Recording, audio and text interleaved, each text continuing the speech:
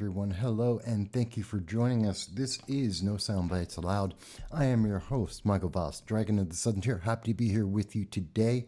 It is Sunday. It is the 23rd of July, and we're going to have a great show. Now, if this is the first time that you are joining us for this live stream, I want to welcome you and thank you for being part of our audience. And I want you to know that we do long-form political commentary, but every Sunday we reach out across the globe to hear what you have to say about the issues that matter to you. So it is open to everyone in the world because we believe in free speech. We believe it's not just an American principle, it belongs to everyone in the world to talk about what is affecting you. And we hope you'll join us with your tweets, your chats, and yes, you can call in. You'll see the number passing above, 607-242-9247. You can call in at any time to add your voice to make your comments about whatever you think is important. Hello, Graham. Graham is the first to be speaking with us today. I'm happy to see that you're joining us, Graham. And that's out of California. Again, folks, this is open to everyone in the world.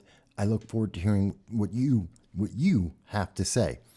I'm going to be starting off. Now, we normally start the show when we talk about things like what's going on in various parts of the world. We start off with the international. We bring ourselves over to the national. Hello, Dal. Yes, I am glad that you made it. I know I haven't seen you for a little while, so it's good to see you joining us again.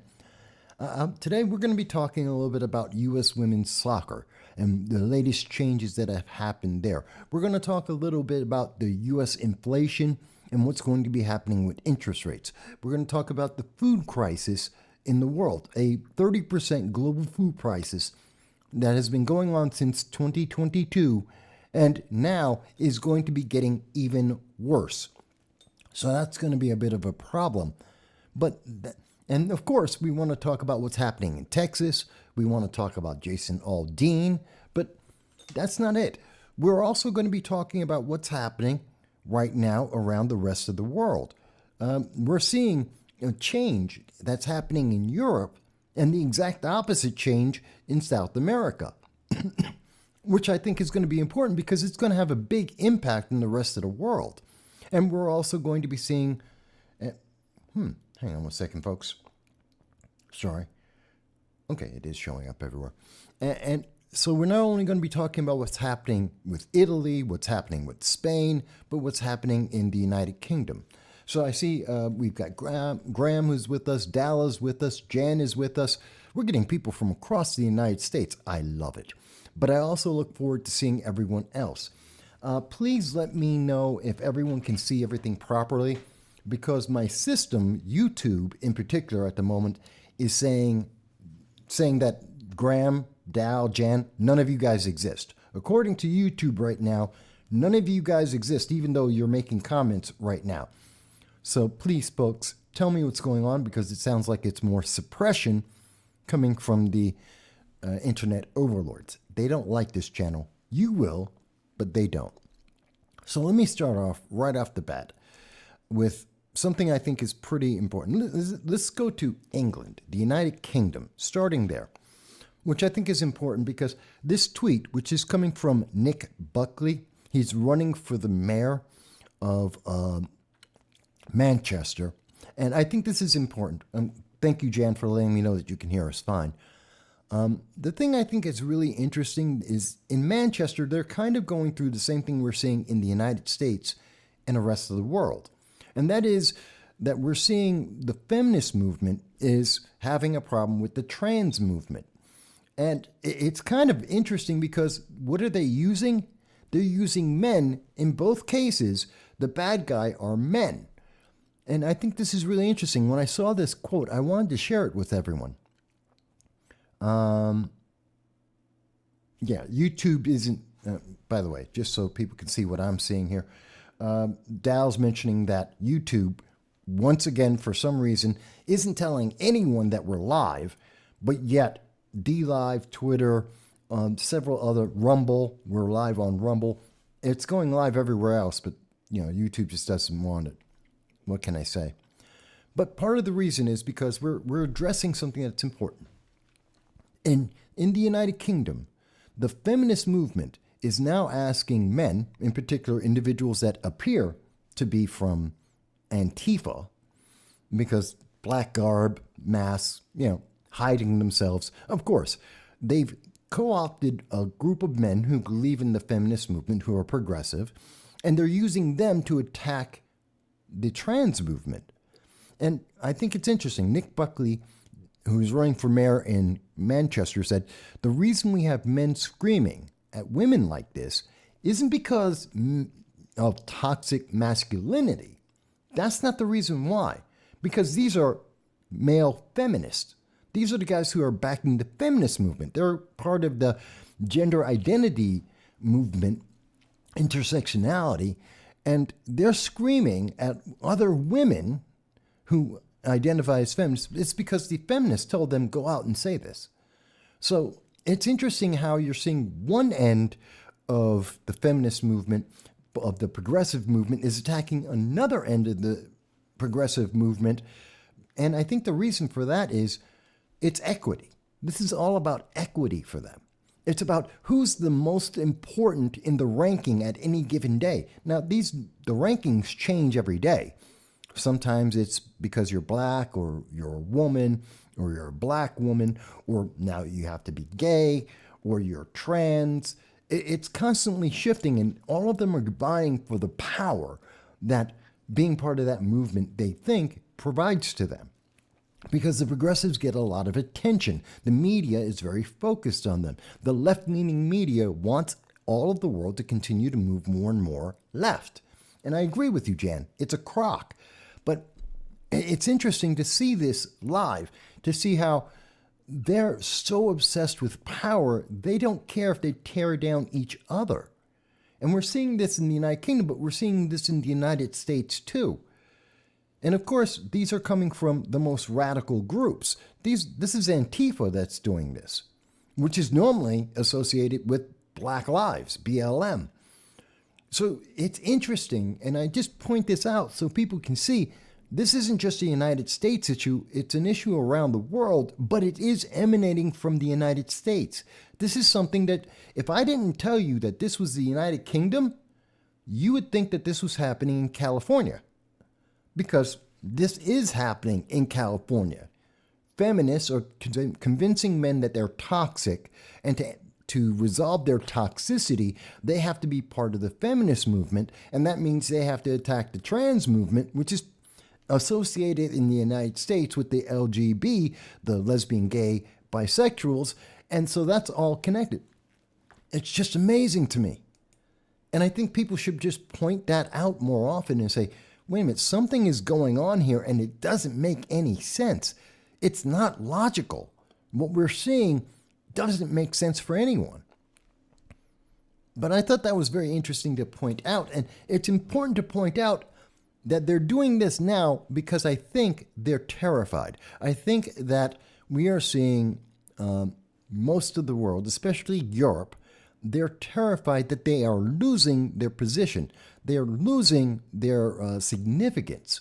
When I say that, people say, what do you mean, Mike? I mean, the progressives are moving forward. They're doing great. Well, no, they're not, because we're seeing that in Spain right now. Right this second, there is an election going on in Spain. And in Spain, the progressives, the socialists, are going to lose. They are poised to lose. They're going to be following Italy. Now, this is going to be the first time, I believe it's the first time in 50 years. Where is it? I had that in... I believe it's the first time in 50 years. No, excuse me, 80 years. This will be the worst showing for the socialists in 80 years. That Spain is making its absolute turnaround since the 1970s, and they're about to be voting in a conservative government. Now, this is the same thing that we're seeing that happened in Italy. It's the same thing that happened in Sweden. We are seeing many nations around the world, they're becoming more and more conservative, even as we hear more and more from the news media, international news media, U.S. news media, the entertainment in Hollywood, they're telling us socialism is winning and socialism is on the rise, but yet we're seeing a backlash. We're seeing more and more countries saying socialism doesn't work. It has never worked. Becoming more like California or becoming more like China and the Communist Party of China is not a good thing. There are no positives that come out of that. And I'm happy to hear from any progressive out there that says, no, Mike, you just misunderstand. Any socialist, any of the democratic socialists, with Ilhan Omar or AOC, I'd love to hear from any of them and tell me, no, socialism is doing fantastic. It's not.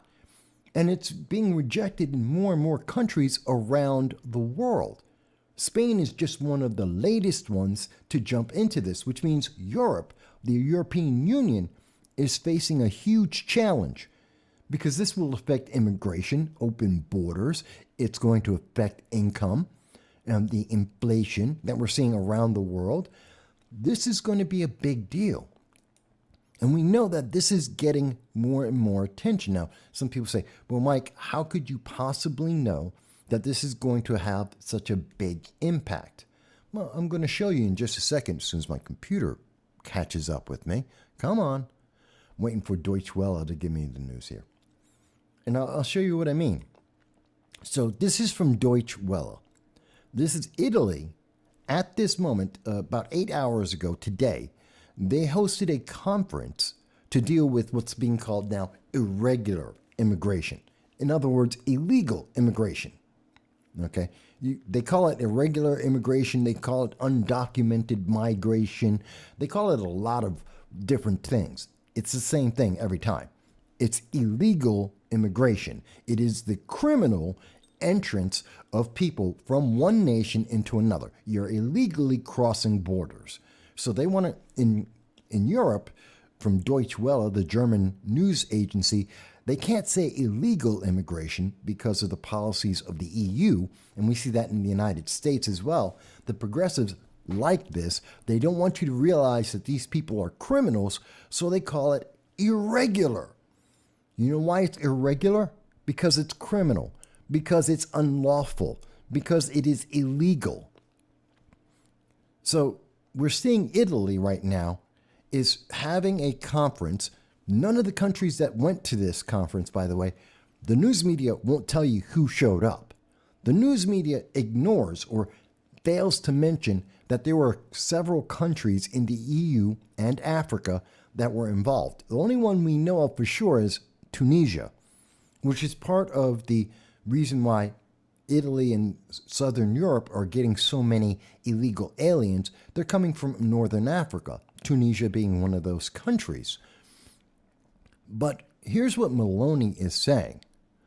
The West too often is given the impression of being more interested in giving lessons rather than lending a hand. It's probably the diffidence that has made it difficult to make progress on solutions. So they're saying being socialist has not worked. Socialist policies, open borders, has not made anything better. So the answer is take a different path. And we've heard this from Rishi Sunak out of the United Kingdom. It's one of the big things that he failed on. He promised that he would end illegal immigration. And now there are new records set in England on illegal immigration. It's kind of like here in the United States. The Biden-Harris administration promised that they would resolve the illegal immigration into the United States, that they would stem the flow of illegal aliens. And instead, their open border policy has led to more illegal aliens than ever before. We've gotten over 6 million illegal aliens, just like Europe, just like England. And so we're seeing the lesson that's being told to us. The answer is to not to just be blindly affirming these illegal aliens by changing the names that we use to describe them to make it more friendly, to make progressives feel nicer about this. No, it's to deal with this honestly and openly and say, you can't illegally enter another country. You are a criminal if you do that, that you're going to be kicked out of the nations you're going into because you've broken the law. And we're seeing more and more of that. And this is a way to save people's lives. I mean, you may recall recently there was a ferry boat that sank, and Italy was being targeted. They said, oh, Italy, how could you be so mean? These people on these ferry boats. Guess what? If you're not allowed to come in, if people aren't allowing you to break the law, then you won't die. This is a really simple thing, and I'm going to be focusing on this when we talk about Texas in a little bit, but it's real simple. If you don't break the law, you don't have the negative consequences with that. If you're not illegally trying to take a ferry across the Mediterranean to enter into Europe, your ferry boat won't sink. Is it more, am I wrong, folks? Does that not make sense? If you don't break the law, you don't have the negative ramifications of breaking the law. You don't endanger your life because you're not being a criminal. Is that too much to ask for? Because it seems like it is. When we listen to the progressives, when we listen to Democrats, they try and tell us, no, you just don't understand. It's the wrong answer, that you have to just open up your door. Mind you, they don't open up Martha's Vineyard. They don't open up the homes and the towns of the elites. Around the world, you're not seeing the richest cities and the richest towns, the richest neighborhoods open up their doors, open up their hotels and say, hey, let all those illegal aliens come to your neighborhood. No. Even in a microcosm, as we have shown on this program, live, when I was in New York City, I was in the Bronx about 3 weeks ago, and I was in the Bronx, and they're building up motels in formerly middle-class neighborhoods of the Bronx, turning it into low-class slums, and they're sending all the illegal aliens there into the Bronx, into Gun Hill neighborhood. But they're not sending them over to Queens. In Queens, they're not opening up, they're not building motels to put illegal immigrants in. They're doing it in the Bronx. They're not doing it in Martha's Vineyard. You send illegal aliens to Martha's Vineyard, and we saw exactly what happened there. Within 48 hours, every single one of those illegal aliens were shipped on out. They can't be on the same beach as Obama. They can't live next to, what's her name? Was it Martha Stewart, the woman with the channel, the food channel? No, you can't be there with them. You have to go somewhere else. You're someone else's problem. Well, we're seeing the same thing in Italy. We're seeing it in Spain. We're seeing it in Germany. We're seeing it in France. We're seeing it in the United Kingdom. And it's the same thing that's happening here in the United States. There is no success story with this. Open borders, which has been for a decade now told to us that the answer to making the world safer, to make things better, we just need to open up the borders. And we just need to let people flood on in from anywhere they want to. And what happens? Well, we're seeing the exact opposite. We're not seeing things improve, we're seeing them get worse. But Italy hasn't just said, no, they're not going to let illegal aliens in, but they also did something, can you believe it? We saw that Italy said, hey, guess what? If you want to be in the Miss Italy pageant, you have to be a woman, a biologically born woman. Because if you're not a biologically born woman, you're not Miss Italy. And you can imagine the outrage that has come from the Twitters to those on Twitter and all the tweets out there screaming, oh my God, how could you not allow men, biologically born men, into the Miss Italy contest? Did you not see the women in Venezuela? Did you not see the fat chick, that fat guy, gal, whatever, that one in, what was that other race? Was that the Philippines, or was it? I forget. One of those others. You're seeing this all over the world. We're seeing that people are recognizing, after a decade now, maybe two, that the more progressive you have become, the more socialist we're seeing the world become, the less safe the world is becoming. But yet not everyone is getting that lesson. And we have to ask the question, Why is not everyone seeing that? Because at the same time that we're seeing this in Italy, at the same time we're seeing it in Sweden, we're seeing it in Spain, where they're giving up and they're saying, no, we can't keep doing this. When we're seeing this in the United Kingdom, and Rishi Sunak is promising that he's going to become more conservative and to restrict illegal immigration and some of these other policies that they have been exported from the United States to the rest of the world, we are seeing in South America the exact opposite is happening. The socialists won in Brazil. Small margin, big question about the elections there. It was a big contested election, and we see that Lula, the Prime Minister of Brazil, he got in, and what's the first thing that he did? The first thing that we always see when socialists win. Oh, gun control. The answer is the first thing he needs to deal with, the first thing that he wants to address, gun control. He's going to take away people's rights to be able to defend themselves. Now, he's signed an order. It's going to increase the amount of gun control. He's going to put guns in the hands of the military and the police, which we have seen in South America. That usually doesn't go well. I'll prove my point in just a moment. But he's going out and he's trying to take this away. Now, supervision, and I'm quoting from the article, this is from the BBC, supervision of civilian weapons is being transferred from the army to Brazil's federal police after criticism of weak oversight. Gun owners who bought their weapons under Bolsonaro, the prior prime minister, the conservative prime minister, will not be forced to give them up, but a buyback program could start this year. So they're saying, no, we're not going to force you to give us back the guns. We're going to give you money to give us the guns. And you don't really have a choice about that. Don't let us catch you with the guns, because they have restricted it. They have taken, there are new restrictions on how many guns you can have. They're restricting the amount of ammunition that you can have. Think about that. They're cutting back on everything, but they're telling you, no, you're not going to be forced.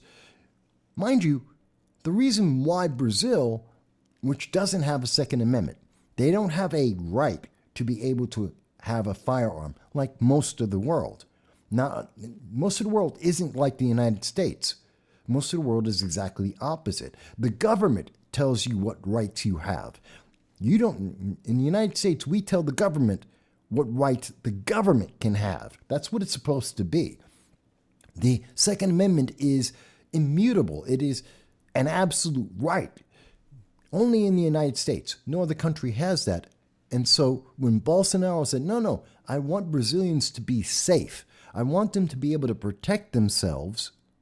And what happens? The murder rate went down. And now, as soon as the socialists got into Brazil, they're taking away those rights. This is exactly opposite of what we're seeing in Italy, what we're seeing in Sweden, what we're seeing in Spain. It's very interesting for me. I find that very interesting because something most people don't remember. I do remember this. We've talked about this on this channel. In 2012, it was June of 2012, so about 9 years ago, Venezuela banned private gun ownership. Sounds like what's happening in Brazil, doesn't it? It was in Venezuela, they went out and only the army, the police, and certain security companies could get weapons, and everything, buying guns, was through the state. Only the state would allow you to do that. That sounds a lot like what they're doing in Brazil, that they're taking away the ability to even buy bullets. Forget about the number of firearms you're able to own. They're going to take away the number of bullets that you could possibly have. And when we saw that in Venezuela, the rest of the world, Bernie Sanders came out and said, America needs to be more like Venezuela. Remember that? Bernie Sanders, as he was running, America has to become more socialist, just like Venezuela. Venezuela was a success story. What he didn't happen to mention is what happened in within 7 years of the people losing the right to own firearms to be able to defend themselves, 5,287 people were killed by Venezuela. The government was killing its own people. Did it happen overnight? No, not entirely. It took a little while. But what was the ultimate outcome? Venezuela became socialist. The socialists took away the guns. When the people no longer had the ability to defend themselves, when only the army and every government agency had all the firearms, then Venezuela started killing its own people. And you may say, well, Mike, that was in 2019. Guess what? According to the Associated Press, it hasn't stopped. This is an article from July 5th of 2021. This is about 2 years ago. It's still going on. Venezuela, according to the UN and the Commission for the Human Rights, we're still seeing that Venezuela is continuing to kill its own people. It never stopped. See, and that's the thing. Once you lose your right to defend yourself, if you've ever gotten the right to defend yourself, unlike the United States, if you're in one of the other countries, this includes England, this includes Australia, New Zealand, Canada, especially Canada, once you lose that right to defend yourself, then the government's the only one who has it, and the government, over and over again, as they become more socialist, as they become more progressive, as they move more and more to the left, what do we see? They kill their own people. They kill the people that might actually stand up. It is almost impossible to become a more conservative nation. Look at Italy. It's taken them 80 years. They're not able to go backwards. It's very difficult. It takes generations. How many years was socialism in the Soviet Union? 75 years before they were able to get rid of that. Poland was suffering for 4 decades. We see China now has 7 decades of communism. It is difficult to get rid of this. But the major news media doesn't want to talk about this. If you look at American news, you're not going to see stories about this. They don't want to talk about what is the natural consequence. They'll demonize Italy. They're demonizing Italy. Oh, how dare you not allow trans individuals in the Miss Italy contest? Why? Just because they're brave and beautiful doesn't mean they're Miss Italy. Oh, you have to allow illegal aliens into your country. Why? They broke the law. If laws don't matter, why do we have them? How do we stop chaos? And we have seen in Italy, in Spain, in France, in Germany, in the United Kingdom, we've seen total chaos. Hell, even in Canada, which is under Justin Trudeau, they have some of the biggest socialist policies in North America, and even they believe in having a border. Remember, it was just a month and a half ago that they signed a deal and they sent back illegal aliens crossing from the United States into Canada were sent back because Canada has a border. Mind you, it's a wide open border with the United States, and if you're in the northwest of America, you can walk right across the forest into Canada any day of the week. No one's going to be around to stop you. The only one who might notice is a bear. But other than bears randomly walking through the forest, no one's stopping you. But when you do get caught going from the United States into Canada, Canada will send you back to the United States. They send our illegal aliens back to us, which should be something people would notice. Hello, Logic. I'm glad you're here with me. And also, I should say hello, John. Good to see that you're here with us as well. Graham asked the question, do we know why those people are attempting to emigrate illegally? Are they fleeing for their lives? Why are people leaving Northern Africa to go into Europe? Because they're starving. Because there's a 30% global food crisis. Because you're seeing the Sudan is having another genocide. Because the United States ran away. To answer your question, Graham, and I thank you for the question, why is Italy having to close its border? Why do they have to deal with this? Because Africa is in trouble. And it's not because of pollution. It's not because of greenhouse gases, because they don't care about that. They're not trying to be green. That's not part of their program. It's because they don't have enough food, enough energy. They don't have enough infrastructure, because they're constantly fighting, as we can see what's happening in the Sudan right now. And instead of trying to deal with that, we're running away. The United States literally ran away again.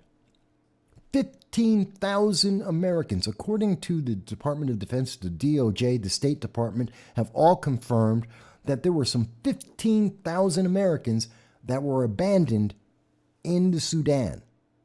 That some of those, it is likely that right now there are Americans. As reported last week, we went over it last week on the show, there are Americans that are being tortured in Afghanistan right now. That there are Americans likely being tortured right now in the Sudan, along with some 3,000 international individuals. 3,000 people have been captured by the various warlords in the Sudan. They're being tortured as we speak. Joe Biden, the American news media, doesn't talk about this story. It's done. They ignore it.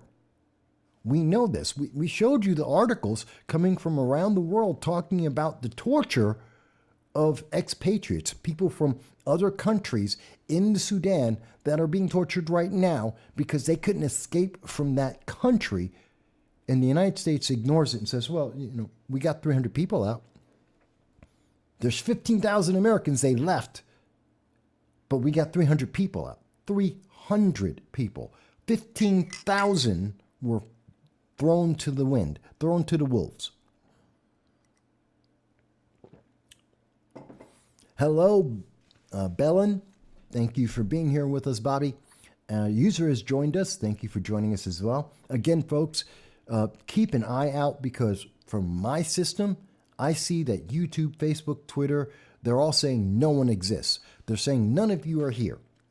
Literally, in my system, I'm getting a report from YouTube that none of you exist and none of you are making comments, yet you are. That's suppression. They don't want to have this conversation. They don't want you to know that Italy is trying to protect its people by reducing illegal immigration. They don't want you to know that Italy is rejecting the EU and saying, no, to be in Miss Italy, you have to be a biological female by birth. Mind you, they didn't say if you're trans, you have to get out of Italy. They didn't say you don't have trans rights. They said if you're going to be Miss Italy, you have to be a biological female. What's the problem? Where's the outrage? Why is that an outrage? But you're not going to hear that from the news media. You're not going to hear that in Brazil, they're looking to follow the path of Venezuela, which is to take away the guns. The very first thing, what are they doing? They went socialist. They're taking away the guns. And what we have seen in nation after nation, same thing in Cuba, same thing in China, North Korea, when they become more socialist, what do you see happen? They take away the guns, and then the government kills their people. We see it all the time. And you're not hearing this in the news. Dow said the relinquishing of rights of self-defense is the last hurdle before the only options left to the people are tyranny, long cultural shifts, or bloodshed. I can't say you're wrong. And I say this, and this is important for people in America as well as the rest of the world to recognize what is happening. We keep getting these examples where we see nations become more socialist and they fail, and the people become endangered. I hate for this, and I really pray for the people of Brazil that within the next 3 to 5 years that we don't start hearing articles from the New York Times and from Newsweek and the rest of the international news media that tell us, oh yeah, by the way, the Brazilian government is now killing its own people. It's probably going to happen. We're probably going to see the people of Brazil starve, just like the people of Venezuela are starving as we speak. But the news media is just going to say, oh, but by the way, American news media won't talk about it at all. The international news media will mention it and keep on going. Just like they're doing with what we're seeing right now in Sudan.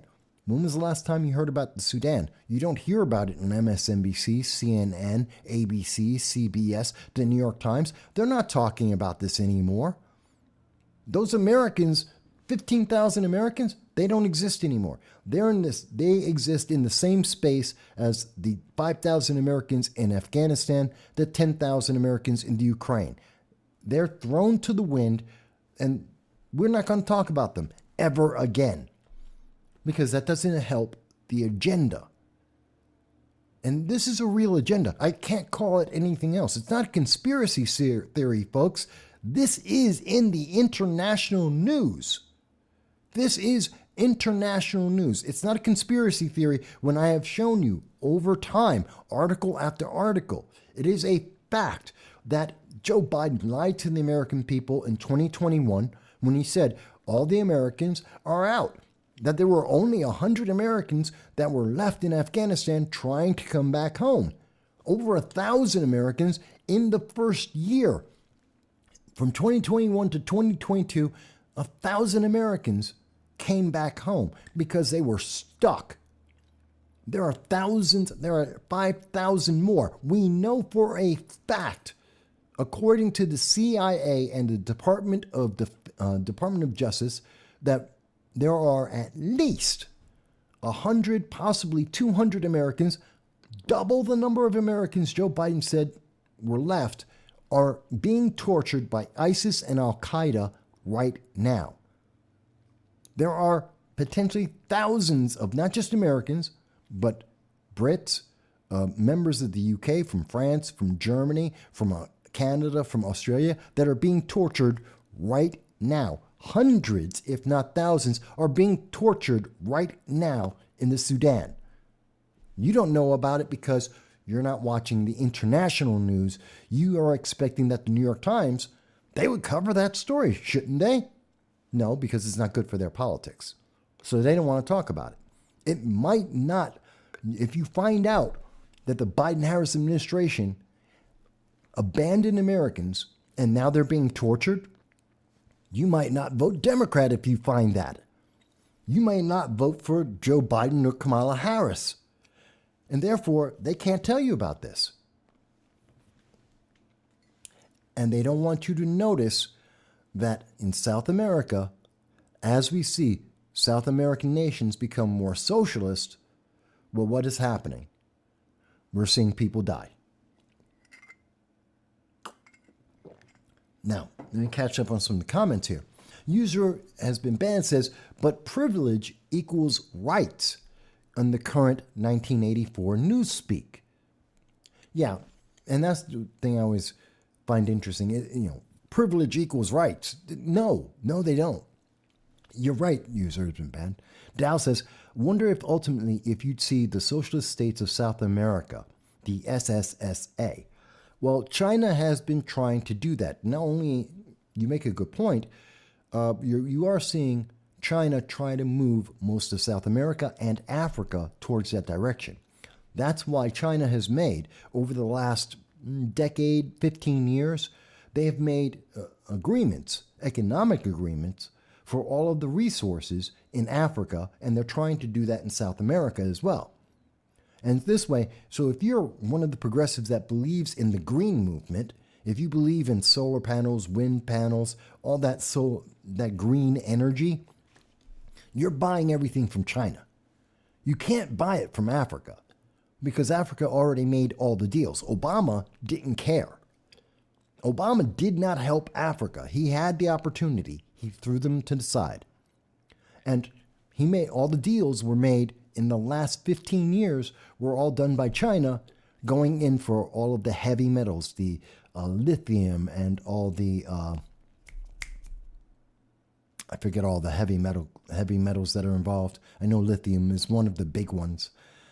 And So if you're trying to buy it, you're buying it from China, not from any of the African nations. So they're aligned with communism right now. And we're seeing that with in particular with South Africa, which is cozying up to China because the rest of Africa is moving towards socialism. And so we're seeing the same thing that's happening in South America is happening in Africa. It should scare people. It should scare you a lot. Cobalt, thank you. Thank you, user. Cobalt is one of the other heavy metals.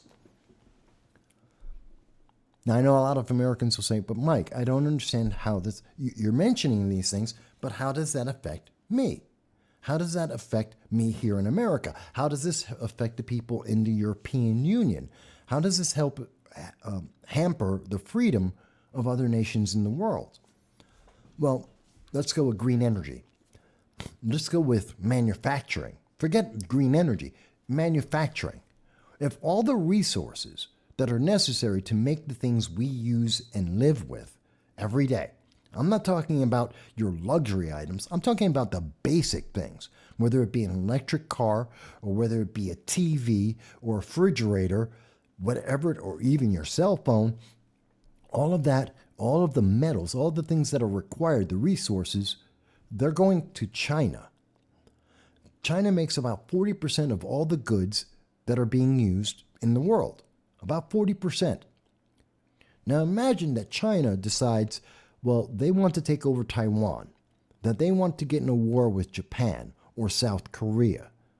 Just imagine that happens in 2027, maybe 2028. Let's assume that that does happen. And the United States says, you can't do that. You can't invade Taiwan. Don't you dare attack Japan. We're going to defend South Korea. Let's assume that we have a president that says that. Joe Biden isn't that guy. Kamala Harris isn't that person. But let's assume we have a leader that does say that. China turns around and says, okay, by the way, we have a manufacturing shortage. We can't send over the sea containers full of goods that you need. Imagine America can't manufacture the things we need. We stopped doing that. Under the Obama administration, we became a service industry, a service country. We weren't manufacturing things. All of the manufacturing went overseas, predominantly to China.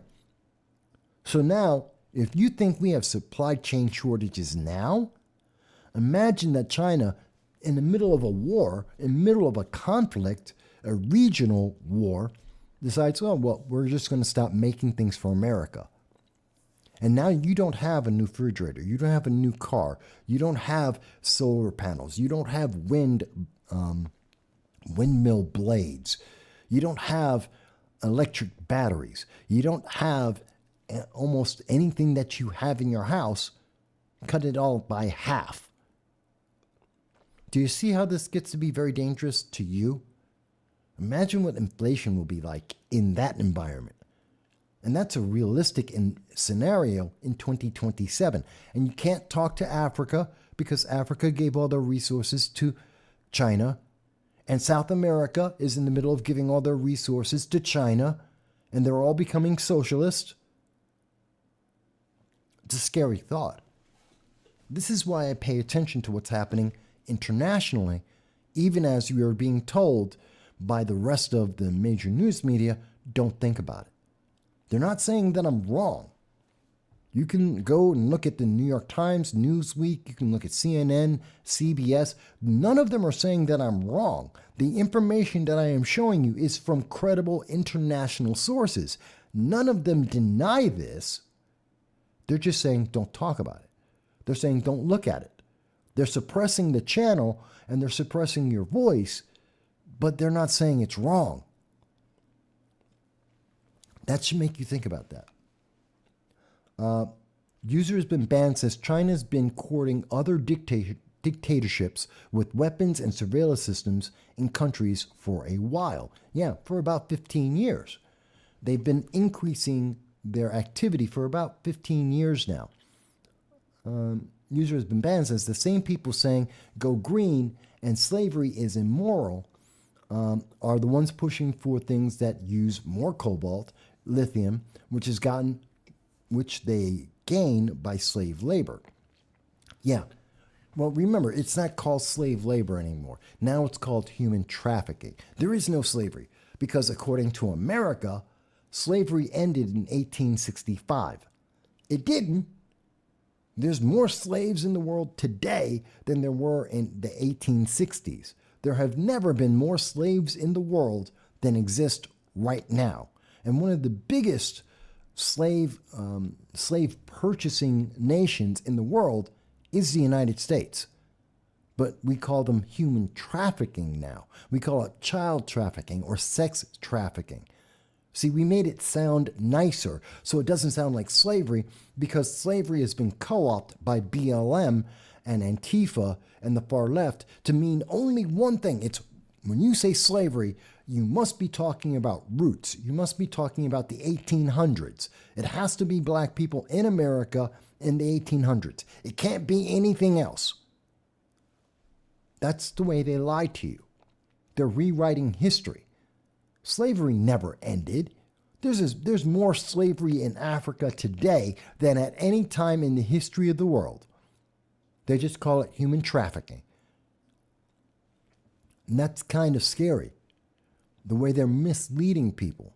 And they don't tell you that the human trafficking, if you want to call it that, or the slavery, which is what it is being used to dig up lithium and cobalt to make solar panels that are more expensive and more green. They create more greenhouse gases, more carbon dioxide than actually having cars.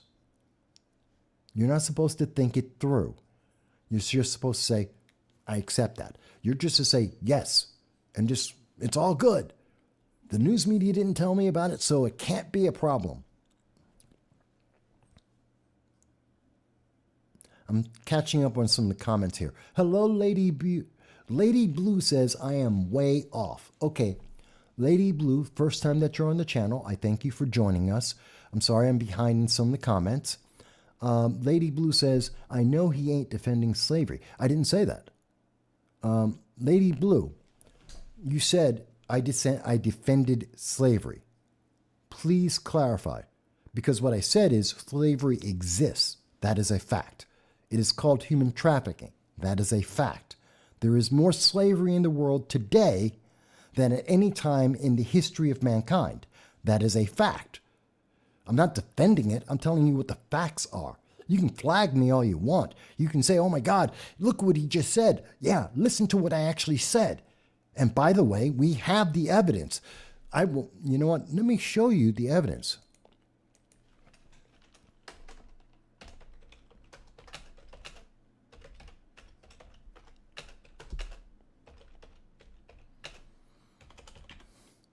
So let me just show you.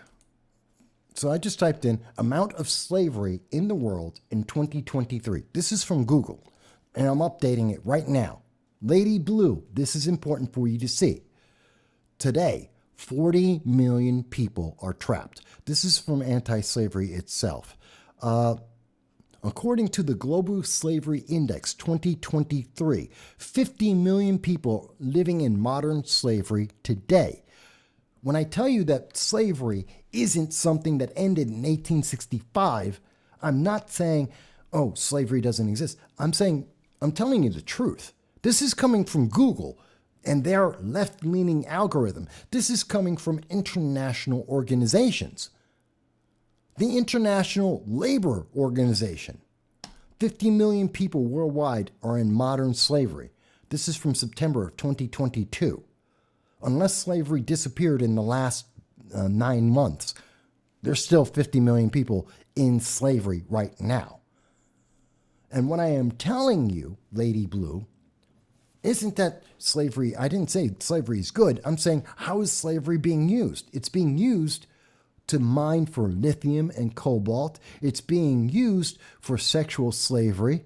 It is rampant in the United States as well as Africa. These are facts. They're not ifs. They're not questions. These are facts. You may not like that, but I'm not trying to be controversial. I'm being factual. You're not hearing this on CNN. You're not hearing this on MSNBC. No one's talking about this. And the nations that this is most common are nations that happen to become more and more socialist and have taken away the people's rights to be able to defend themselves, like we're seeing in Brazil. Lady Blue, you can leave. I don't care if there are 100 people watching this or 100,000 people watching this. That doesn't change whether or not I am telling the truth. It doesn't change whether or not I am showing you the facts. You're running away as I am proving my argument. If you think I am wrong, call in 607-242-9247. If you're telling me that there is some fact I am missing, please tell me what that is. All you're telling me is you heard me say slavery and you didn't hear me say 1865 America, slavery is evil, yay for socialism. That's all I've heard you say so far. If I'm wrong, correct me.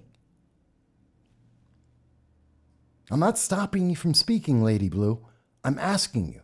If you think I'm wrong, if you think this isn't happening around the world, then tell me how. Show me the evidence. Tell me your reasoning. But telling me that I'm not saying what you want me to say, that doesn't matter. Look, folks, I try and make this as clear as I can. And while Lady Blue would like to say, well, there's only 10 people watching. No, there's more. You're not looking at how many people are watching this on Getter, how many people are watching this on Rumble, how many people are watching this on DLive. There's several formats. How many people are watching it on Facebook? How much is this being suppressed? Like I said, according to what I'm receiving right now, YouTube says no one is watching this, but yet I have user has been banned, Jan Rames, Lady Blue, James Lucid, I have Bellin. I have people who are commenting. So you want to tell me, well, YouTube says, YouTube is also suppressing the information because they're telling me one thing that's factually incorrect. So again, Lady Blue, but here's the thing, and I find this interesting.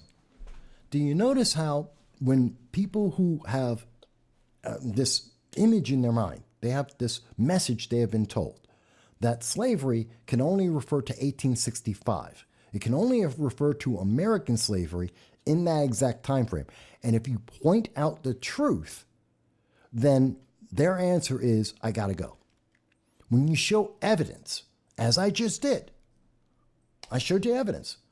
I'm not making this up. Slavery exists today more than it has ever existed in any other time in the world. 50 million people. This is the International Labor Organization. I'm not making it up. I'm giving you the evidence.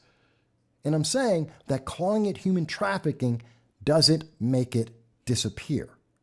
And it only makes it sound nicer, and it only helps to advance the political agenda of certain progressive organizations.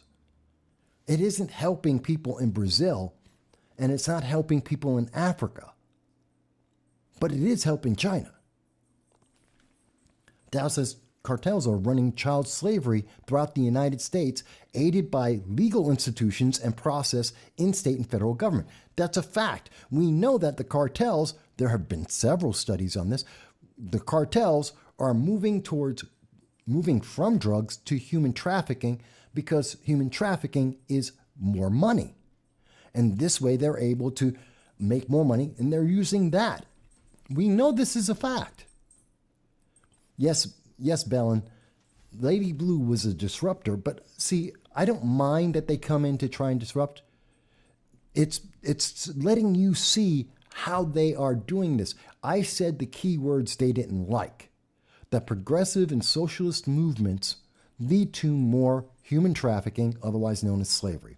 That they're trying to change the terms so that you don't recognize the problem, because they call it human trafficking, which sounds nicer than slavery, so that you're not going to connect the two, because slavery has been co-opted by the left to mean only one thing. It is part of the racial politics of the United States and the rest of the world, and it is meant you to think of only one time period so that you don't recognize the problem that is going on right now. And when I point that out, what do? They run. They disappear. They say, I gotta go. Can't talk about this anymore. Then you're not telling me I'm wrong. You're telling me you don't like it. And I understand. They don't like hearing the truth. But that's why we need to talk about the truth.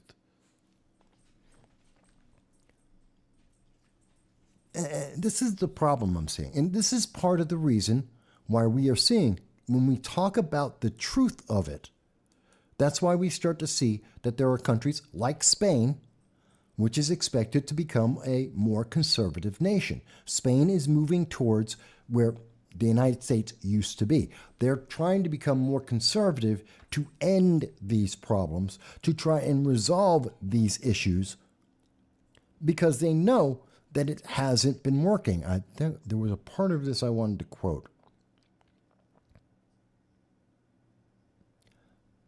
Hang on one second. I lost my quote on it.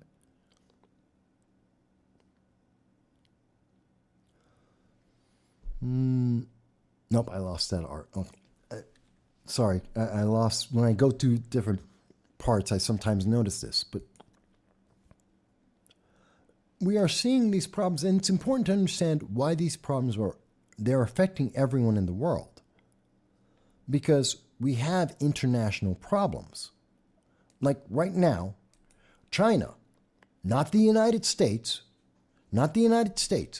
China is in the middle of trying to convince Russia to allow grain and fertilizer to be exported from the Ukraine.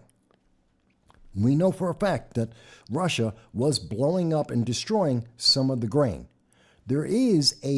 In fact, there has been, since 2022, the fall of 2022, a 30% food crisis around the world. We've been talking about it on this channel for some time. We've been warning people to go out and buy food ahead of time. Our public service announcement on this channel has been since February of 2022 saying go out and buy more food, 10% more food every time you go to the store, and buy more things like grain and wheat and canned foods, because the price of food is going to go up, and it has. And we said that there was going to be a food shortage, and there is. And we told you that it's not going to end at the end of the winter, and it didn't. And we told you that it's probably going to last until 2024. Now it looks like it may last until 2025. And we know it's about to get worse.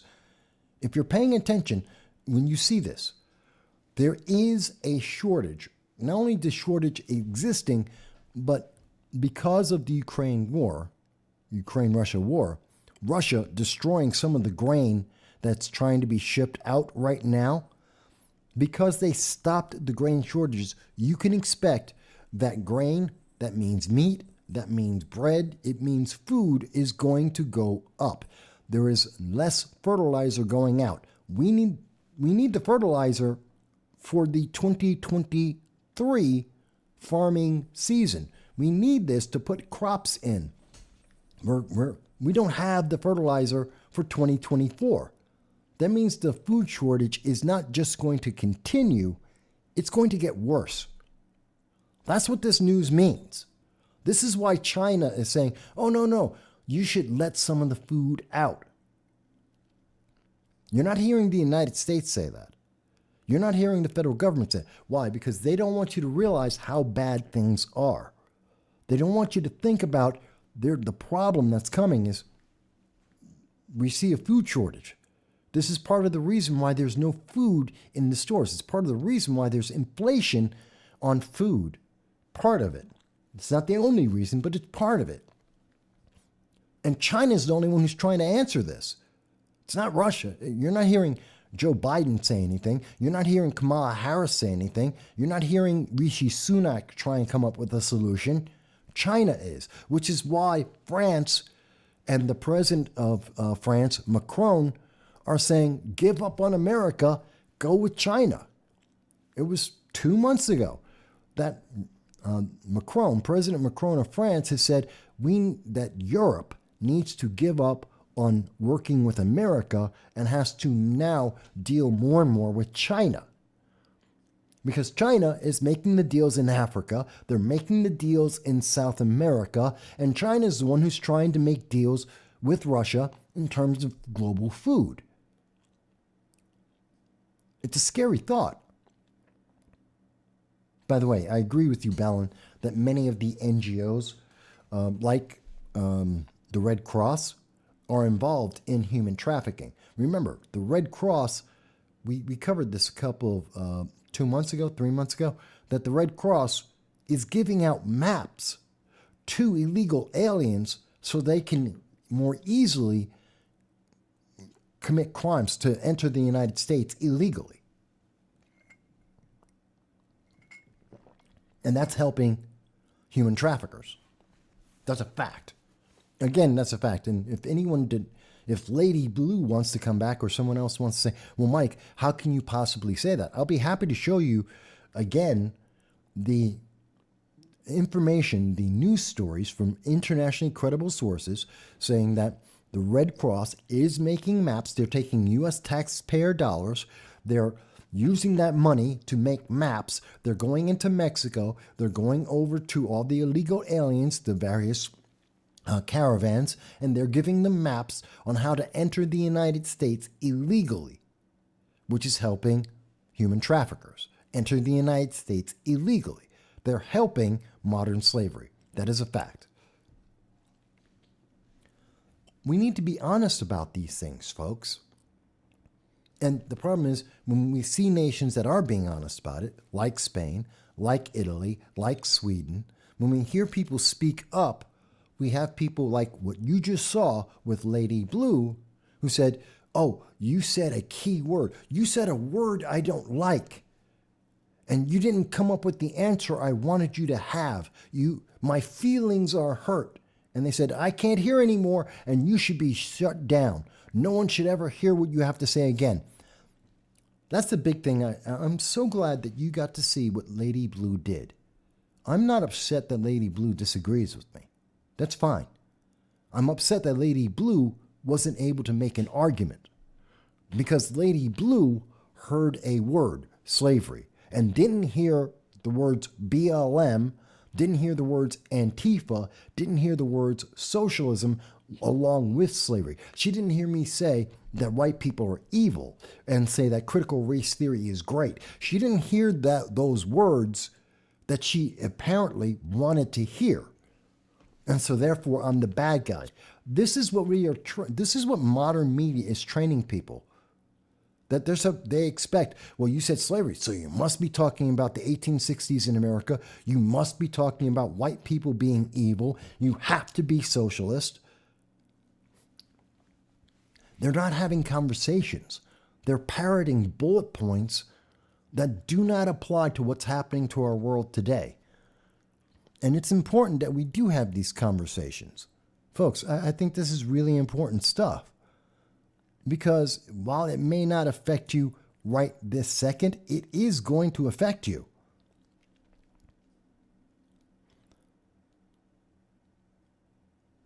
And I see a comment here from over on Rumble. I am paying attention on Rumble.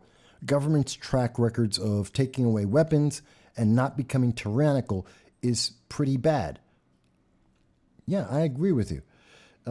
It is bad. Teabagging, Oh, is that what teabagging? That's what he meant? Okay, that's funny. Therapist on Rumble. I agree with you. We have seen consistently. The more the government takes away the ability to defend yourself, like we're seeing in Brazil, the more likely you become like Cuba, or like Venezuela, or like North Korea, or like China.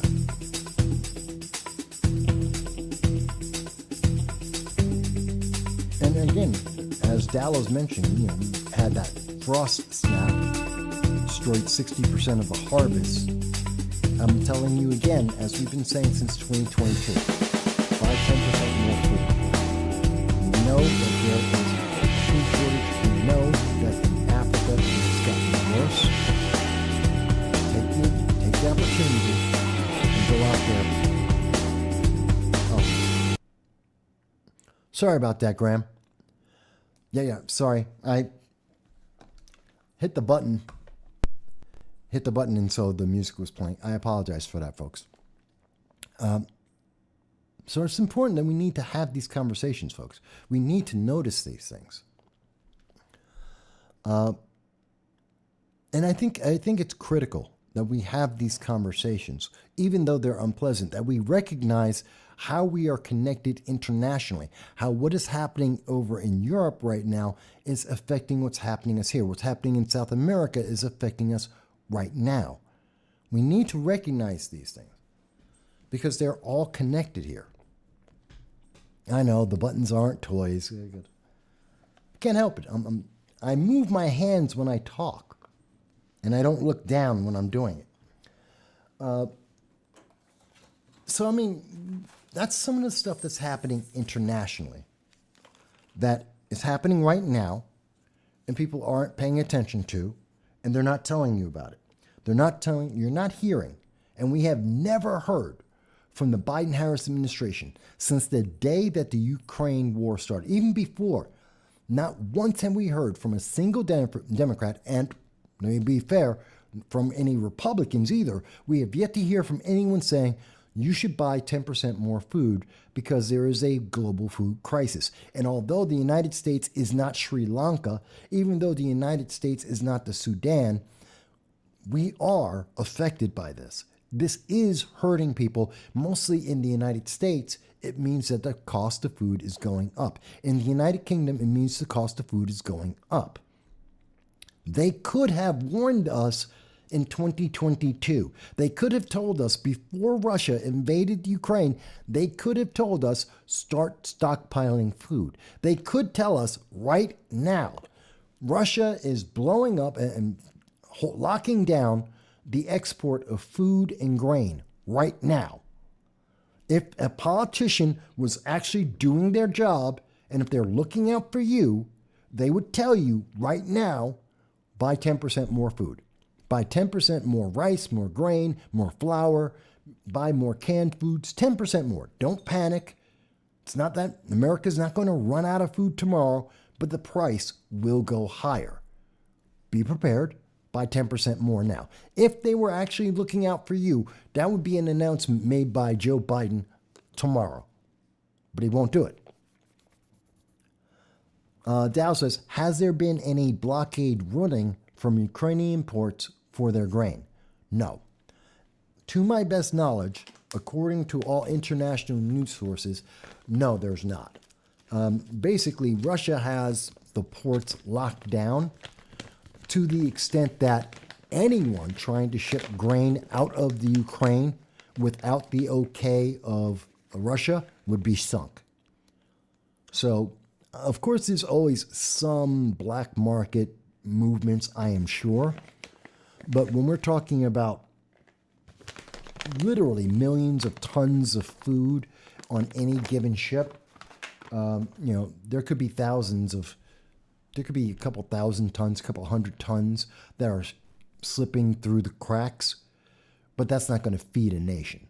That's not going to affect the global food markets or the cost of food, inflation around the world. So, no, there is no significant, no realistic blockade running of grain and food. Yeah, there is massive human trafficking in the Ukraine that happened before the war. It's happening right now. You're right, Bellum.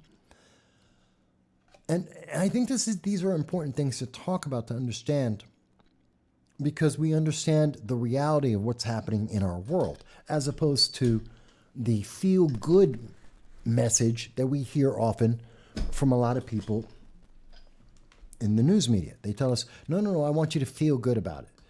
Human trafficking isn't a real big deal. Who are coyotes? That they don't exist. Yeah, they do.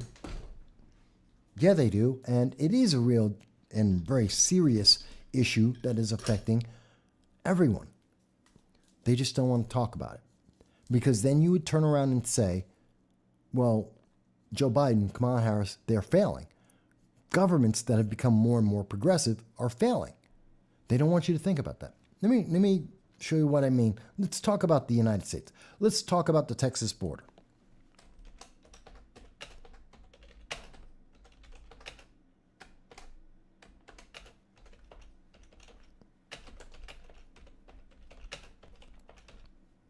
So we're going to talk about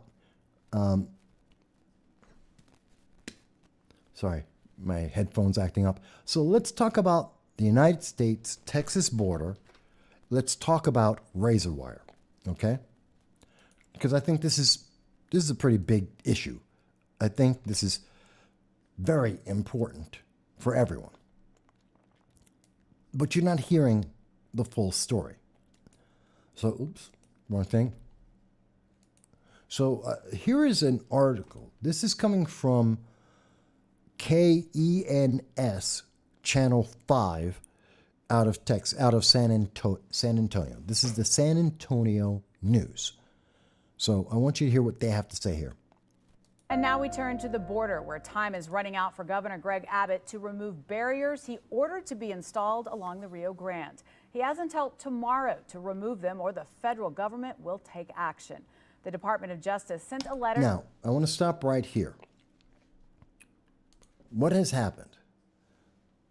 The first thing to understand is illegal immigration into the United States has increased under the Biden-Harris administration. That is a fact. It's not a question. It's not an if. It's not a maybe.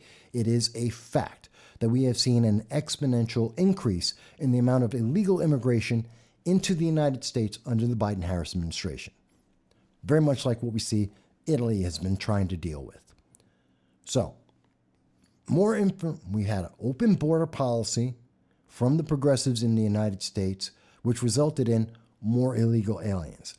As we have seen, New York State and New York City has spent more money, as we have seen them put illegal aliens into 3- and 4-star hotels, spending $60,000 a year on illegal aliens. That has only created more demand of illegal aliens coming into New York City, coming into the United States. That is a fact. It's irrefutable. It's not a question. Kamala Harris, in March of 2021, was made to be the southern border czar. That is a fact. It's irrefutable. And she has had one meeting with South American countries to try and address the illegal immigration issue. She has failed completely. She doesn't talk about illegal immigration anymore. She doesn't talk about the southern border anymore. She's only been near the border once. Joe Biden didn't even go to the border. So they have no idea what's going on. But we do know for a fact that illegal aliens are coming across the border in the thousands per day. That is a fact. And so Texas, one of the #1 locations for these illegal aliens to enter into the United States from, Governor Greg Abbott decided to put up razor wire and floating blockades, buoys, into the Rio Grande on the U.S. border side to block people from coming into Texas. And that's what you're seeing here.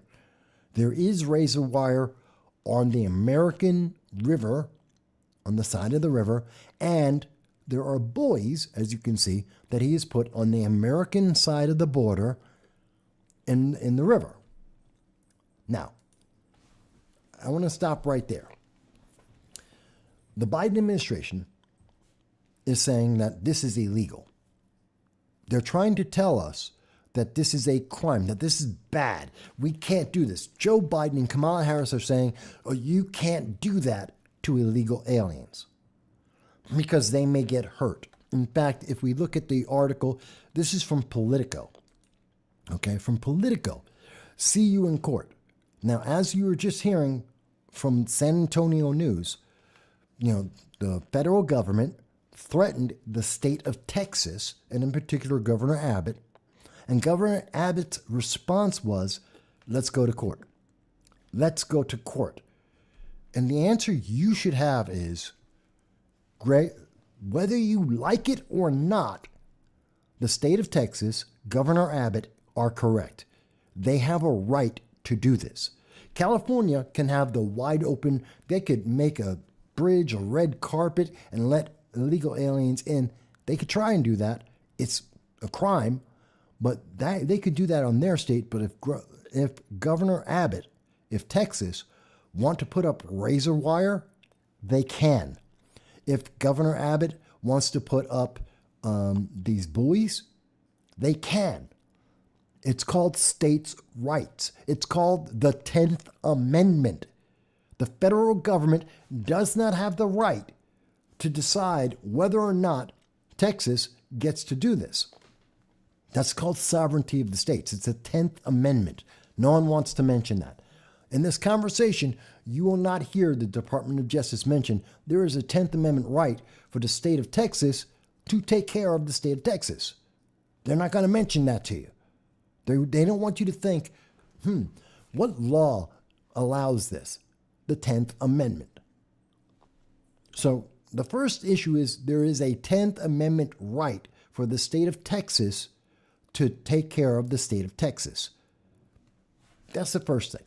Now, the federal government saying, is the federal government saying, well, this is about immigration into the United States? No, they're not. They're not arguing that this is about immigration. Let me go back to what's being said in San Antonio News. I want you to think this through with me, folks.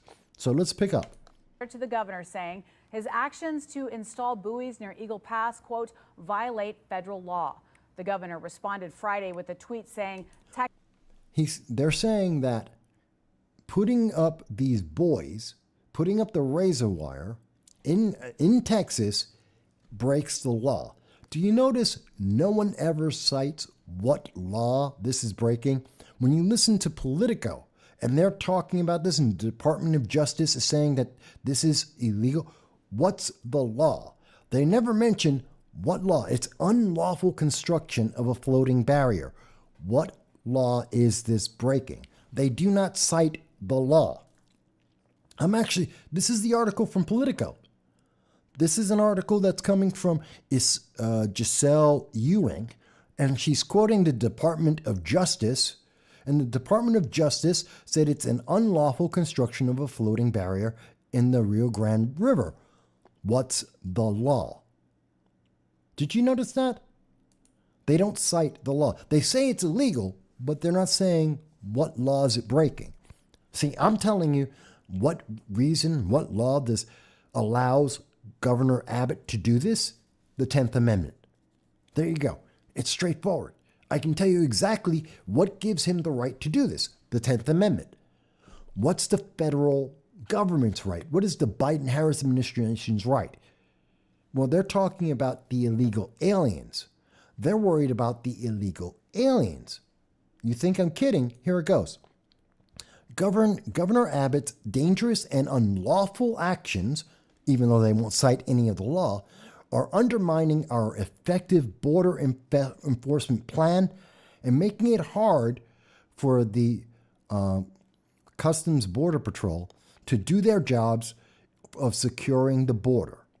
The governor's actions are cruel and putting both migrants and border agents in danger. The Department of Justice made it clear that it's prepared to take the governor to court if he doesn't immediately remove the unlawful structures. So let's deal with this. First of all, it is lawful. So this is where the federal government's saying it is about illegal immigrants. It is about the illegal aliens entering the United States. Governor Abbott has made it harder for illegal aliens to enter the United States, and the Biden-Harris administration wants to make it easier for illegal aliens to enter the United States. That's the position of the Department of Justice. Let's be clear. That's not true. Again, he has a 10th Amendment right. Governor Abbott has the 10th Amendment right to protect Texas. You don't have to like it. You don't have to agree with it. It's legal. The people of Texas, if they don't like it, they can complain to the governor of Texas. They can vote him out of office, but it's legal. They can go to their Texas state legislature and they can pass a law and say that you can't do that. They could do that too. The power of the people is right there, but the federal government doesn't have a right. And who is the federal government defending here? Are they protecting the people of Texas? No, they're not. This isn't about Texans going across the border into Mexico. That's not a problem. No one is saying Americans are being stopped from being able to go into Texas, that people in Texas are being stopped from going into Mexico. No one has said that. That's not the problem. The problem is people in Mexico, illegal aliens, coming to the United States. And that's who the Biden-Harris administration is trying to protect. They're trying to protect the illegal aliens who are not United States citizens, that we do not have an obligation to. We have no obligation to protect them whatsoever. You may like illegal immigration. You may think America has no borders, but that's not the fact. That's not the law. Here's the other part I think that's very important to understand here. And I think it needs to be spoken about. They're trying to protect illegal aliens. This is the federal government. As being stated, as we see here, this is from the White House Assistant Press Secretary, Abdullah Hassan, saying that, this is about illegal immigration. Guess what? If they're trying to legally enter the United States through where they're supposed to enter the United States, through our ports and through border crossings, there are legal places for illegal aliens, those seeking refugee, the asylum seekers. There are legal areas for them to enter into the nation. The middle of a river is not one of them. That's a fact. Let's establish this. He's putting this in the middle of a river. If you're legally trying to claim asylum, you're not going across the middle of a river. You don't need to deal with that. And they're saying, well, this is about the safety of these illegal aliens. Then don't try and illegally enter America. Don't cross the middle of a river. Don't try and climb through a razor wire. This is the thing that we're hearing from Democrats a lot.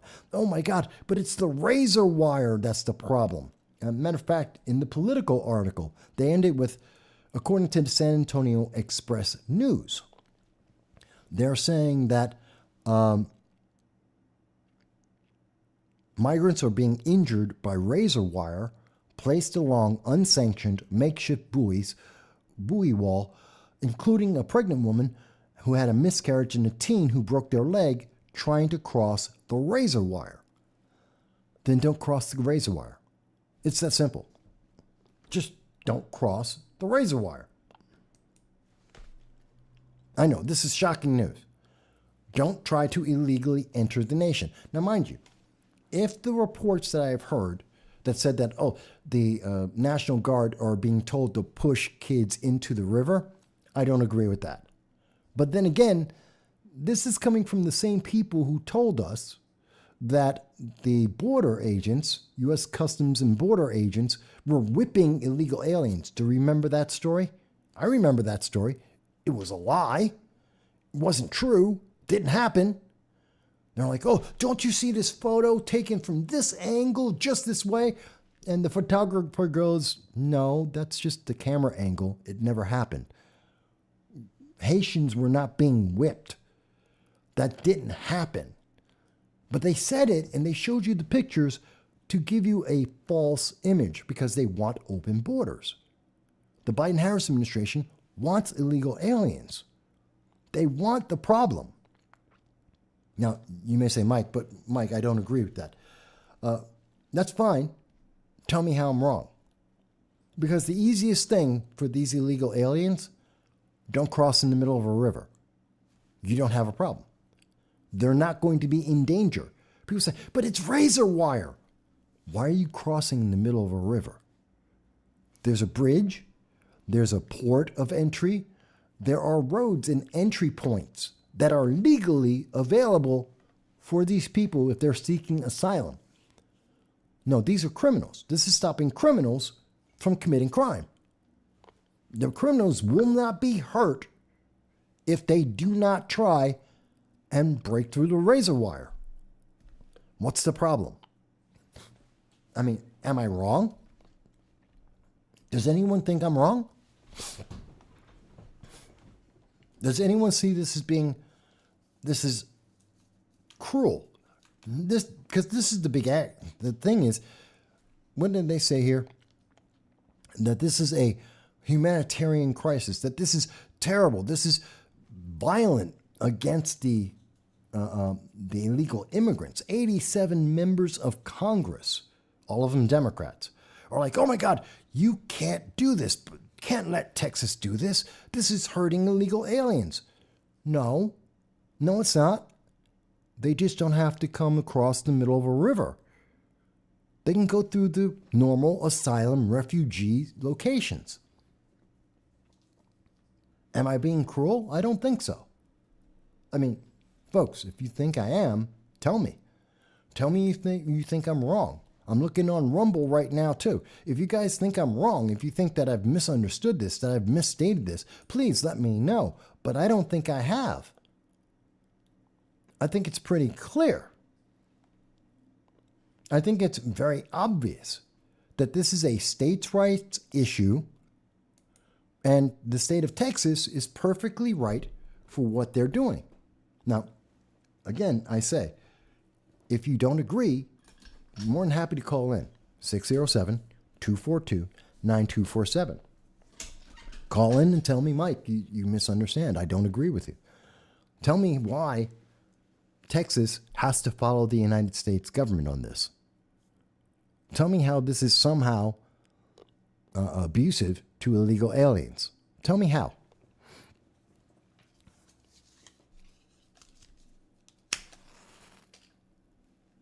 Because here's the thing. There is no law that says that if you're illegally breaking into America, we have to make it easy for you. There is no law that says we have to open up the red carpets and help you break the law. There isn't anything that says that. There's nothing in the Constitution that says that. There is no law in America that says that. We have no obligation to these illegal aliens. None whatsoever. None. But the mainstream media doesn't want to talk about that. Mainstream media doesn't want to address that. Mainstream media wants you to think that somehow you're the bad guy for not helping illegal aliens break the law. Which is what 87 Democrats are trying to say right now. This is what the Biden administration is saying through the Department of Justice. This is what Merrick Garland is trying to convince you. That you're the bad guy if you don't help illegal aliens break the law. I don't agree with that. Just like I don't agree with what's happening with Eric Adams in New York City, that they're spending $5 billion on illegal aliens, $60,000 per illegal alien, kicking United States citizens, families, and veterans, kicking them out of hotels so illegal aliens can stay in a hotel on your taxpayer dollar. I don't think there's no law that says we have to do that. There's no reason why we need to take care of these people for breaking the law. We don't need to reward them.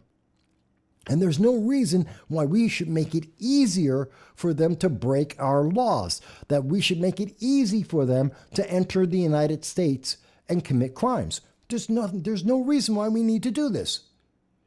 If they don't want to hurt themselves, don't illegally enter the United States. It's that simple. What's the problem? Why is this an issue?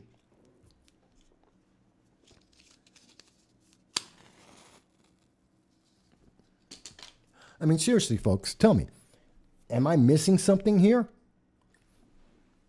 The phone is on. I just checked it. The phone is on. You can call in. Tell me, Mike, how am I getting it wrong? Matter of fact, I'm just going to double check my phone.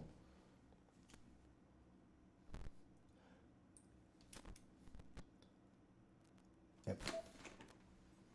Just check your phone, make sure that the phone is on so I can hear anyone who wants to call in. If you think I'm wrong, if you think I'm right, if you think whatever you think about Texas, call in. Tell me what you think. Matter of fact, I'll put it in here.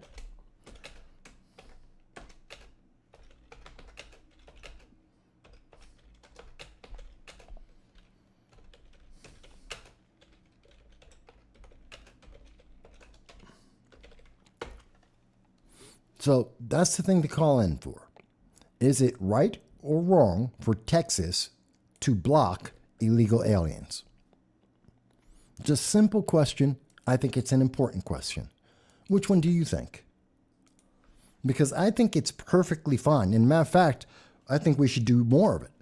I think they should do a lot more. Now, I know Bellin said he's all for having machine gun nests. That's a little extreme. That's extreme. I give you that.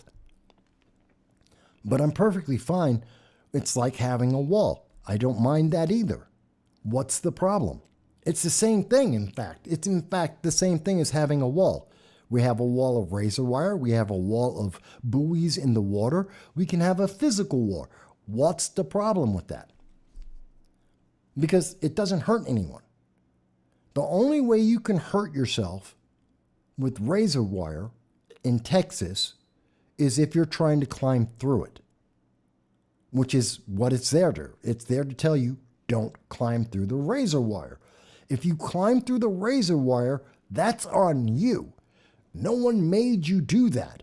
You did that on your own. That was your choice. Why should we be responsible for something you choose to do that's stupid?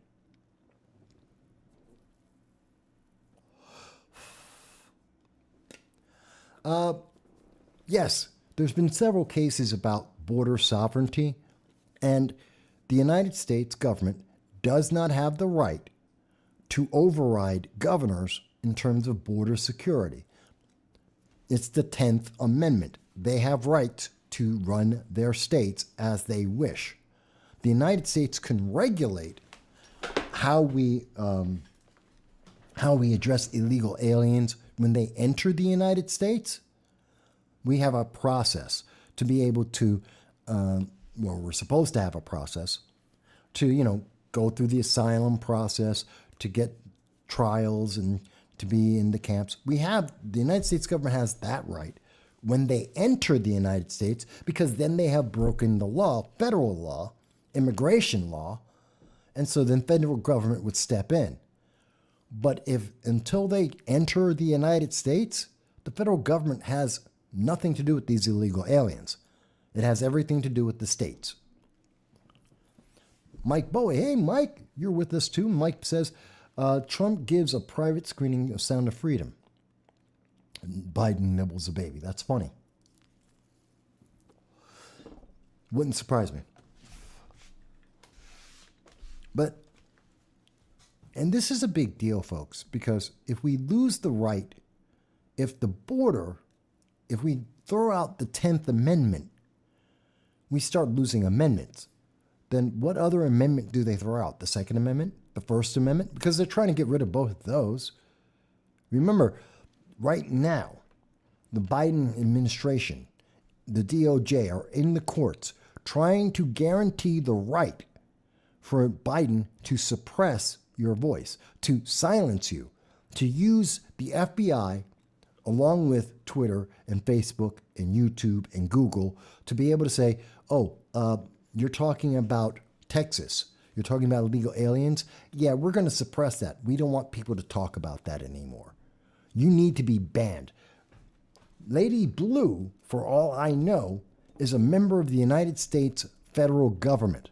For all I know, Lady Blue came on here to try and find a way to get this channel banned, because the Biden administration doesn't like me talking about the 10th Amendment, because the Biden administration is progressive and they want to win the 2024 election. And this channel, in talking about these things, won't help them win the next election.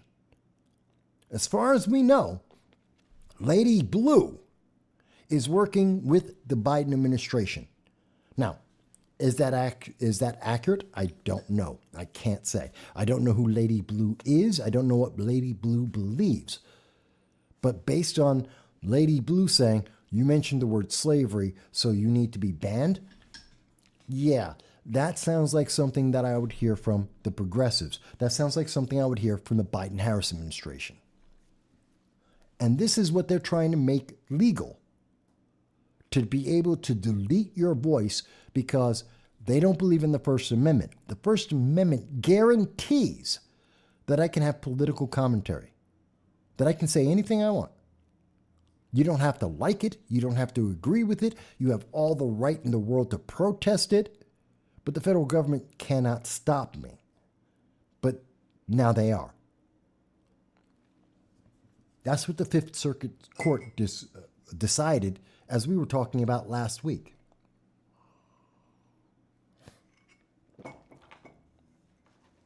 Mike Bowie says Biden did nibble a baby on camera this week while ignoring the border issue completely.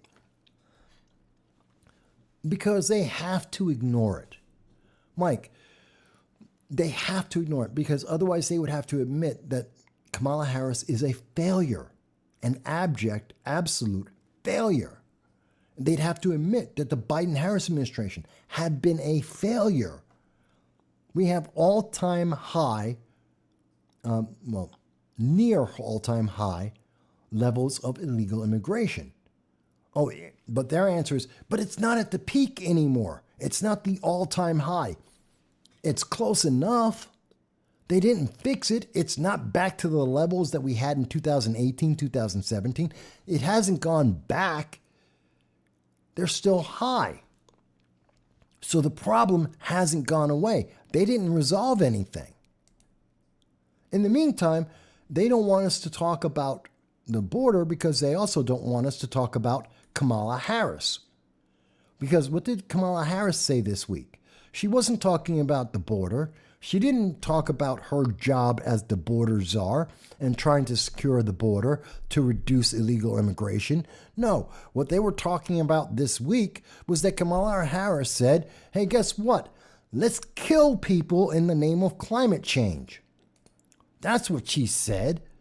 This is coming from Newsweek. She wants to kill people. She said it right here, reduce the population. How do you reduce a population? Well, you can do abortions, you can sterilize people, and you can kill people. All three reduce the population. That's what she said. Again, that's coming from the left. It has nothing to do with the right. That's what she said. The quote, you're not supposed to remember it. You're not supposed to talk about it. You're supposed to excuse it. You're not supposed to ask, why isn't Kamala Harris at the southern border? If the Biden-Harris administration, Department of Justice, are so concerned about the border in Texas, if they're so concerned about illegal aliens trying to climb over razor wire to illegally enter the United States, why hasn't Kamala Harris gone to the border? I think that's a pretty simple, straightforward question. Why didn't she go to the border? Because they don't care. They just don't care. If you think I'm wrong, please call into 607-242-9247. Tell me why you think I'm wrong. Don't tell me I'm ugly. Don't say, oh, you just sold out. You're a bad guy. No, I don't care about that. I don't care about the feelings. I want to hear the facts. Tell me how I am factually wrong. What is Kamala Harris's excuse? She's not busy. She's not doing anything. She's doing nothing of importance besides committing gaffes and telling us the truth about climate change, that they want to kill the population to reduce the amount of CO2 in the world, because that's the only way they're going to do it. There are 8 billion people. 8 billion people are breathing. Yes, the population increased after the pandemic. The population has grown, not shrunk. And there are more people in the world today than there were in 2020. And so their problem is that people are breathing. And we happen to exhale CO2. And they don't like it. The only way to stop that is to stop people from breathing. That's scary. Mike Bowie says, Kamala Harris's job is to keep the border open. Well, it would seem so, because that's pretty much what she's done. She's been more effective at being able to keep the border open than she has been in terms of trying to reduce it. The one time that she tried to reduce the number of illegal aliens entering America, when she went down to Nicaragua and Honduras, the number of illegal aliens increased, not decreased. We had more people coming into America, not less. So she's a failure. But if they were serious, in any way, shape, or form, why aren't they at the border? And the answer is they don't want to go to the border. They don't want you to see the children that are at the border. Remember, we're getting about 10,000 kids per month that are alone by themselves that are being trafficked. 10,000 kids per month. And they're being shipped all around America. They're being shipped into New York, into Tennessee, into California, in the middle of the night on private jets. But they don't want you to talk about that. I think it's important. I think that's a very important thing, and we should be talking about it. I mean, they don't want you to think about this stuff. They don't want you to think about the fact that we've gone backwards in time. You know, you always hear the Democrats, they want to say, well, Republicans are going to take you backwards in time. Think about how far backwards in time the progressive ideology is. I saw this meme, and I had to bring it up today. In 600 BC, the answer was kill your babies to change the weather. In 2019, in 2021, in 2023, the answer from progressives, according to Kamala Harris, is kill your babies to change the weather. That's what Kamala Harris said. Kill the babies to change the population. Reduce the population. And as it so happens, the progressives are the ones who say, we have to have abortion. They're pro-abortion. They want to kill babies at the moment of birth. Remember, New York State, a super blue progressive state, New York State, California, you have the right to kill a baby at the moment of birth. This is what they're fighting for, which is exactly the same thing they were fighting for in 600 BC. And they're just saying, well, it's climate change. And that's good, right? I think these things are evil. These are acts of evil. Whether it's trying to open up the border, we're not helping people, making it easier to enter the United States. That's not helping the illegal aliens. It's not helping it is helping human traffickers. It is helping slavery. They're helping to increase the amount of slavery in the world by having an open border.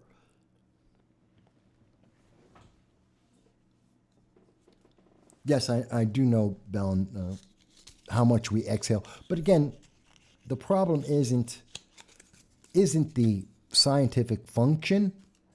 They're going with the image. Because climate change isn't about science. Hang on one second.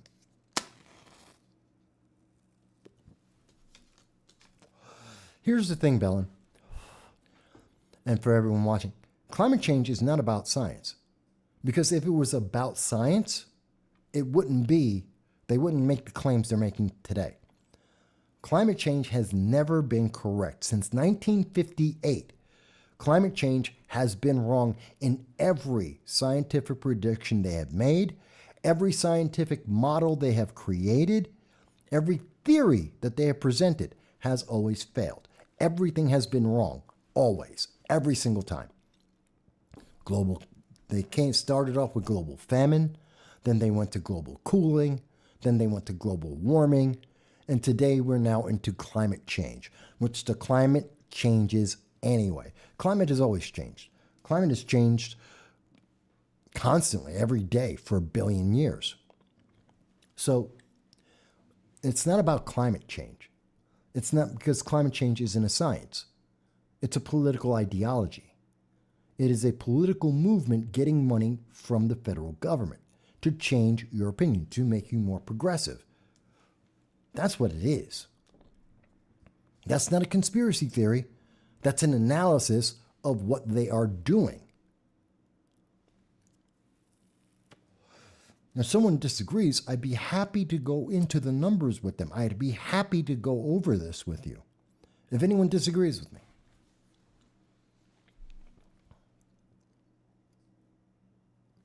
Hey, Lynn, it's good to see you there. I don't know what MTV aisle. It looks like you got cut off in your typing. I look forward to seeing what you have to say. I'm not sure what MTV.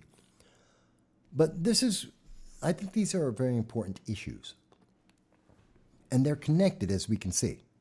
As Italy is trying to close down the illegal immigration, as the United Kingdom, Rishi Sunak, are trying to cut down on the illegal immigrants, in the United States, they're trying to open it up. We're doing things that are perfectly legal. In Texas, Governor Abbott is doing what is perfectly legal. Now, again, let me say it once more. I do not agree with pushing kids into a river. I do not agree with denying illegal aliens that make it onto United States soil and denying them water. I don't agree with that, if that is true.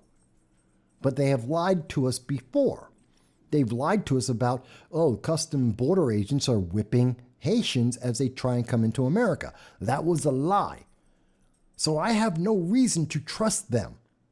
I have no reason to believe the news media, especially the progressives, when they say, no, they're committing these atrocities. Show me the atrocities. They're telling us about them, but they also told us that that the United States Border Patrol was whipping Haitians. And that was a lie. It wasn't real. But it was a great way to get votes. So I have no reason to believe that this isn't another attempt to get votes. To say that Greg Abbott is evil, give us more votes, give us more money. If anyone has evidence to the counter, I'm happy to see it. Please tell me where that evidence is. I will look it up. We can talk about that. But to tell me that just because they put razor wire down, well, that's evil. No, it's not. No one's forced you to go through the razor wire. This isn't a war. No one's got a gun pointed at you saying, go into that Well, no one on the United States side is saying, hey, we've got a gun, go and climb that razor wire. That's not a U.S. problem. And if they really don't want illegal aliens to have to deal with razor wire or have to climb over buoys in the middle of a river, fantastic, let's build a wall. There's a solution. There's a solution. Why don't we go with that?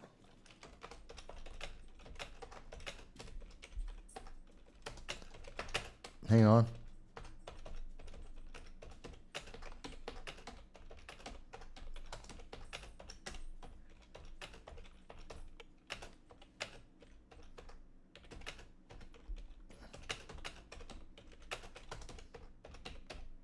So, here's the solution for progressives that are against razor wire. Let's build a wall instead. How's that for a compromise? How about you don't want to see the buoys in the middle of the river? You don't want to see razor wire on the riverbank? Fantastic. Let's build a wall. Isn't that a compromise? I know. The illegal aliens still might fall off the wall as they try and climb it. Again, not our problem. We're not forcing them to do this. They're doing it of their own accord. They're doing this because they want to. It's not our problem. It's not our obligation to make it easier for them to break the law. It's like when we think about bail reform. We're making it easier for criminals to commit crimes. We're releasing them. We're removing the charges. We're lowering the penalties. This is what defunding the police, the whole social justice reform, is making it easier to commit more crime. And what happens? We get more crime. It's crazy. Lynn says, what is in the water to prevent illegal aliens from coming in? Well, let me show you again. This is from the KENS. This is a local news station, Channel 5, down in San Antonio. And so This is their comments on this. Texas has sovereign authority to defend its border. Congressman Joaquin Castro has been outspoken since the buoys were installed. He spoke to CNN yesterday along the Rio Grande. He has until tomorrow to remove them or the federal government will take action. The Department of Justice sent a letter to the government. So, Lynn, as you can see, these are the buoys that are being put into the water. So if you're coming from Mexico, you have to climb over these buoys to try in the middle of the river. You have to climb over that. And then if you make it over that, then you have to climb over razor wire. Now, you see, they're showing us kids. This is another thing you should see. They're showing us this mom and these kids, or someone we presume is a mom and kids, may not be. Most of it, we're seeing 9,000 to 10,000 children entering the United States on their own per month. And we do see that there are many people, human trafficking, that they'll go in and they'll have 3 or 4 kids with them. They'll claim that the kids are theirs and they're not. So this may be a human trafficker. I don't know. But it would not be the first time that a human trafficker has 3 or 4 kids with them, claims that those are their kids, and they get into America, the kids disappear, the human trafficker disappears. Would not be the first time. We're seeing this hundreds and thousands of times here in the United States. So if they made it over the bull, then they have to get through the razor wire. Notice, no one is making them do this. This is voluntary on their part. We are not responsible for them deciding that they want to take that danger on. That's their choice. We are saying, don't come in. And they're saying, no, I'm going to break into your house anyway. That's like you if you have a fence, if your house has a fence and you have a lock on your door, and if someone climbs over your fence and kicks down your door, they're saying, oh, well, you made it hard for someone to break into your house. Let them in. Open up the door. Cut a hole in the fence. Let them break into your house. Jan says, the story made me laugh this week was New York City handing out flyers to illegal aliens, telling them they can't support them and they need to go elsewhere. Well, yeah, that's part of New York City, Eric Adams, trying to ship out illegal aliens to upstate New York. It's his problem. He wanted them. He invited them. In fact, they're still inviting them. This is not our problem. They're illegal aliens. You know what? If New York wants to have them, fantastic. California wants to have them, fantastic. Illegal aliens can go to New York or they can go to California. Texas doesn't want them. Most of the nation doesn't want them. So again, we're not forcing them to go through razor wire. We're not forcing them to climb over buoys. They're doing it on their own. And we have the federal government, we have the Biden and Kamala and the progressives are saying, no, open up the door. Let them in. Let them break the law. Make it easy for them to break the law. Why? Why should we do that? It's a simple question. And any of the progressives that say, Mike, you just don't understand. Fantastic. Explain this to me. Why should we make it easy for someone to break our law? Is that too much to ask for? It's a simple question. Why should we make it easy? Why should I open up my front door and just let crackheads walk in and steal all my stuff? Why should I do that? It's a simple question. It's the same thing. Why should you do that? Because of the feelings? Because progressives have feelings and they feel like it would be a nice thing to do? Fantastic. Obama, you have a mansion in Martha's Vineyard. It's empty 2/3 of the year, if not more. Fantastic. Take a bunch of the illegal aliens, put them in Martha's Vineyard. Show me by example. Open up your doors, Let all the illegal aliens run on in. Nancy Pelosi, you have a walled off home. She has walls and security. Open up the gate, let the illegal aliens in. Chuck Schumer lives in a gated community. Chuck Schumer, open up the gates, let the illegal aliens in. Show me by example. AOC, you live in a gated community. Open up your $15,000 a month apartment. Let the illegal aliens in. Show me by example. Let the crackheads go into your apartments. Let's see them shoot up their drugs in your apartment. Let's see them do human trafficking in your houses. And then tell me that we should make it easier for illegal aliens to come into the country. They won't do that. So why should I? Why should you? It's a simple question. The left will not answer that. They will not address that. I think it's terrifying. But these are the same people who are busy trying to convince us that California needs a new math system. This is the latest thing that they're trying to do. This is coming from the Daily Mail out of the United Kingdom. That in Massachusetts, because of equity, to be fair, they're going to have more racism. This is part of the affirmative action. These are the same people that go to Harvard. This is out of Massachusetts. And the answer to make math more fair, to help Black and Hispanic kids learn math, they're going to get rid of advanced math. Think about that for a second. To bring in equity into kids learning about math, they're going to deny kids the ability to learn advanced math. Does that make sense to anyone? And again, this is coming from the news media. This is in Cambridge, Massachusetts. And the parents are pissed off. And the DOJ under Merrick Garland is busy right now trying to investigate the parents that are pissed off that their kids can't learn algebra because of racism.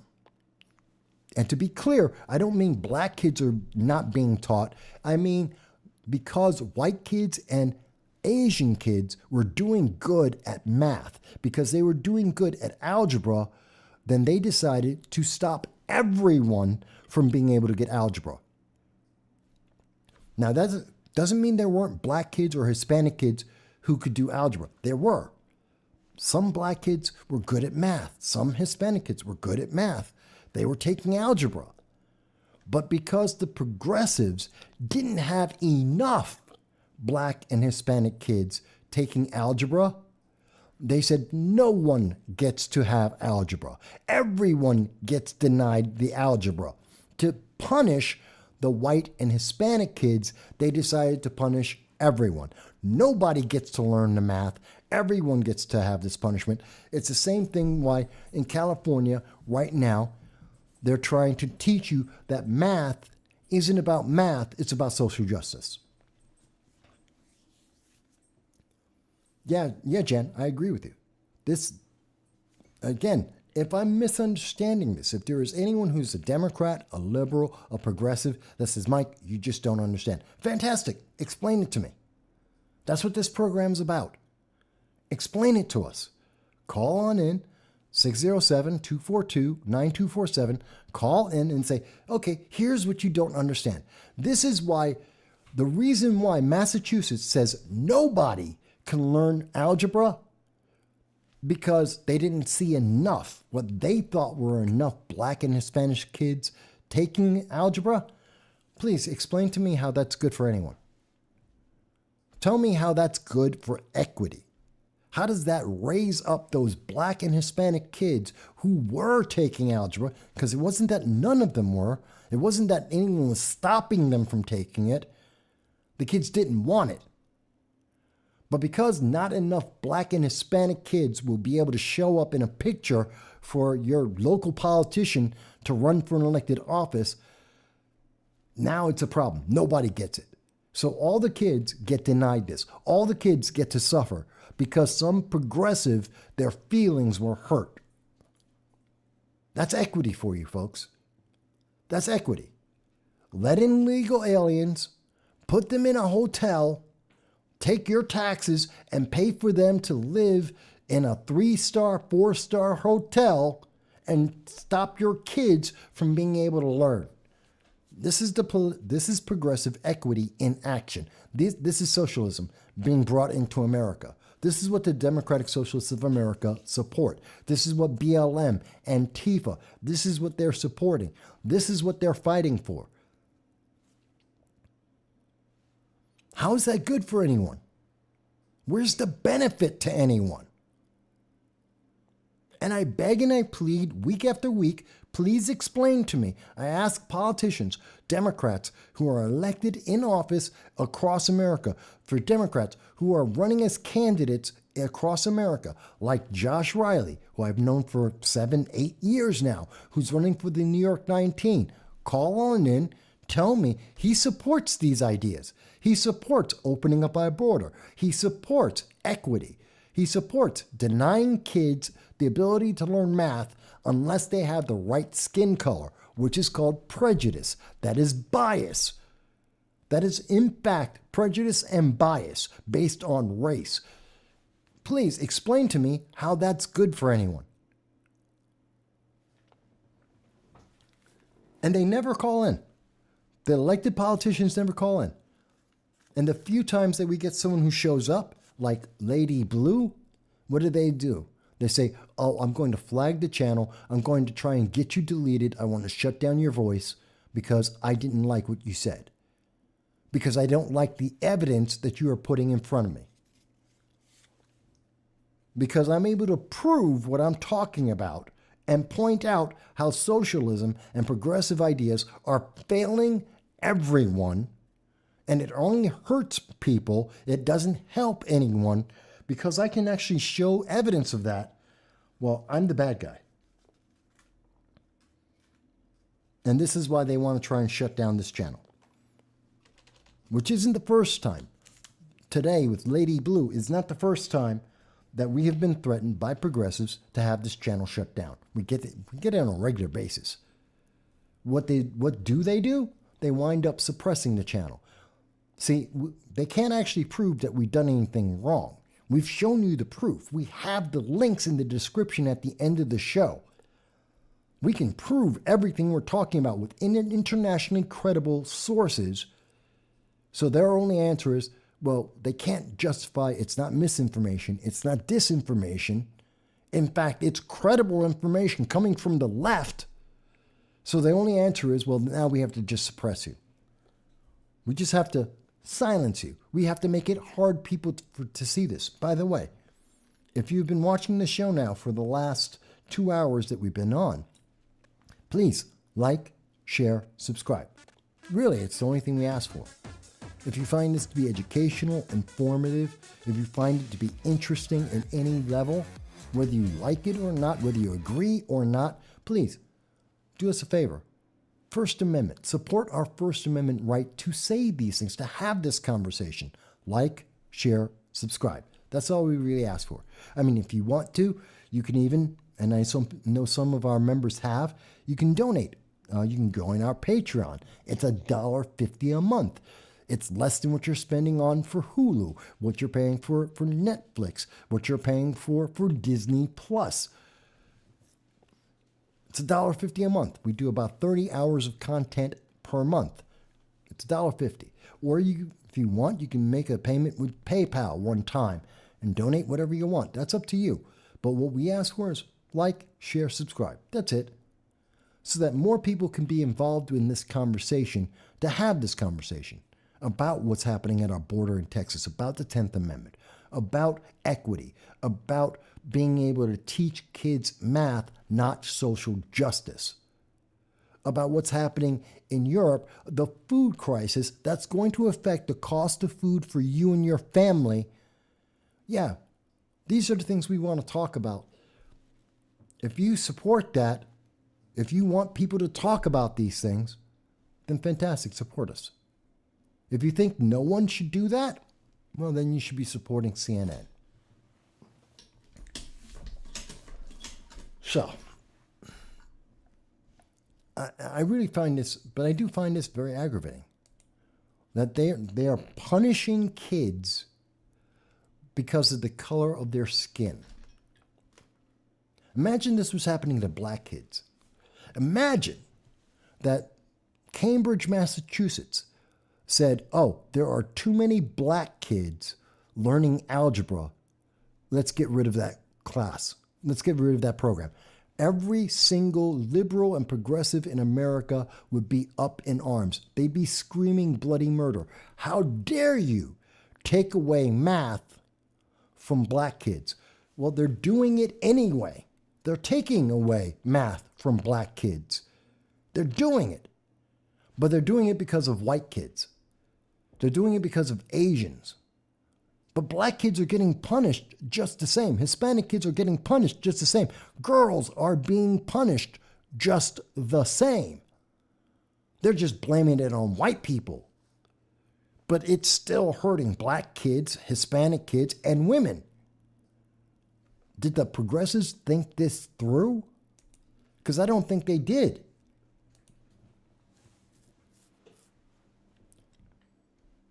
So maybe I'm missing something in all this. I don't think I am. I really don't. But I'm paying attention. And see, that's the thing. You're not supposed to be paying attention to any of this. You're just supposed to say, yeah, it's okay. Just let it happen. It's like in New York State and several other states at the moment, but in New York State, remember how we were so confused? Nobody understood in 2022, 2021, 2022. No one knew what were the congressional lines. Where are all the districts? They all had to be redone. And we told you in 2022, when we got to the election, the midterm elections, we told you it's not over. The lines are going to be redrawn again. And as it's come out, this is WAMC News, and we can see that Democrats are back in the courts and they're going to redo the lines again. Because the Democrats are upset.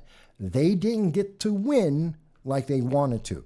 Because Democrats lost, they're going back in and they're going to do it again. This is as of today, that they're going to redo the lines one more time because Democrats didn't keep as much power as they wanted to, because Democrats didn't win as much as they wanted to in upstate New York. They're going to redraw the lines again to punish you. Because you didn't vote Democrat, they're going to redraw the lines so you have no choice but to vote Democrat or be silenced. This is voter nullification in action. This is voter nullification in front of your eyes.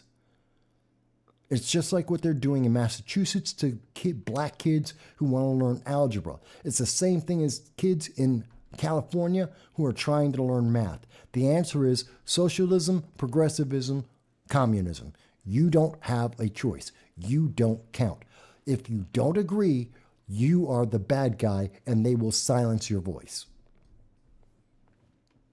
And I'm showing you the evidence.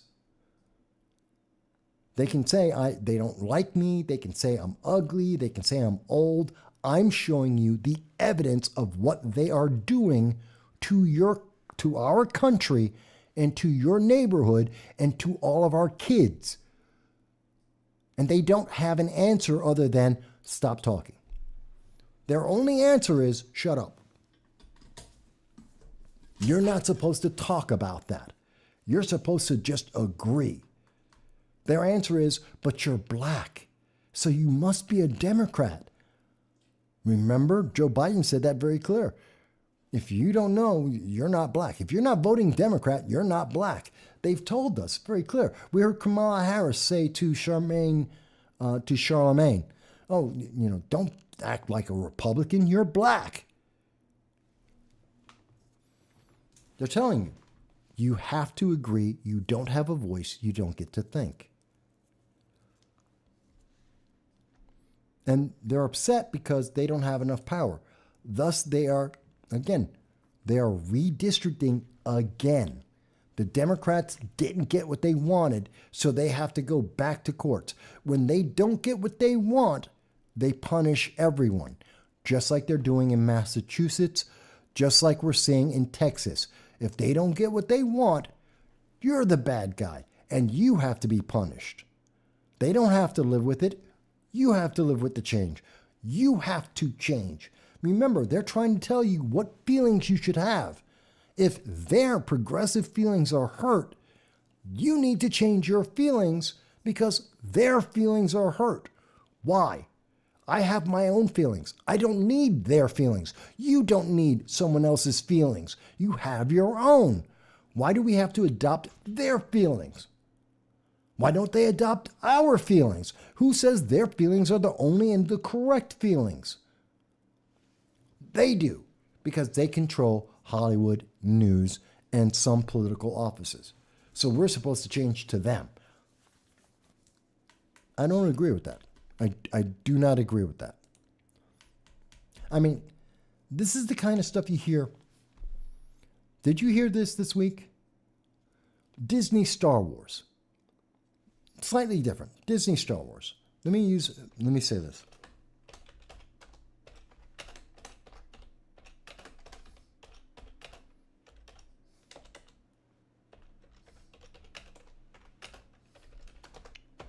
I'm going to show you how Disney Star Wars proves my point about what I'm talking about here. Okay? I'm going to explain that in just 1 second.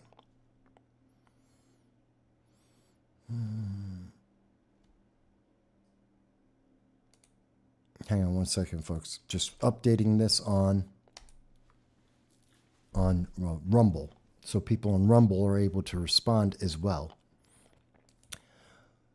Oops, there we go. So let me talk about Star Wars as an example. So Star Wars, Disney Star Wars, they have a show that's coming out called The Acolyte. It's an it's virtually all women cast. All men are bad guys. All women are saviors. The women are the saviors for everything. And their answer about this is that they are making this safe for black people. That science fiction has now been saved because of the High Republic. You know, the High Republic is also, by the way, in case you didn't know, the High Republic is responsible for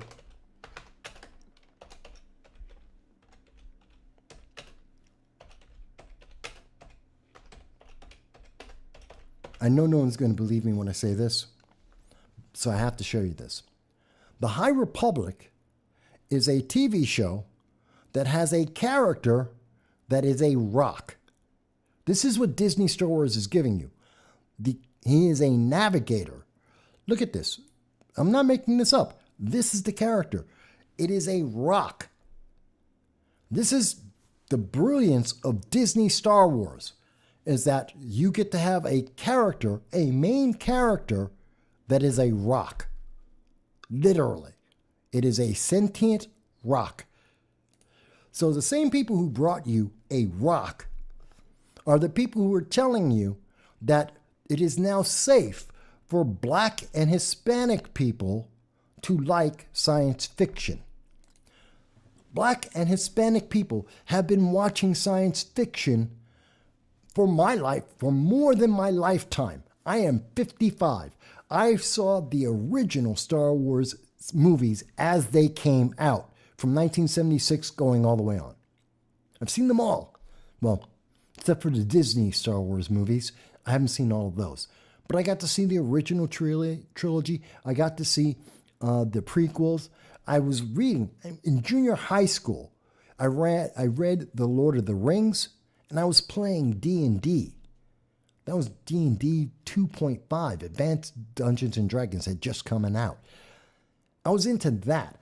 I remember when I was in 1990, 1997, when I started playing Warhammer 40K. Okay? Yeah, I'm a geek. I'm into sci-fi. Yes, I am. I have no problem saying I'm a geek, I'm a nerd, I'm into sci-fi. I love video games. I love anime. No problem. And I've been doing that my lifetime. And you know who was also doing that? My uncles, who are a generation before me. So that's going back until what? They were in the 1950s, 1960s, 1970s. The reason why Star Wars is so popular today, the reason why Battlestar Galactica is popular today. Let's look at Stargate, Indiana Jones, Marvel Comics, DC Comics. You know why they're popular? Because Black, white, Hispanic, and Asian people love these things. Lord of the Rings was translated into 60 different languages before they ever made a single movie.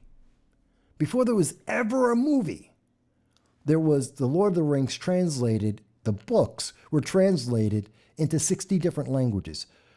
Tens of millions of people have been fans for decades. And guess what? They're not all white.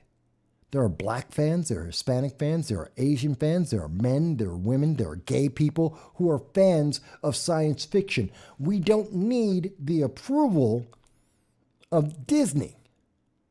Disney did not introduce science fiction to black people. It's rather insulting for them to say that they did.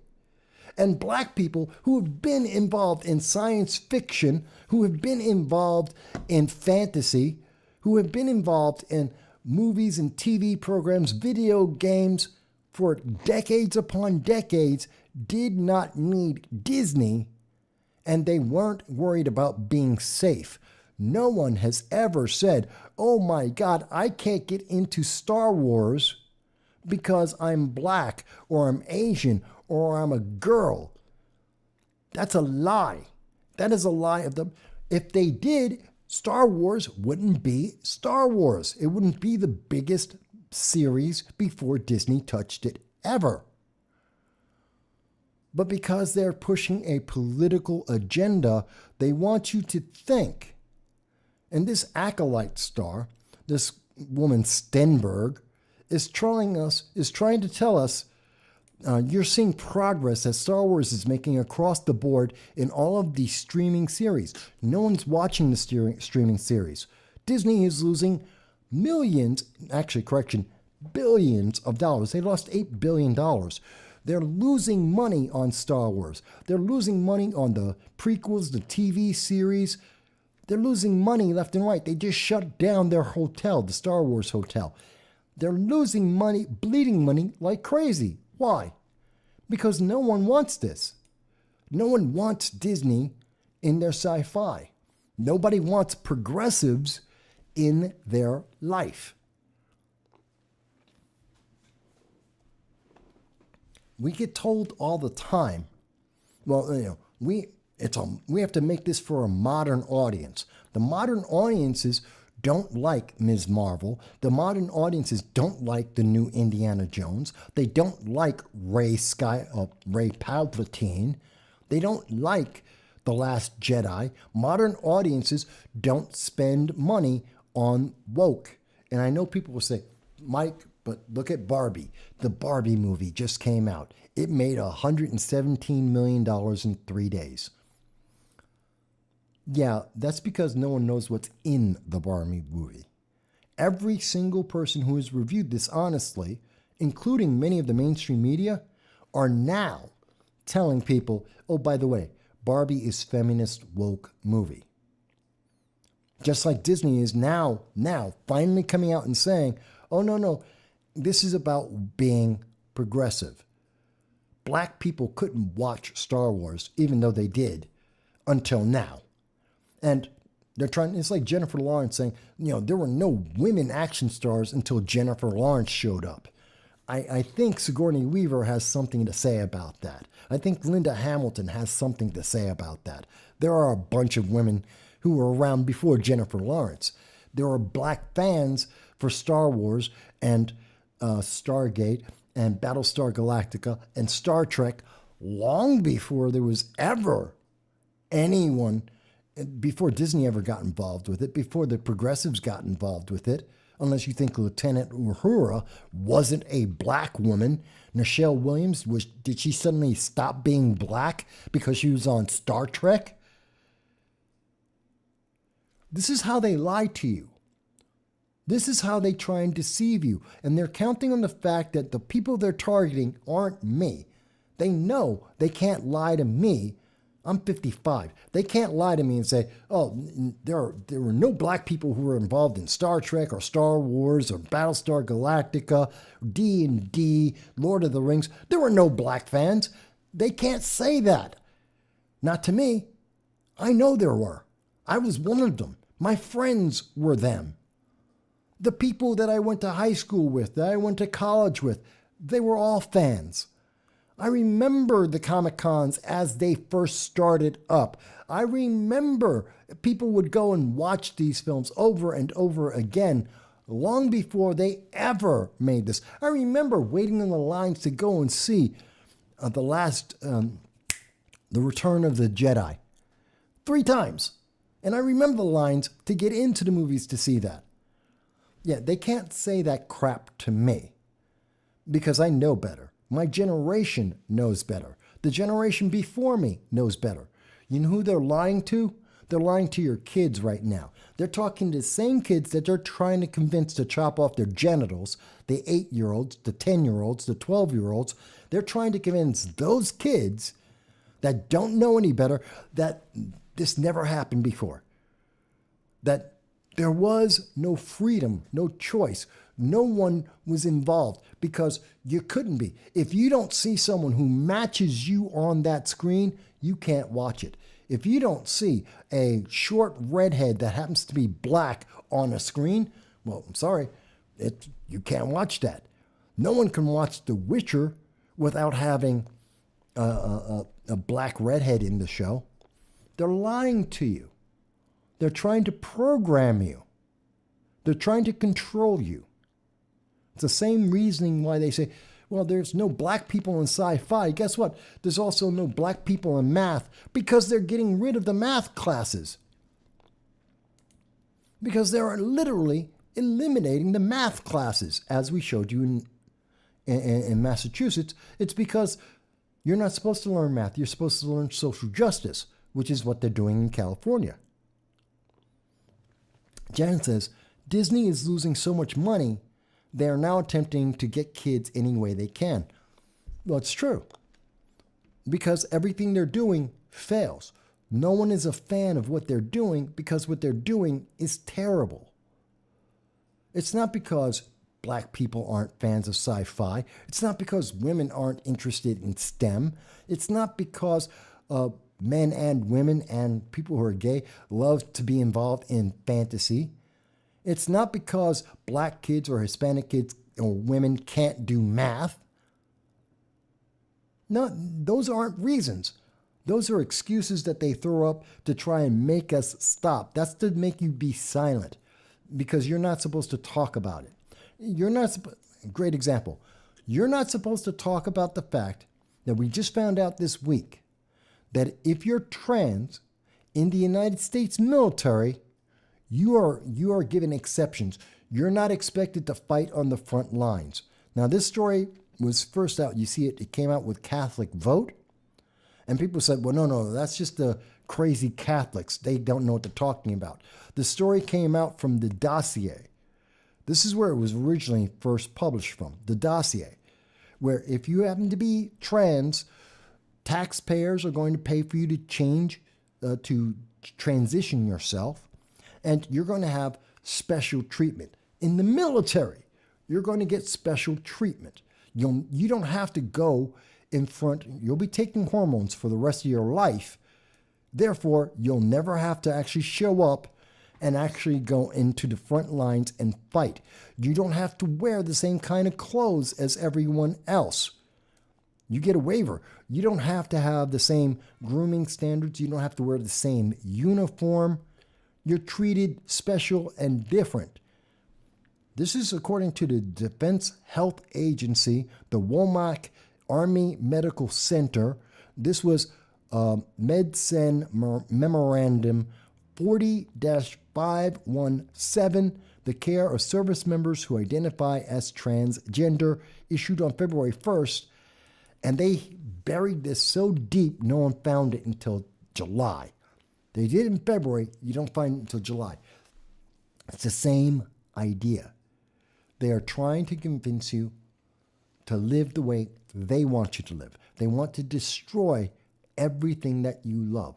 The military, got to destroy it. Sci-fi, got to destroy it. Entertainment, they've got to destroy it. The Barbie movie, Barbie. If you're a girl and you love Barbie, they're teaching kids in the Barbie movie to hate being mothers. They are literally showing children destroying, crushing baby dolls, destroying them to tell you to destroy motherhood. And then they wonder why no one wants to pay for their stuff, why no one wants to support them, why Italy is becoming more conservative, why Spain is becoming more conservative, why the United States is having a backlash, why the United Kingdom is having a backlash. Yes, Jan, and that's the problem.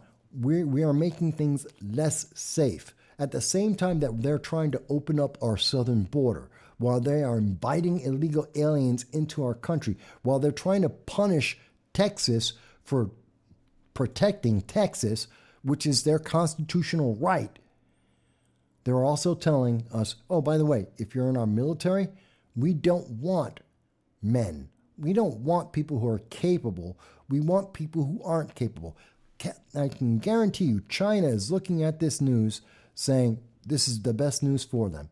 And this is why China is threatening Taiwan, threatening Japan, threatening South Korea. This is why this is happening right now. Because they're telling you, oh, no, it's okay. Be trans in the military. You'll never have to fight.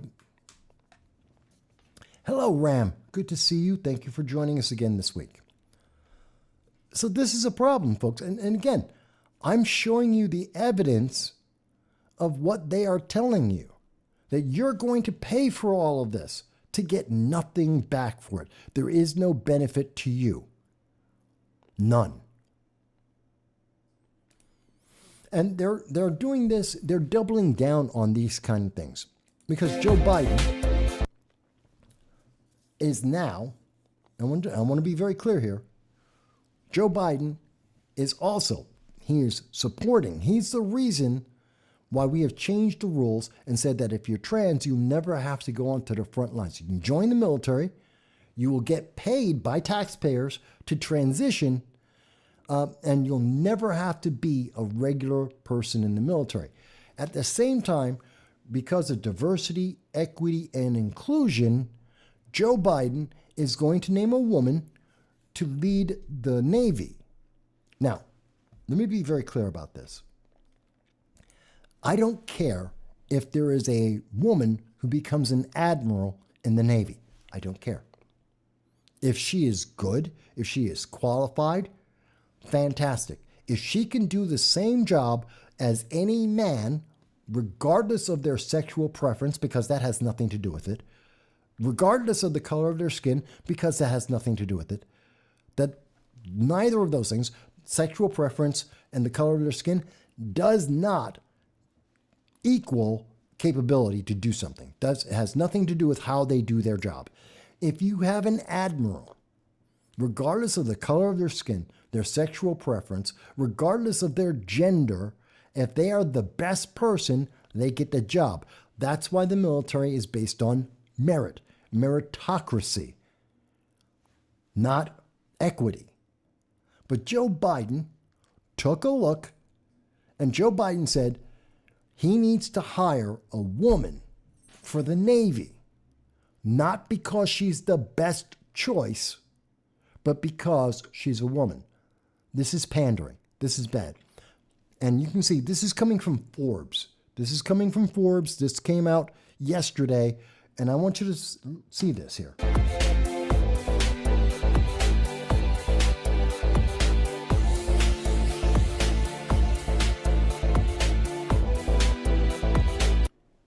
See this? Joe Biden will go against the recommendation of his defense secretary. So the Secretary of Defense said, we have the best person to be an admiral, to run the Navy. This person is the best that the Navy has available. Joe Biden said, but it's not a woman. What? Yeah, so the best person happened to be someone else. Biden goes, no, but we need a woman. So we're not getting the best person in the Navy. And the Secretary of Defense, whose only job is to make sure that the best people run our military, well, yeah, he's been thrown under a bus. The American people are thrown under a bus. Let's go on.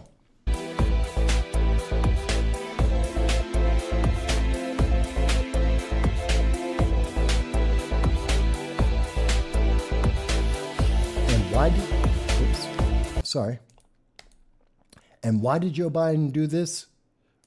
Because he wants a woman as the first service chief. Because he wants to get a moment in history. He wants to be able to say, I put the first woman admiral in the Navy.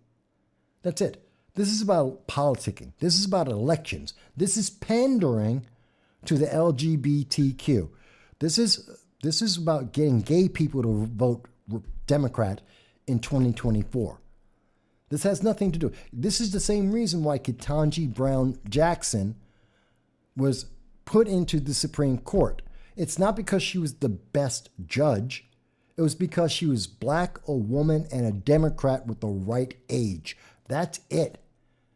And now we're getting a woman. Why? Because she's a woman in the Navy, not because she's the best choice. It's that obvious. Look at that. Lloyd Austin, everyone involved in this process is saying they have a better choice. And Biden is saying, he's telling the people whose only job is to take care of our military. And Joe Biden saying, nope, we need a woman. Not because she's the best, because she's a woman. I think every woman who watches this program should be insulted. You should be insulted right now because he's not picking someone for being the best. He's picking someone because of politics. He's picking someone just because they fit. They fit the political profile because it's a very progressive thing to do. And that will hurt our military. China, I am sure, is happy to see this news. Iran is loving this news. North Korea is happy as hell to hear about this. NATO, not so much. Japan, South Korea, not so much. Our allies around the world, they're not filled with confidence that a runner-up is getting the first place prize just because she doesn't have dangly bits between her legs. Let me see something that'll come. Let's see. So Ram says, I've been listening for a while now, but couldn't write. Not a problem. The main problem with this kid is their parents are not expecting and spending time with them and teaching them how life should be. Yes, parents should be more involved with their kids. And I guaranteed, if parents were spending more time with their kids and sharing things, you know, my nephews love sci-fi in part because they get to watch me play sci-fi, watch sci-fi. Many of my friends' kids have gotten into sci-fi because their father, myself, we're fans of anime. We're fans of science fiction. We read The Lord of the Rings. We've had copies of all of the books, and we shared it with the kids. If you're involved with your kids, your passions go on to them. To say that black people don't do that, what? That's insulting. So I agree with you, Ram. Mike Bowie says, how does he know she's a woman? Well, I'm presuming she said she's a woman, but I don't know. Maybe he's got a biologist in the White House that told him she's a woman. Jan says, it's amazing progressives can't define a woman unless it fits their narrative or fits a need. Well, there's another thing I heard about this that I think is very interesting. If there is no male, no female, if men and women are completely equal, then why do we care? Why is it a big deal if that this is going to be the first female admiral of the Navy if men and women are equal? If they're supposed to be equal in the military, which they're not, because we had to lower the standards for the women, we're lowering the standards for women and trans, and we're lowering the standards in our military to make sure that they'll be able to pass in record numbers. So we're not equal, which is nothing new. That's called science. But if we're supposedly equal, then why is there a big deal about having a woman as a woman in charge of the Navy? Isn't that normal? What's the big deal? I'm telling you, when we start to have these conversations, it doesn't make sense. Jan says, it's a great show. Thanks for keeping the masses informed, and see you Friday. By the way, Jan is also a co-host sometimes with me at the Liberty First Foundation. We're going to be doing an interview with Chris Rhodes next Friday. He's running for the West Virginia Senate, so that should be an interesting program. So, Jan, thank you for taking time to be here with me today. Now,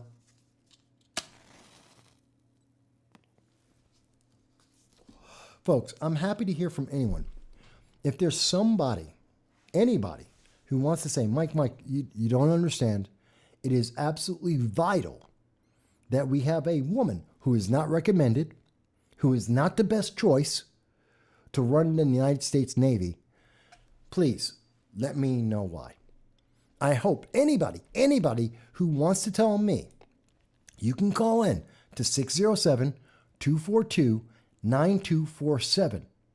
And you can call in and tell me why it's important that because of diversity and equity and inclusion, that we must hire a woman to be in charge of the Navy, even though she's not the best choice.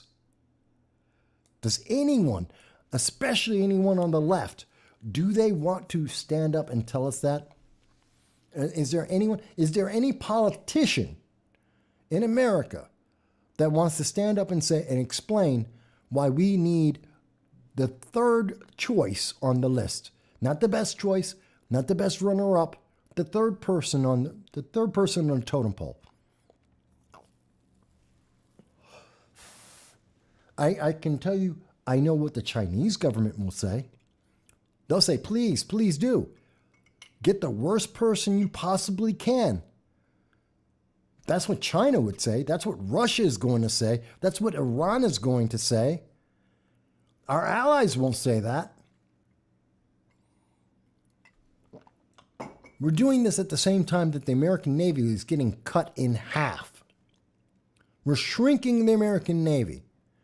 And then we're going to back that up by getting the worst runner-up possible. Someone who is not the most qualified, who is not the most capable. And women, this is what the Equal Rights Amendment is all about. You're not capable of doing this on your own. This is the Equal Rights Amendment. You aren't qualified. You're not good enough. You will never be good enough. So the government has to step in and artificially change the rules so that you will be picked, even though you're not good enough. That's what they're saying. They do not believe in you. They don't believe you can do it yourself. They don't believe that if you're in an equal, meritorious system, that you will be able to keep up. We have to change the system, change the rules, bias the system so that you'll be able to succeed. I think that's insulting for women to say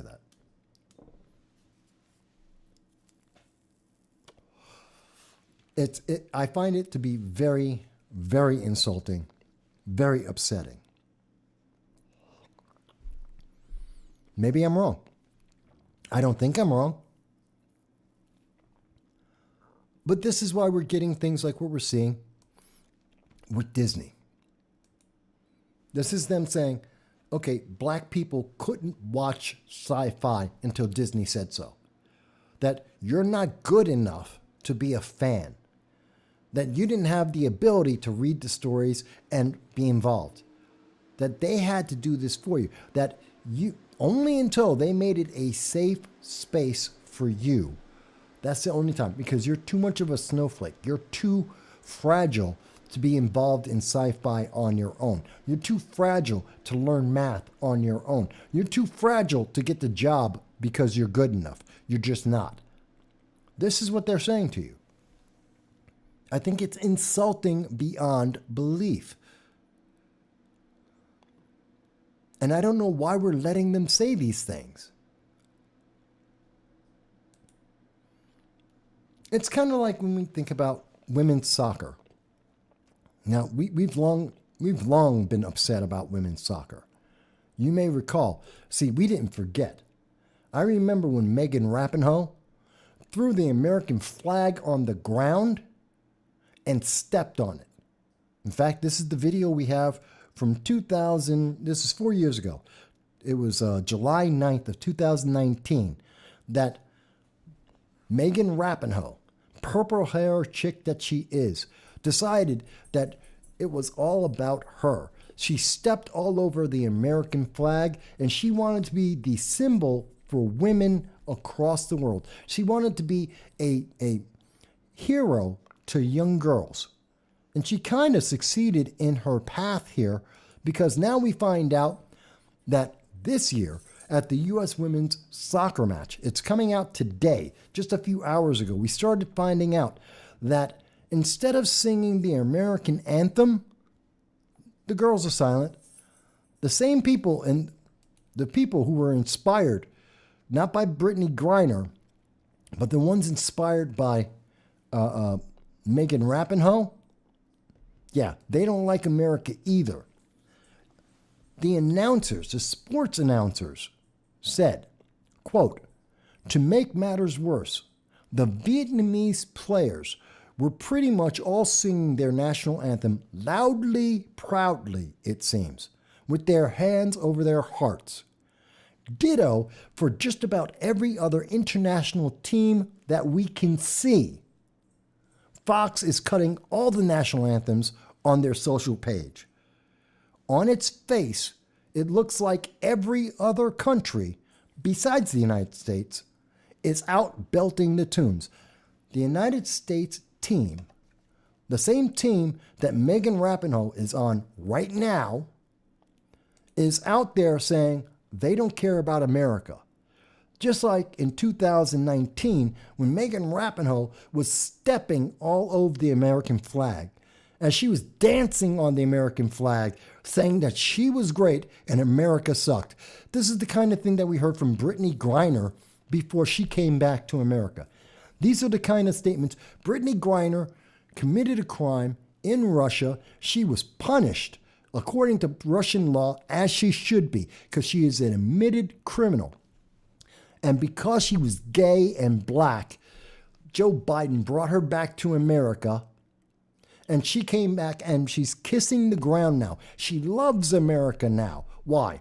Because this is the only country where she could be gay and black and play a game and make millions of dollars. This is the only place in America, in the world, where she can be respected for being black and gay and play a game. Megan Rapinoe is making millions now because I believe she's gay, I don't care, and she's a woman, and she plays a game that nobody watches.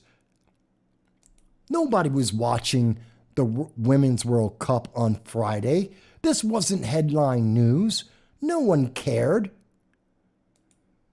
But Megan Rapinoe saw that and said, no, but you have to hate America. Just like black people have to hate sci-fi unless it comes from Disney. Just like women need the government to get them a position in the military.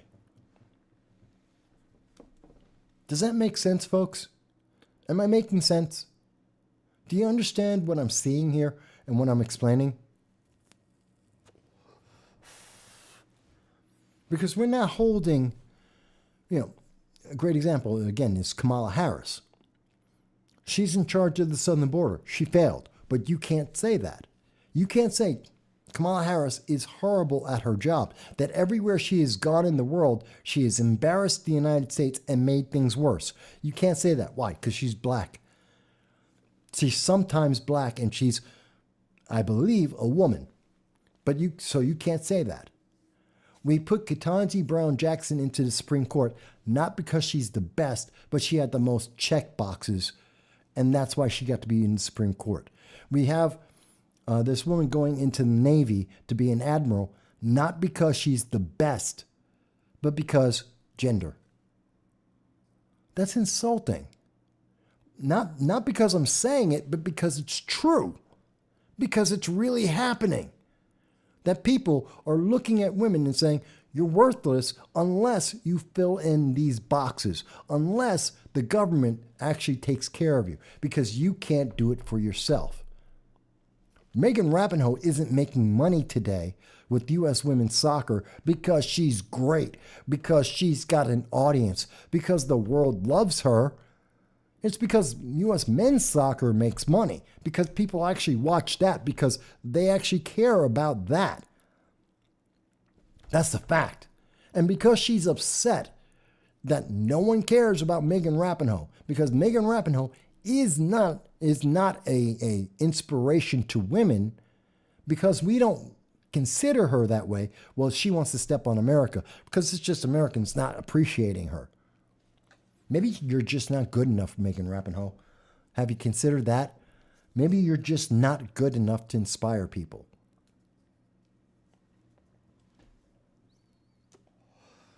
It's like with that song with Jason Aldean.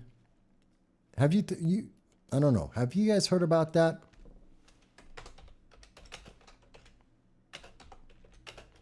Hang on.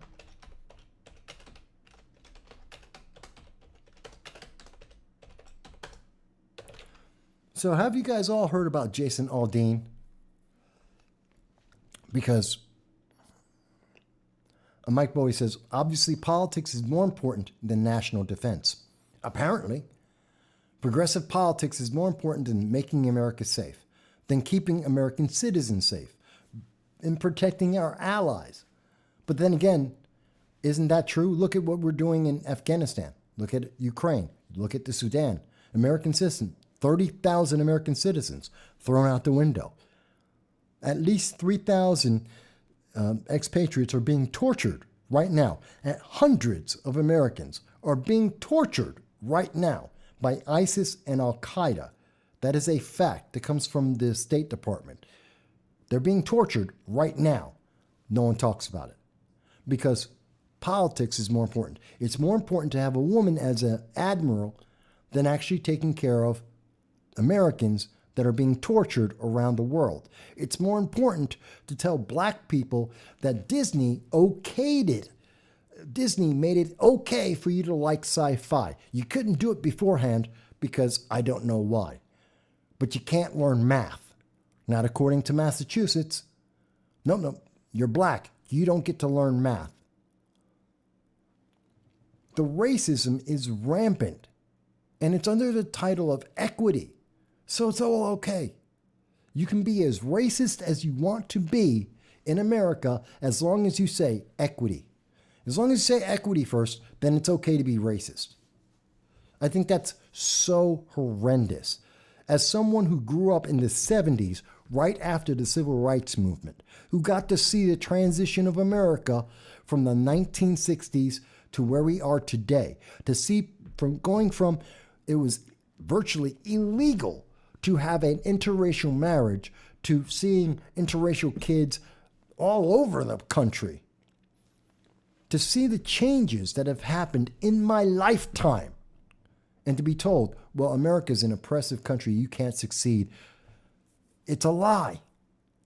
It is a bald-faced, absolute lie. And to tell me that the only way you can succeed, the only way you can enjoy entertainment is if the government steps in to make it okay for you, is insulting. Dow says, yeah, he heard about Jason Aldean and the reaction to his song. Dow says he liked the song. It appeals to an ideal sense of America outside of what we observe occurring with urban rot. I would posit, though, that the rot is expanding. Why is it that every time someone comes up with a patriotic song, this is a country music song, as I understand. I'm not a country music fan. But I heard about this, that, okay, this guy writes a song. It's patriotic. It's a song about America.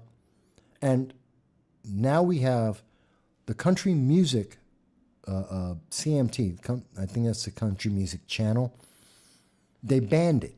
They're banning him. We have a First Amendment. They're banning him because they don't like his lyrics. But listen to any rap song today, and you will hear the denigration of women, making women nothing but objects, the objectification of women, the denigration of women, denigration of black people. That's every single rap song today. They're telling you that you are worth nothing but being a criminal and women are objects. And that's okay. But, promoting America, that's bad. I haven't seen the song. I haven't seen the video. I have seen the lyrics. And that's the thing that gets me. So you can have WAP. You can have all the rap songs saying that women are objects, that being a criminal is a good thing, sell drugs. That's all okay for black people in particular, but anyone who likes rap, to be a thug is a good thing.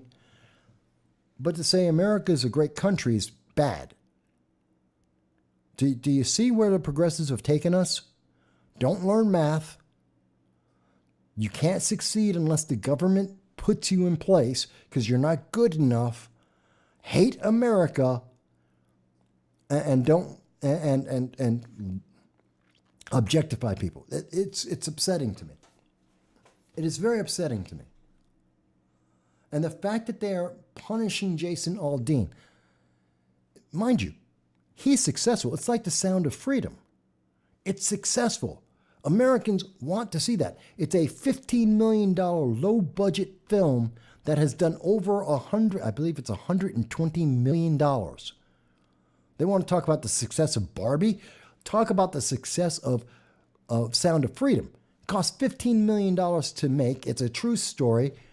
It's making people aware of human trafficking, of child slavery. And it's trying to inspire people to end child slavery.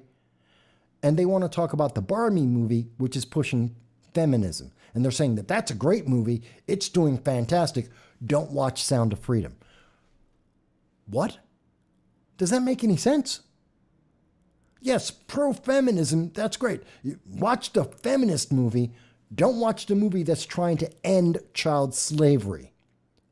The Barbie movie it needs to make like $1 billion to break even or show a profit. The Sound of Freedom has already made 10 times its money, which the Barbie movie will not do. It has been a success. It has raised awareness. It is helping to end child slavery, and that's a bad movie. But the Barbie movie, because it's pro-feminism, it hates men, that's a good movie. That's what you're supposed to show your kids. Doesn't make sense to me. Dow says they're pushing back on it because it's an appeal to and uplifting of a culture of strength, defensive aggression, and national pride, and it's antithetical to the progressive slave state dependency. That's well stated. That is a well-stated position, Dow, and I agree with you. Again, let me say it again. This channel is open to hear anyone else's voice. We will respectfully listen to anybody that disagrees with us. If anyone, I don't care if you're an American, if you're overseas in, India, Peru, China, the United Kingdom, Canada, Australia, New Zealand. We have an audience that's international. You can write in a comment or you can call into 607-242-9247. We have an audience that's across the United States. New York to California, Alaska down to Florida. Anyone in there, if you disagree, fantastic, call in. Tell me why. If you think we have got it wrong, call in. Tell us why. Because I don't think we have it wrong. We are seeing a movement that is destroying America and making us weaker around the world. It is destroying the infrastructure of our country, and the rest of the world is watching. And as much as we're spending $2.6 billion a year, $2.6 billion to try and convince the rest of the world to become California. And the rest of the world is rejecting that almost overwhelmingly. We're seeing Spain, Italy, Sweden, they're all becoming conservatives. They're not becoming California. They've already been there. They've already seen what happens when you're California, and they're rejecting it. They don't want to be California. They don't want to be like Hollywood.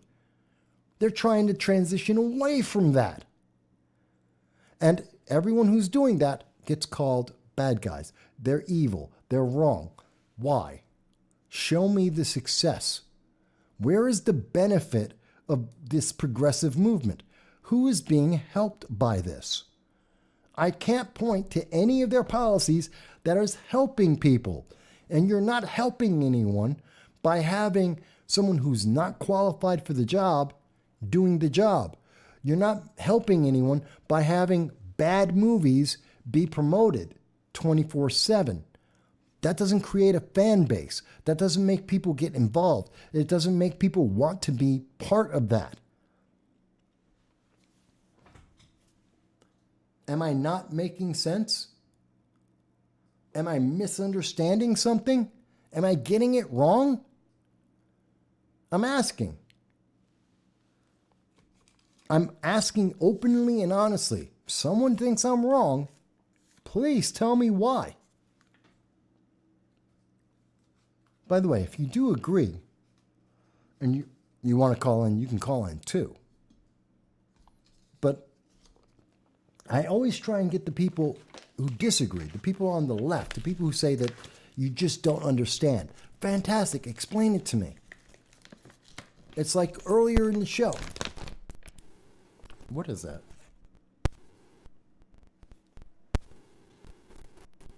Sorry, I got some feedback. It's in my headphone, I think. Nope. Okay, sorry, that was from my phone. I was getting feedback. Sorry about that. But that's why we were talking to Lady Blue. And we were asking her, please explain yourself. Explain your position. And as every time we ask, when the progressives call in, when the progressives get in touch, what do they always do? They run away. They don't explain anything. They just say, you shouldn't do that. You're wrong. You're evil. And then they leave.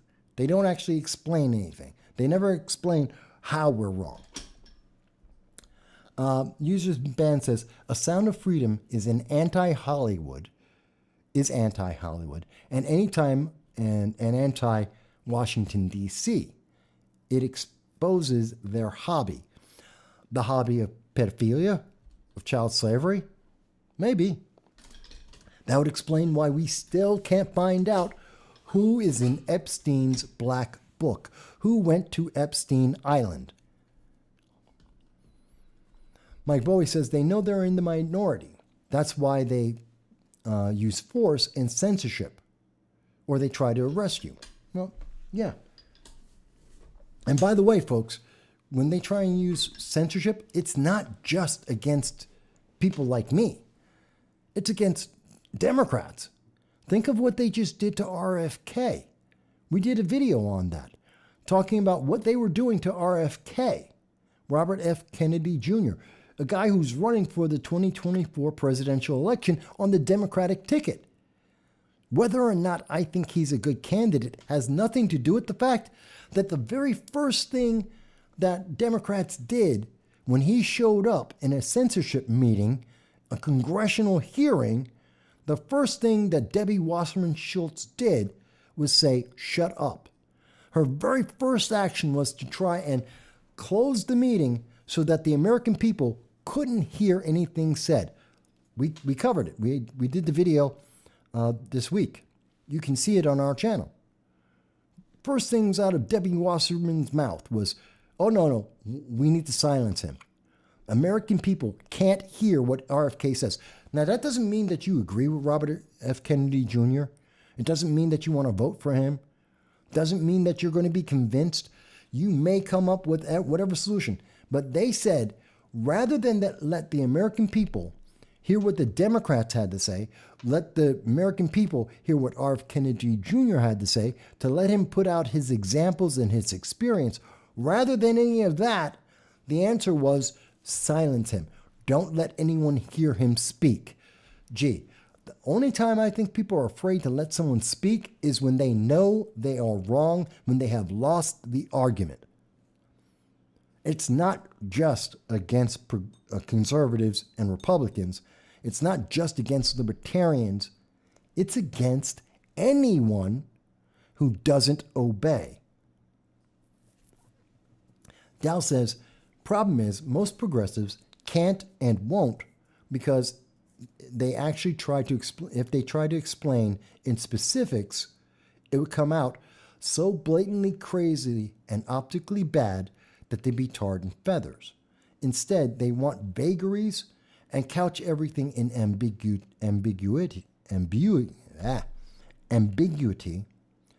So if you try to nail them down to specifics, you get, well, not that, but this. Well, no, that doesn't count, but more this way. Yeah, they constantly change their stories because you can't keep up with it. Because their ideology is insane. It doesn't make sense. It isn't a straight line of logic. It isn't logical at all.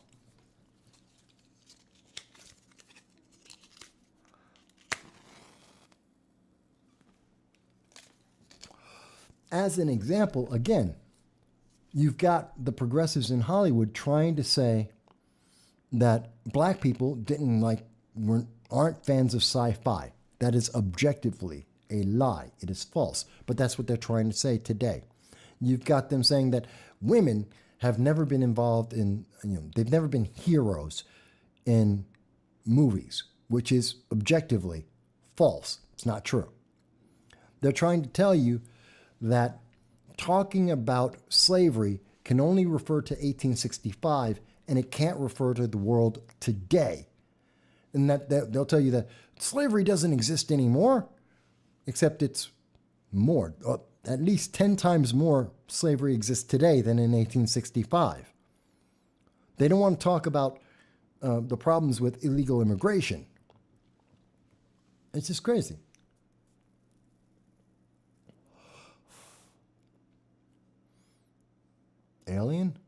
Aliens. Do you mean the movie Aliens? Yeah. Yeah, the movie Aliens, another great one. Sigourney Weaver. It's interesting to me. Oh, yeah. It's like saying, this is true. Dow says, well, that's like saying that black culture never liked kung fu movies.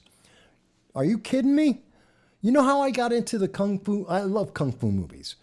The first kung fu movie I saw was the Five Deadly Venoms. I'm dating my age a little bit there. My dad took me to a Saturday morning matinee. This is back in the Bronx, in a neighborhood that used to be middle class and had two movie theaters in the neighborhood when my family moved in. And my family, we had the Melba movie theater. This is like 1976, 1977, something like that. And we had the Melba movie theater, which was on the corner of Boston Road and Fish Avenue. This is going back in time. People who are older know this. And you can check it, you can track it yourself. Melba movie theater. And so we went down, and he would take me on Saturdays to see the Kung Fu movie. I remember Bruce Lee And the Five Deadly Venoms was like my favorite for a long time. I loved that. Great movie. Really fun. The Hong Kong classics. I got to see them all. You know why? Because my dad, who's a Puerto Rican, took me, God bless his soul, he took me down on Saturdays to watch the movies with him. And he got me into Kung Fu. But, black people don't like Kung Fu movies. Are you kidding me? Long before The Last Dragon movie, which came out in the 80s, which was about Bruce Leroy, long before there was a Bruce Leroy. Hang on. Hello, and thank you for calling into No Soundbites Allowed. I'm your host, Michael. And may I ask what's your first name? Hello? Yes. Yes, I can hear. Yes, I can hear you. I can hear you fine. Okay, I'm not sure who that was. No, wait a minute. Hello. Hello? Yes, I can hear you. Can I hear you? We hear you fine. We can hear you. We can hear you. Go ahead. I'm going to have to play it through one. We can hear you fine. Who's speaking? Okay.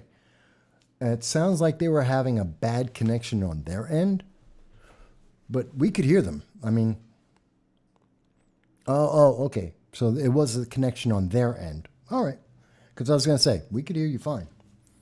But I'm just thinking about the Kung Fu movies of my past. But they would tell you, nope. Let's see. Mike Bowie mentioned someone proposed a bill. Oh, wait a minute. Hello, and thank you for calling. Can you hear us now? Mike, can you hear me? Yeah, we hear you fine. Can hear you fine. Talk.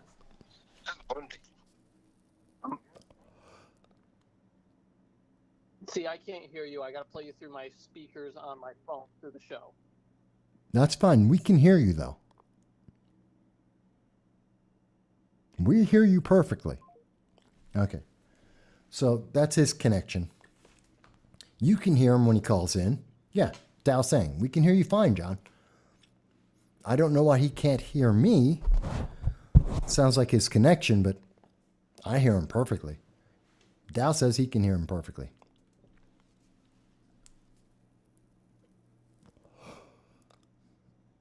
So Mike Bowie says, as John is figuring that out, Mike Bowie says, someone proposed a bill letting illegal immigrants hunt down pedophiles for citizenship. That's funny. That's a funny thing. I haven't heard about that one.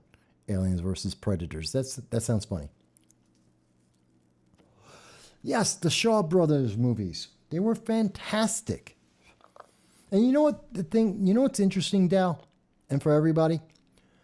No one had to tell the American public or the world that you have to like Lord of the Rings or Star Wars or the Shaw Brothers.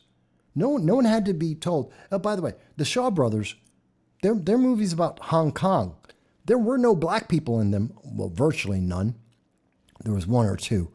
But they were almost never in any of the Shaw Brother movies.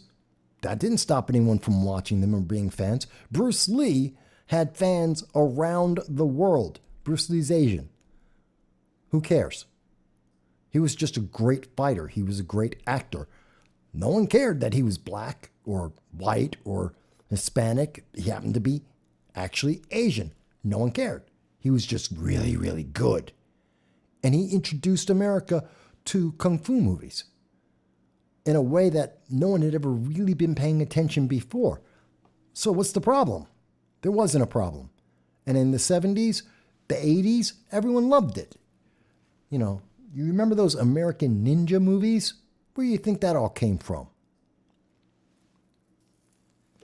But no one had to be convinced. No one needed to say, oh, but Bruce Lee isn't black, so I can't watch Bruce Lee. Are you kidding me? Are you stupid?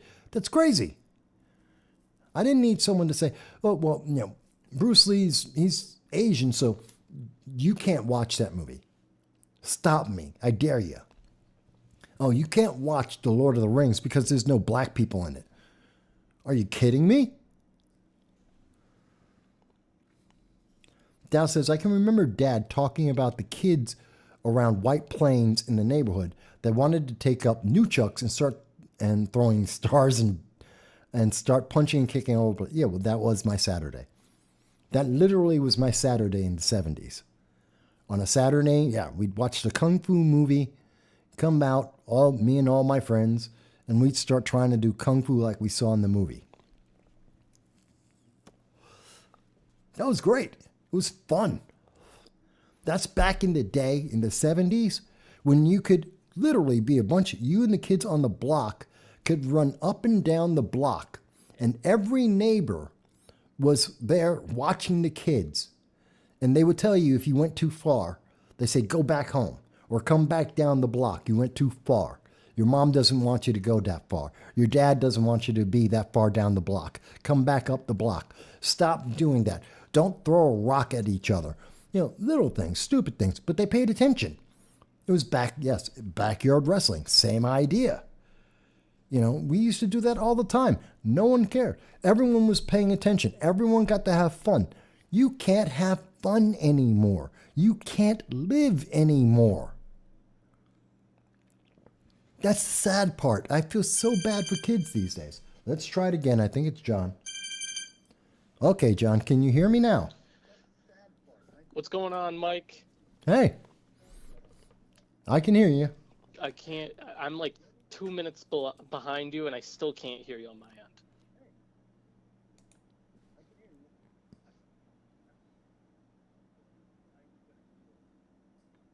Are you caught up now? So, I don't know what's going on with your phone. It's not my phone, but quickly called in to ask Mike what your opinion is on what's going on with election integrity. I know there was a big debate recently. I didn't know if you got to watch it or not, but I wanted to hear what you think should happen before the 2024 election. Okay. So you're talking about the debate between Mike Lindell and oh my God, Matt Brainerd. And I did watch the video. I don't know if everyone saw that. Yes, that debate. And it was on with Tim Pool. I watched it. I listened to it. And I thought Matt came off really well. For people who haven't seen it, I do advise you to check it out.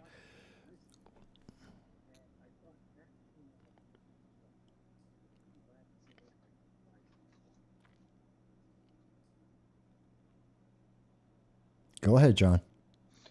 Yep, I mean, I wanted to hear what your opinions were on it, as well as what's what you think of Mike Lindell after watching that debate, because my opinion changed from really positive to negative after watching it. It seemed like Mike Lindell more wants to sell a product than actually come to the table with solutions. Well, in watching the video, I found it interesting because Matt Brainerd came in with a bunch of facts. He had details, which is great. And I thought he had some really good arguments for early voting. I'm not a fan of early voting. Never have been a fan of early voting. But I think he made a good argument about one of his best lines and one of the best statements he made was, you cannot change a law unless you win the election. And to win the election, you have to vote. So I thought he made a great point there. So yeah, vote, use early voting, go in and do that. Fantastic. Mike Lindell really didn't. Everything Mike ultimately was saying is, August 17th, he has an event. Go watch the event. I'm sorry, that's not an answer. If you're in a debate, if he wanted to wait until after August 17th, then do the debate after August 17th. Don't say, I can't answer you until August 17th. That's not a debate.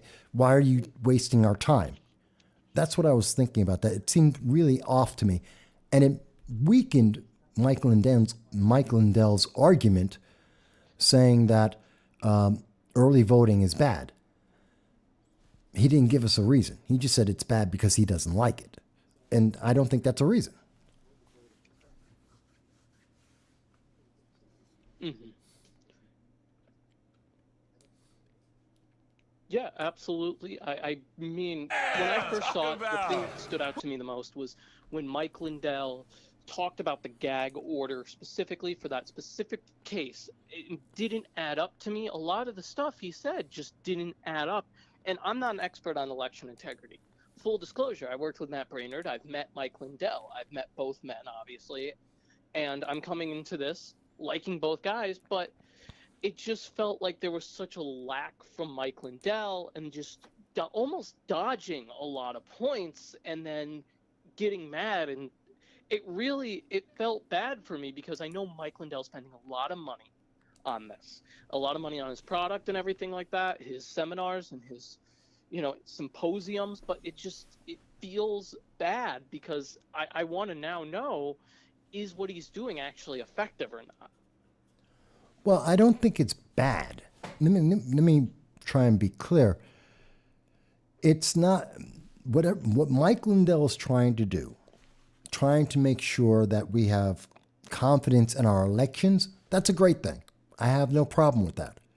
I have a problem with the way he's doing it, that he's saying that he has the only answer. And the only answer is we have to effectively scrap the entire election system that we have right now and create a brand new one. That's never going to fly. You're not going to get that passed through Congress. It's not going to work. We may transition towards something different, but this is like the libertarians who are saying, well, we have to switch to rank choice voting. That's not winning either. We can't just change the entire system. So that's a problem in and of itself. To tell me that and if Mike Lindell is saying, well, here's all the problems, which I think there are a lot of problems in the election system, show me the proof. He's not. Which makes it very difficult for someone to turn around and go, by the way, sure, let's talk about election irregularities. And they go, well, Mike Lindell, he had no answers. It makes it a harder argument because he's not providing any evidence. And that's another thing I don't like about what he did in the debate. He made it harder for people to say, hey, there are problems with our election system. He's not providing proof. That makes it harder for me. It makes it harder for everyone else. Does that make sense? Mm-hmm.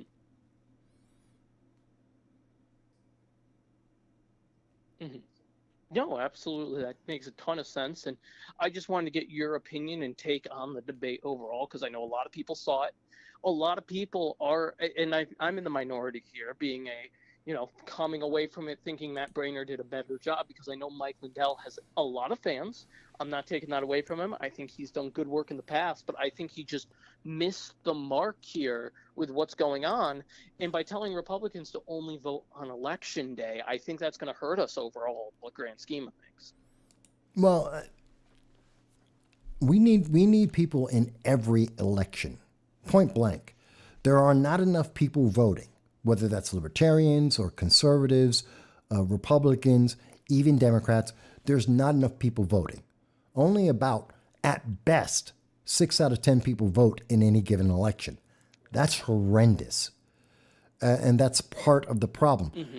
So anyone who says don't vote, I have a problem with. And so that's one problem. Second problem is, why not take advantage of the tools that are there? Until we can fix it, until we can make it better, take advantage of what we can take advantage of. That makes sense. That's Matt's position. I can understand that position. I don't think it's perfect, but it's better than, oh, we're not going to be involved at all. That doesn't make sense to me.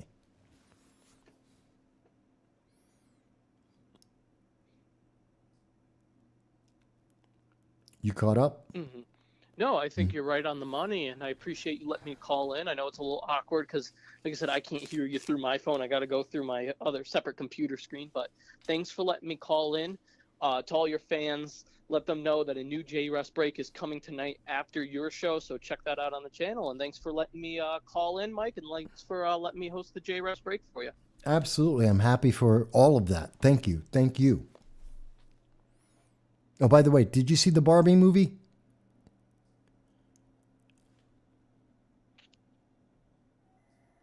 No, we didn't get it. Okay. So he was having some technical difficulties. I think that was on his side because everyone can hear him fine on my side. But in talking about that, and I'm glad he brought it up because I forgot. So we've had Matt Brainerd on this channel before. We interviewed him. People can see that for themselves. And so we have talked to Matt Brainerd. We did an interview with him talking about the J6 prisoners and their status and the problems with the process that they are going through right now. It was a very good interview. I thought it went very well. Matt was talking. He had the interview with Mike Lindell, which was on, where is it? There we go. And this was on Tim Pool. And I know some 84,000 people saw this. It came out 2 days ago. And I listened to the entire 2-hour event. And I think, again, Matt made a very good case, and I'm not a big fan of early voting. In particular, especially, I'm not a fan of voting by mail. But if the choice is vote early or don't vote at all, vote early. Absolutely. I think we need to change aspects of our election system to make it more secure, because I don't think it is secure enough. And I think we've seen examples of that in 2022, as well as other elections that I can't mention, otherwise my channel gets deleted. We have irregularities. We have issues. The courts have already said this. We've already seen courts across, it was Michigan and Pennsylvania and Ohio. They've already come out and said there are a lot of problems in the last couple of elections that need to be resolved. But we need answers. We need to be able to put the evidence in front of us for people who say, no, just obey. For the people who say, no, you just don't understand, let's actually have this evidence in front of them. And I do think encourage people to vote. Vote often. Vote in every election. Have your voice heard, even if that means write in a different name. And I know some people who listen to the channel don't agree with that. I do. I want you to vote, even if you're voting for Donald Duck or Mickey Mouse. It is a statement. It is a political statement. It has an impact. I'd rather see someone win or lose because 10% of the population voted for Mickey Mouse instead. I think that's valuable. I don't have a problem with people voting for libertarians or Republicans or conservatives. I don't. It's your vote. You're not here to vote for me. You're here to vote for yourself, to make the decision for yourself and pick whoever you think is the best choice. That's it. I'm here to tell you about the issues, tell you about the consequences. I'm here to do interviews with candidates like I'm going to be doing next Friday on the Liberty First Foundation at 9 p.m. with Chris Rose, who's running for West Virginia Senator. I'm going to ask questions that the mainstream media is afraid of asking very often, and I'm going to get answers for you. And you get to decide you like this candidate or you don't like this candidate. That's up to you. That's not up to me. But we need people to be voting. We need them to vote for whatever you believe in. And you have to believe in something. It's not enough to just say, I'm voting straight down the line party. Never do that. Don't just walk in and go, I'm a Republican, so I'm just going to vote all Republicans straight down the line. You know why you're voting for that person on that ticket. I know every time I vote, I know every single person on that ticket. I find out about what they stand for, left or right. Great example. I'll use an example in my area right now. I'm currently in the southern tier of New York, in Broome County, and there is an election for the DA race. The candidates are going to be Paul Battisti and Matt Ryan. I happen to know both of these men to some degree. And, Paul Battisti has zero experience. Zero experience, yet he's running.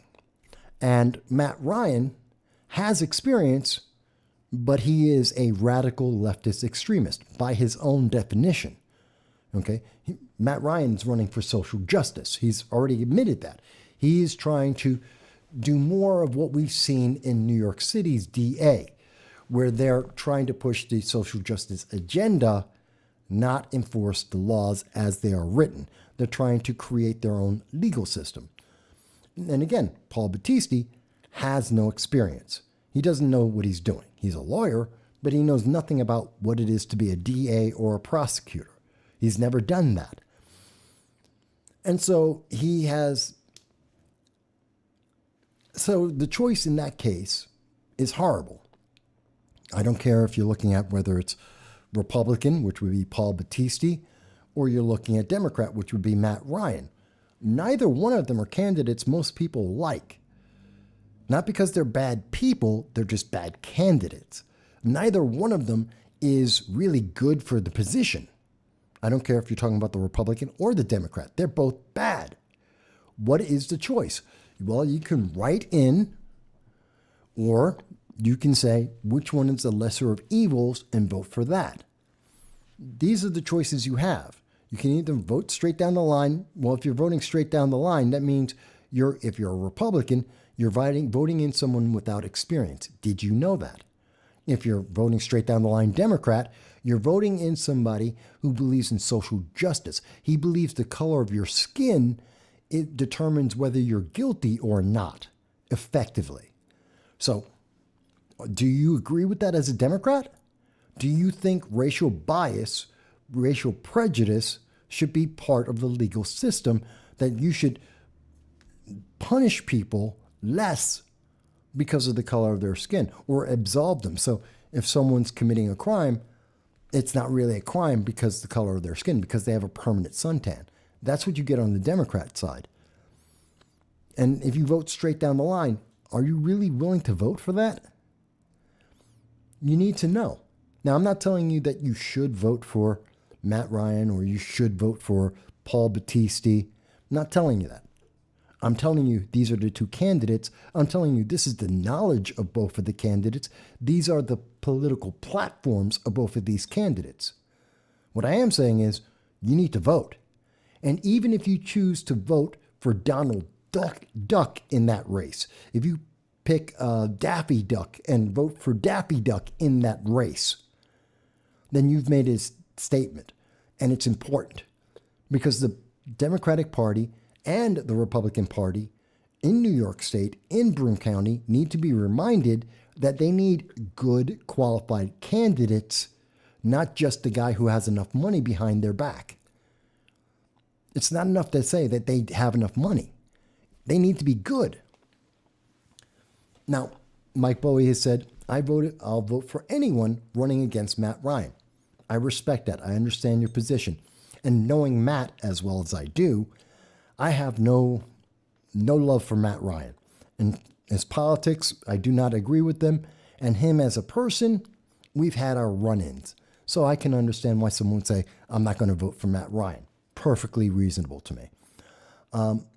And John mentions, did Matt Ryan get arrested at Wegmans? Yes, he did. He got arrested for interfering with the arrest. Police officers were arresting members of the radical Progressive Leaders of Tomorrow, or otherwise known as PLOT, as they were trying to intimidate average citizens as they were trying to shop. They went to a shopping store. They went to Wegmans to get food, and PLOT was there shouting at people as they were trying to go in and out of the store and just live their life. Matt Ryan was there to support them. Matt Ryan was cursing people out this is confirmed by 3 news sources. Matt Ryan, the man who's running for DA, was in the parking lot cursing out women for daring to say that that woman did not agree with the protest. The protest that was illegal and was intimidating people. Matt Ryan was perfectly fine with that. He was perfectly fine with intimidating the average public citizen. He was okay with an illegal protest, and he interfered with that and got himself arrested. These are the facts as they were reported by the news media as we covered on this channel. So, I have no love of Matt Ryan. Again, I'm not telling you who to vote for, but I am telling you the facts.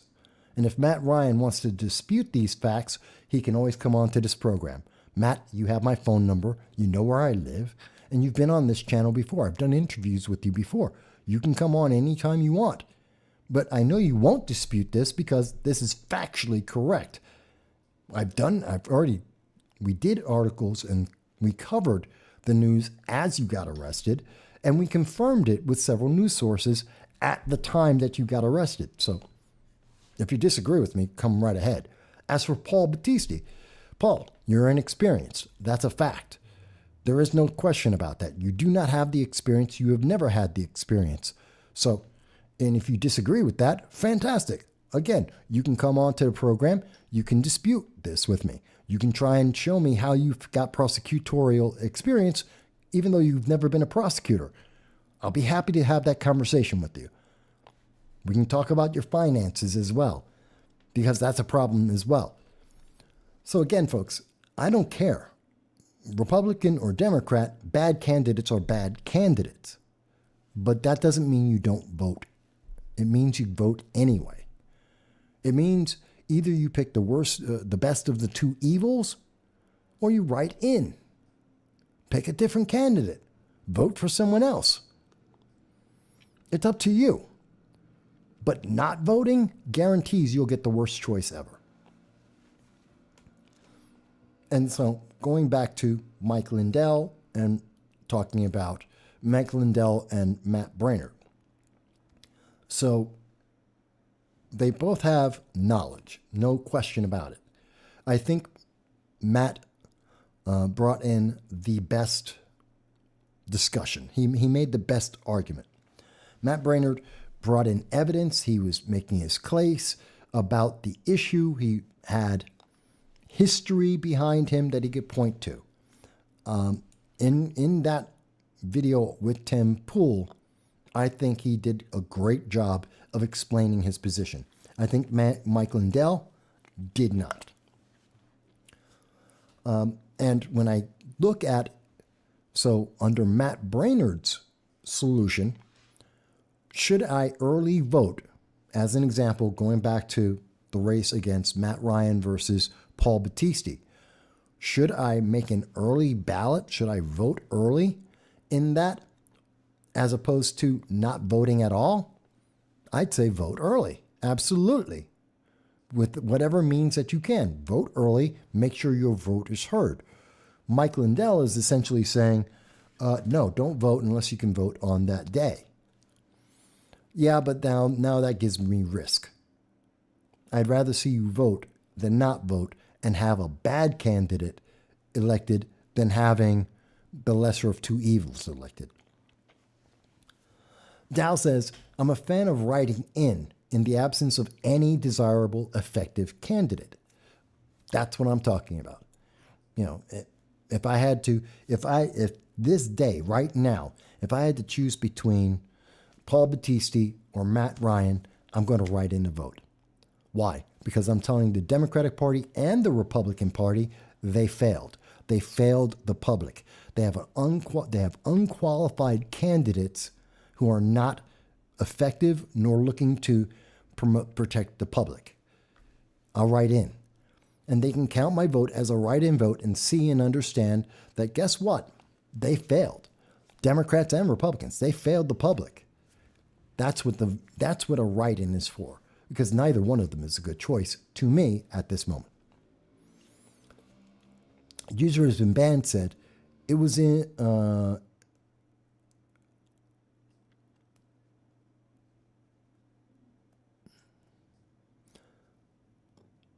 what was in user has been banned says it was in New Hampshire. People were mad too. Should have looked into who they were. early voting also had a ton of people regret it on election day when Hunter's laptop came out. So you made a good point.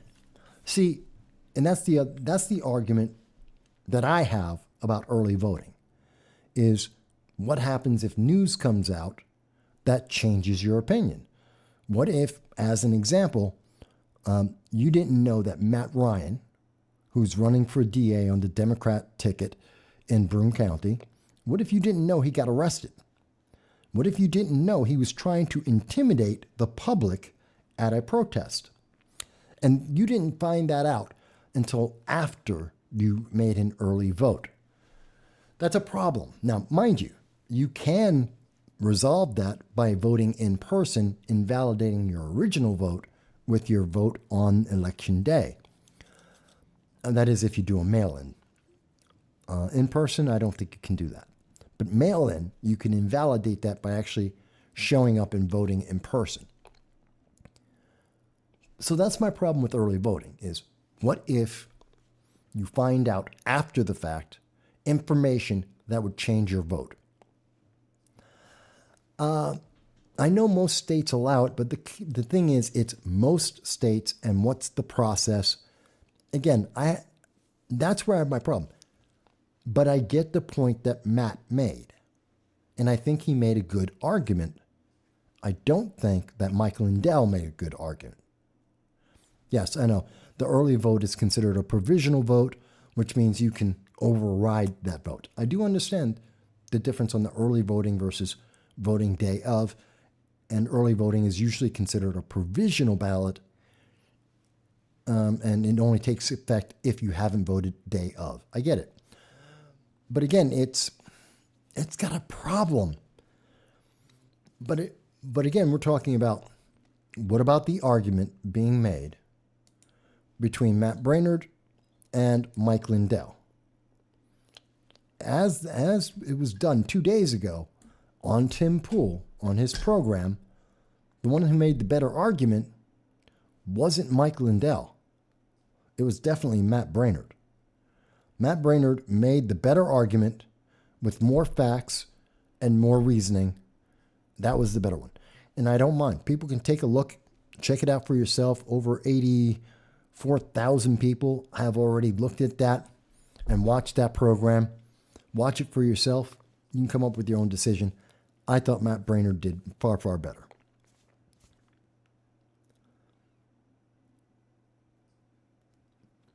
So it was an interesting event. I think I did a video on that. And I think it was important just to hear that. Yeah, it was definitely an interesting debate. And there was information, again, more information about the whole process. And I think that's important for voters to know. Again, I'm not telling people how to vote. I'm not telling you who you should vote for. You don't hear us say that on this channel. You really don't hear me ever say, vote for X or don't vote for Y. I tell you, here's all the evidence that's available about X or Y. Here's the real arguments or the not real arguments. Like, I don't care about how any candidate dresses. I'm not going to tell you Matt Ryan dresses like a hippie or he doesn't dress like a hippie. I'm not going to tell you that Paul Battisti's running around in $3,000 suits or $300 suits. It doesn't matter. I don't care. I'm not going to tell you that either of them are white or black or Hispanic or anything else. I don't care. You're not going to hear me say things like that. But you will hear me say, okay, Paul Battisti, he's a defense attorney, has no knowledge of running a DA. He's never been an ADA. He's never been a prosecutor. That's a fact. And Matt Ryan, he has been a prosecutor, and he's also a social justice warrior. And his focus, his emphasis, his intention is to create more social justice. That's why he wants to be the DA. He wants to create more social justice. These are his words. This is his history. This is his voting history, his elected history. This is what Matt Ryan has stood for. You can make your decision for yourself. See, I think you're smart enough that when you find out the facts, you will figure out for yourself which choice you think is best. Because that's for you, not for me. That's the big difference I have with a lot of the political organizations. They don't trust you to be smart enough to make a decision. I do. And that's one of the reasons why I don't like progressives very much. They don't think you're smart enough. They don't think you're good enough. Again, it goes back to what we saw earlier that we were talking about in the show. They don't think that you can watch sci-fi unless they make it safe for you. They don't think that you can be involved in entertainment unless they put someone up there that looks exactly like you. They don't think that you're going to, they count on the fact that you're not paying attention to politics so that they can pass things through. Mike Bowie asked me, do you think Biden will give illegal aliens the right to vote? No. Because he can't do it. Let me clarify that. So Mike Bowie is essentially asking, is Biden going to put through a path to citizenship? And the answer is no. He can't get that through Congress. So even if he would want to, and I do think he wants to do this, I think Joe Biden, the progressives and Democrats in Congress right now, they want to pass a path to citizenship. I don't think they can get it through Congress. I think there's enough Republicans that'll say no, as they should, because otherwise we're rewarding criminals. And we will increase the number of criminals, not decrease it. Just like with defunding the police has increased crime, not decreased it. Social justice has increased crime, not decreased it. There is no data that shows that that anything other than has ever happened. If you reward criminal and criminal behavior, you will increase the amount of criminal behavior you get. That is the data always. So does Biden want to do it? Yes. Will he be able to do it? No. No, I do not think he will. Should he do it? I think the answer to that is no.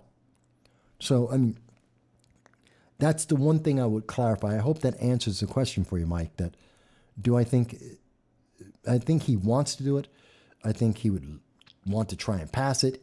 And I think he knows he can't. I think, Hakeem Jeffries, who's now in charge of the Democratic Party, he's a progressive. He knows it too. But they're still going to try, but they can't get it done. By the way, on Rumble for Jazz Blues, please don't put in links to, don't advertise on my channel, please. I don't mind if people are putting in links to things that are related to what we're talking about. If we're talking about politics, that's one thing. But Jazz Blues, when you're just throwing in links to advertise someone else's channel on my back, on what I'm doing here, I really don't like that. I find that to be rude. Just so you know, Jazz Blues. And that can lead to me deleting that because I think it's wrong. All right.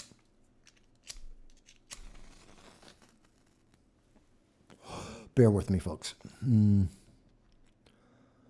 Mike Bowie says, so what other reason is there for someone to leave the border open? Why else is Kamala Harris, why else is Joe Biden allowing our border to be open? Why are they going after Texas? Because Texas is trying to close the border to protect their border. I think it's in part so that they create more. See, if you have an open border, you have illegal aliens. Illegal aliens come in. You get cheap labor. You get sympathy from progressives. You have a group of people who come in, and once they come in, they get the services. So like in New York State, they're going to be getting hotels, and we're going to spend money, give them money for food. They're going to become dependent. So either their kids who might become American citizens, or if they go through the naturalization process at some point, And everyone they're able to influence, they're going to support those people, those Democrats, those progressives that had given them everything. Because they know that as soon as Republicans get power, they lose everything. So even if they don't directly vote, they're going to support, maybe through donations, maybe through influence to other people, through their children. They're going to influence elections going forward. They become dependent slaves. So even if they don't get to vote, they're dependent slaves. So even though Biden and the progressives, Hakeem Jeffries, they know they cannot pass a path to citizenship. The American people do not want that. We do not want to reward criminals. And illegal aliens are criminals, first and foremost. That does not change. They are criminals. So since no one wants to, or the majority of Americans don't want to reward criminals, this is their secondary standby. Until they can reward those criminals, what they will do is they will use them to influence others. And of course, there's the case that some of them will vote illegally, because in New York State, in California, if you register for a driver's license, whether it's an actual driver's license or a state ID, you're automatically registered to vote. And some of those illegal aliens will be registered to vote automatically, even though they shouldn't. They'll automatically be registered to vote, and therefore they'll vote. And then you have, like New York City, they tried to give the vote to illegal aliens on a regional basis, which would affect federal elections as well. I know. That's a little bit of an involved answer for you, Mike. But then again, it's an involved situation. It's not as simple as yes or no. There's a lot to understand that the news media doesn't want you to think about. They don't want you to think about all the consequences and all the ways this is affecting you. They want you to simply say, illegal aliens aren't criminals, so it's all good. I'm sorry. That's not the answer. There's more to it than that. And it's affecting more people than just, oh yeah, so they're just in a hotel. That's okay. No, that hotel's being paid for by your taxes. They are influencing other people. They are becoming slaves to a certain political organization. These are important things to keep in mind as we go through this process. It's not just, oh yeah, we let them into the country. It doesn't end there. The consequences don't just stop. So I'm glad you think it was a good answer. Thank you, Mike.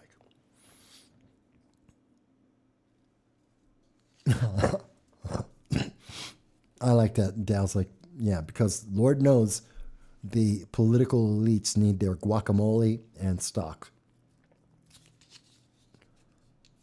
And yes, I agree with you.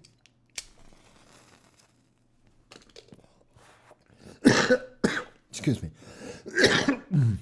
Excuse me. And as to you, user has been banned, yes, I agree with you.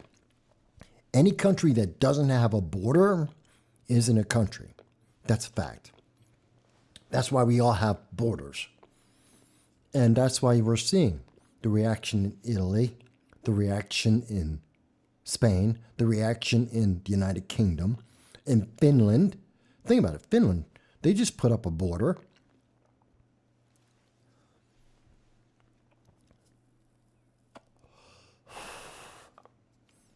Nancy Pelosi's out of her mind. She's crazy. And I don't really respect people like Nancy Pelosi who are busy trying to tell the American people how to live their life while she ignores the American citizens that are defecating just outside of her wall, the wall to her private residence, to her house, her mansion. It's walled off. She's got security, and people are defecating on the street all around her house. And she doesn't care. That's a problem. And that means, to me, Nancy Pelosi has no empathy. Neither does Joe Biden. No empathy whatsoever. I mean, if they had empathy, they'd be trying to get the 30,000 Americans they abandoned back home. They don't have empathy. They don't. If there's any Democrat out there, elected or otherwise, that thinks I'm wrong, let's have that discussion. Let's talk about the 30,000 Americans that have been abandoned under the Biden administration to date, and the at least 200, if not a couple thousand Americans that are currently being tortured according to the Department of Justice and the Department of State. Let's have that conversation.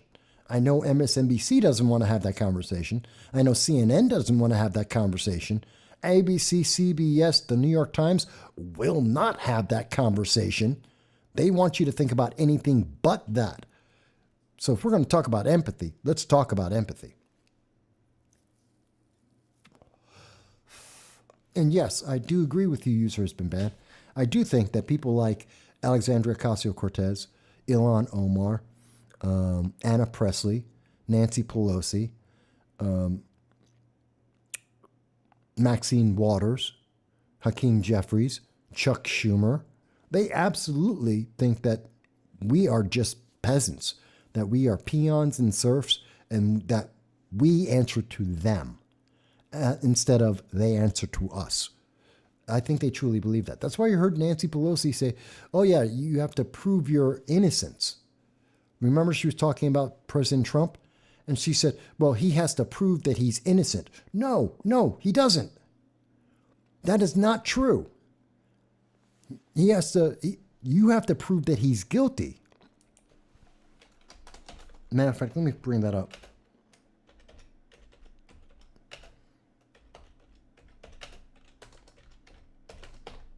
Let me see if I can find that for you guys.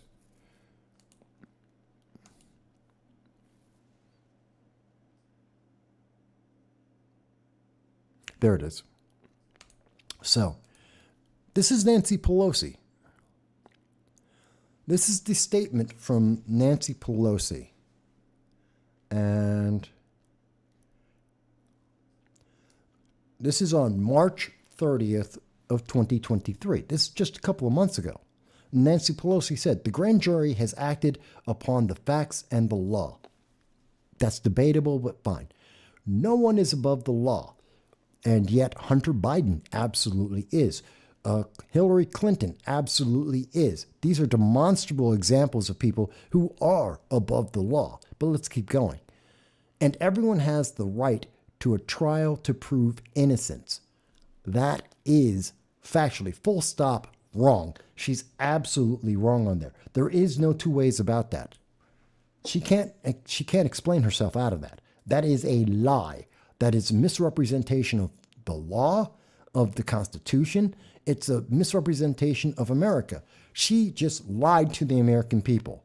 Mind you, this was a statement she issued on March 30th. As you can see, she never updated it. She didn't correct it. There's no correction here. When I looked this up, there's no correction. So, and she goes on to say, hopefully, the former president will peacefully respect the system, which there's no evidence that he's not doing that. So I don't know why she's saying it. She's saying it to make you think that he's not being respectful and he's not being peaceful. There is no evidence of him not being peaceful or respectful, which grants him that right. Again, hopefully the former president will peacefully respect the system, which grants him that right. The system doesn't grant rights. Again, this is Nancy Pelosi misleading you. She is lying to the American people. The Constitution, the law, the amendments, the legal system do not grant rights. The government does not grant any rights. We're Americans. We have the rights by birth. When you are born, you have a right. Period. That's it. We don't need anything else. No laws, nothing else needs to happen, and you have rights instantly because we're Americans. Nancy Pelosi forgets that. She thinks that The rights come from the progressive movement. She thinks it comes from her and members of Congress. That's because she's been in Congress so long that I believe she's become somewhat senile. She has forgotten the actual documents. She doesn't read the Constitution anymore. She doesn't read any of the bills that they pass or even try to pass in Congress, which is why she forgot that the government doesn't grant rights. Trump could be disrespectful, he could be not peaceful, and he still has the same rights. Okay? Members of progressive leaders of tomorrow that are American citizens have rights. Members of Antifa have rights. Whether or not I agree with how they exercise their rights has nothing to do with the fact they have rights. Nancy Pelosi is wrong, absolutely, abjectly wrong at almost every single turn in this. She says, and again, everyone has the right to a trial to prove innocence. Wrong. I don't need to prove myself innocent. We have never needed, we're American citizens. We have never needed to prove ourselves innocent. You have the obligation to prove me guilty. That's our legal system. Let's remember that. Okay? Nancy Pelosi forgot. Nancy Pelosi is trying to make you think something that's not true. She's trying to put the government over the citizen. She's trying to take away people's rights because she doesn't think anyone reads the Constitution, that they don't know the law. You have the rights. You are innocent until proven guilty beyond a shadow of doubt. That is our legal system. Other countries may have a different kind of system. Progressive countries definitely have a different system. Socialist countries definitely have a different system. That's not America. Nancy Pelosi, who's been the Speaker of the House twice, who's been in elected office for almost 50 years, she knows better. She knows what she said was a lie. She doesn't care. Because she's counting on the fact that people will never double check her, will never call her out, and will just obey. That you're just going to fall in line. And when she says things like that, that's why I would say user has been banned. Yeah, she's looking at you as just dirty rabble, that you're a peasant, that you are worthless, because she's telling you she has more power than you. She has control of your life, and that is a lie. That is the lie of the progressive movement. They keep trying to say, no, but we're in charge. We got elected and we're in charge now. You listen to us. That has never been true. And I hope that that example I just showed you, real world, this is from Nancy Pelosi's 11th district. This is from her page. This is Congresswoman Nancy Pelosi's California 11th district. This is her congressional house page. Again, I don't need to make this stuff up. The left will tell you themselves. The evidence is there. You just need to look it up. You just need to know where to look. I looked it up. And this is Nancy Pelosi's page. I have nothing to do with it. That's not coming from Fox. It's not coming from Breitbart. It's not coming from the right. I didn't make it up. These are her words herself. Anyone, a first year law student, ask any criminal who's been arrested.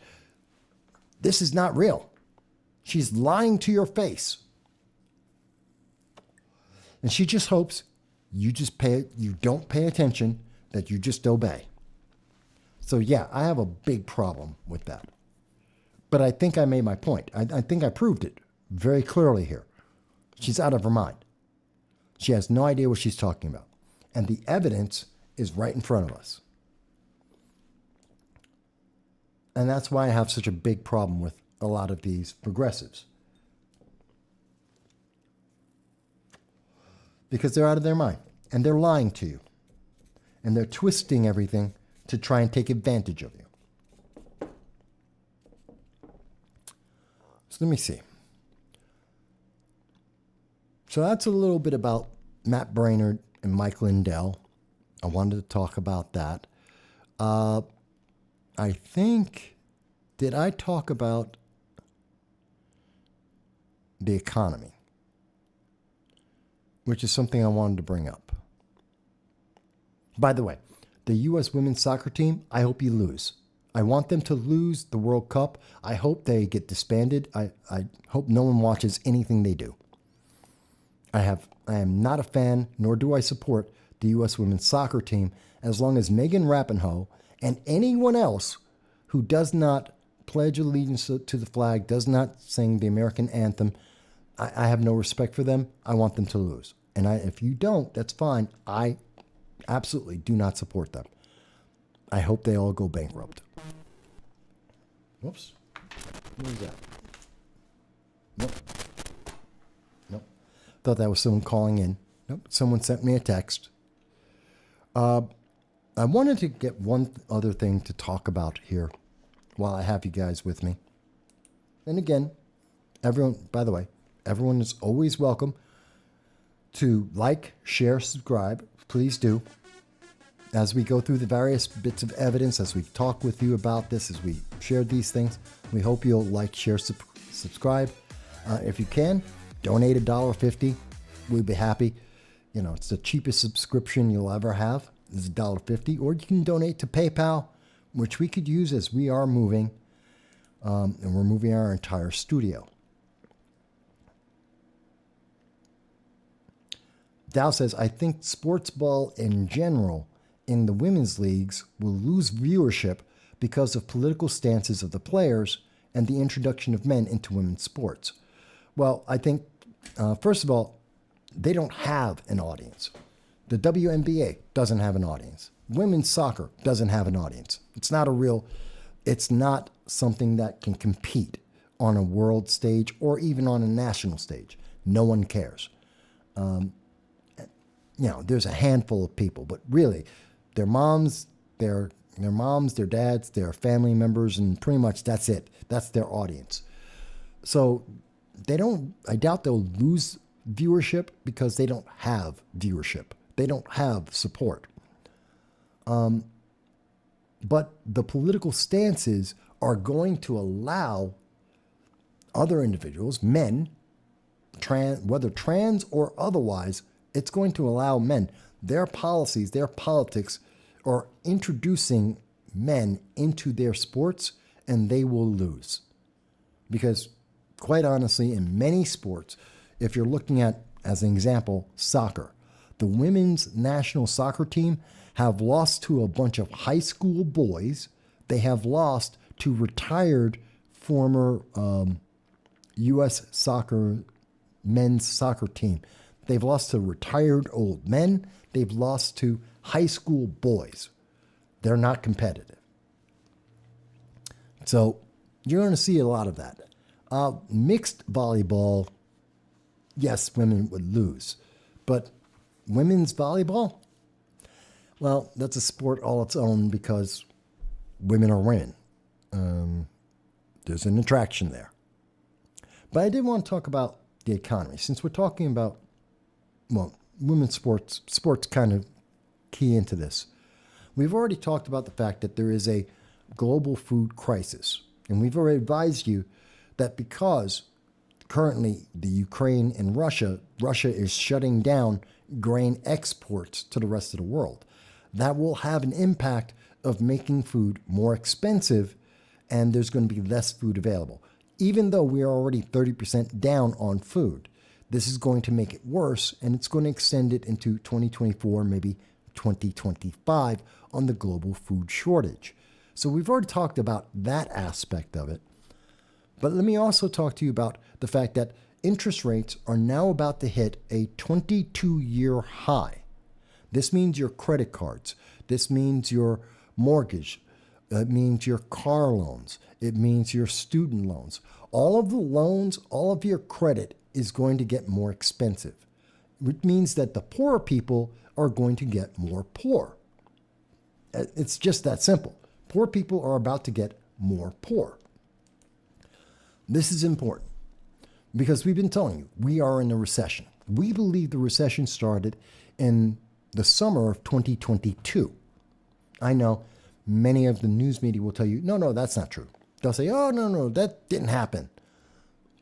According to the original definition of recession, yes, it is true. And the only reason why we're not talking about being in a recession right now is the Biden administration once again changed the definition so that you wouldn't hold them accountable. I do. Because the original definition still applies, and the United States is in a recession. But they're trying to tell you that we're going to get out of this recession, that it's going to be okay. We're going to have a soft landing. How do you get a soft landing out of a recession if we're not in a recession? Doesn't make sense. It's a word game. They're trying to convince you that it isn't happening, and even though it isn't happening, the way out of it is to listen to them. In other words, we're in a recession, and they know it. And they're saying, so we're going to see interest rates increase to 5.25% to 5.5, 5.5, 5.25%, 5.5%.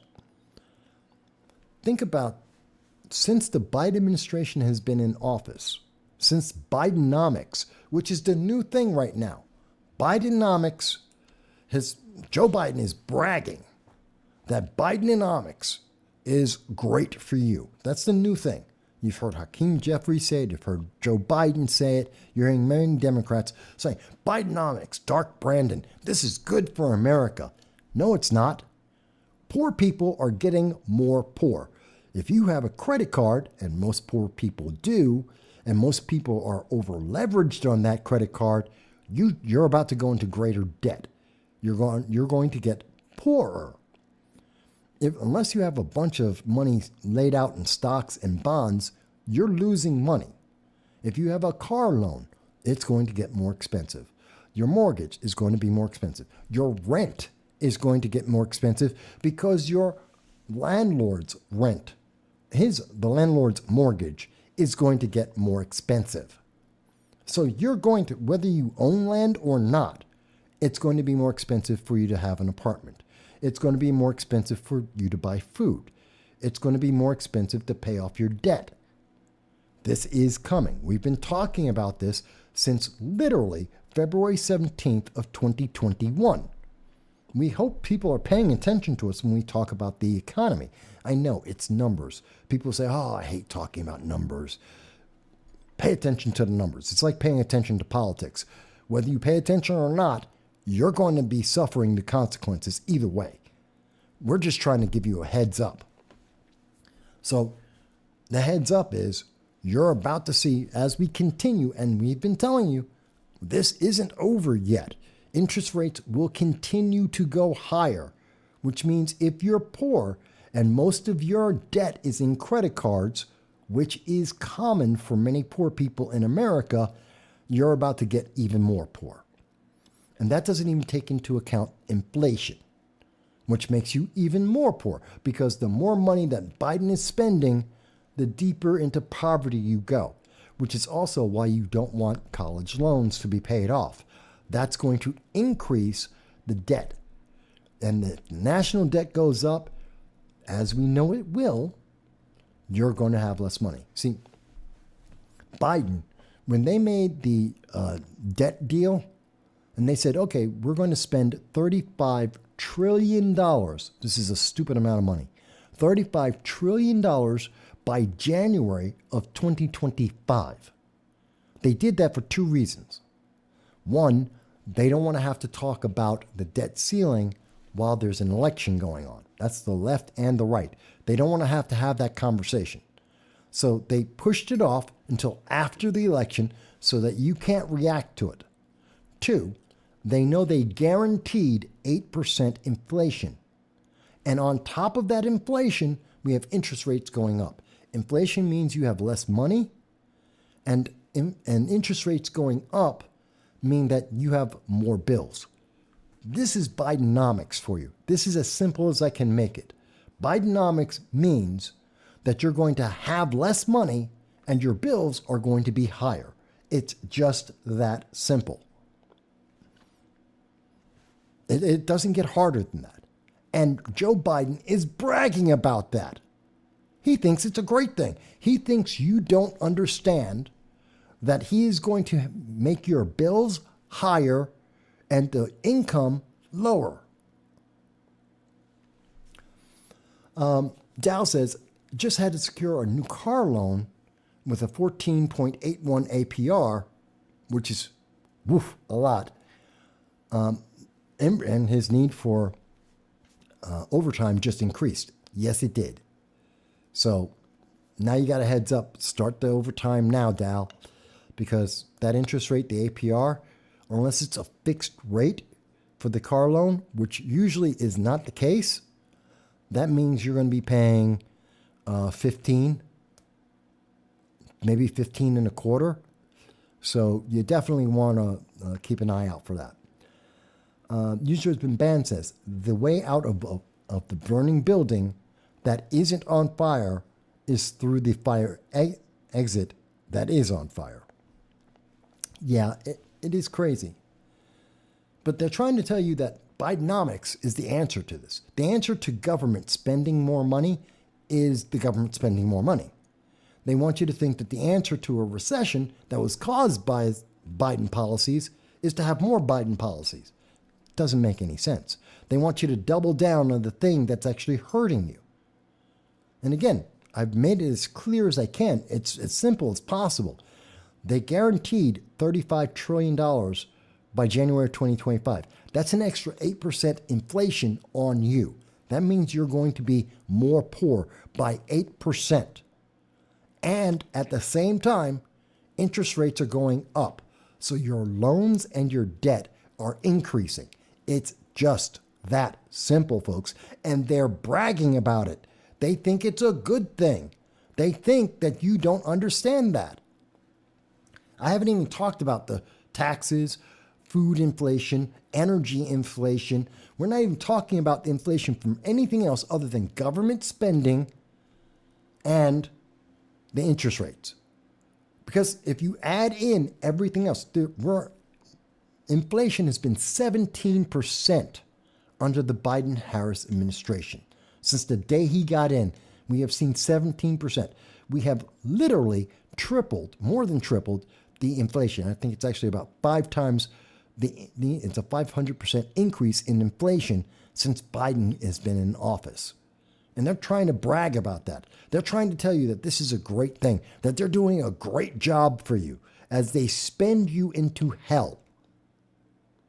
It's crazy, folks.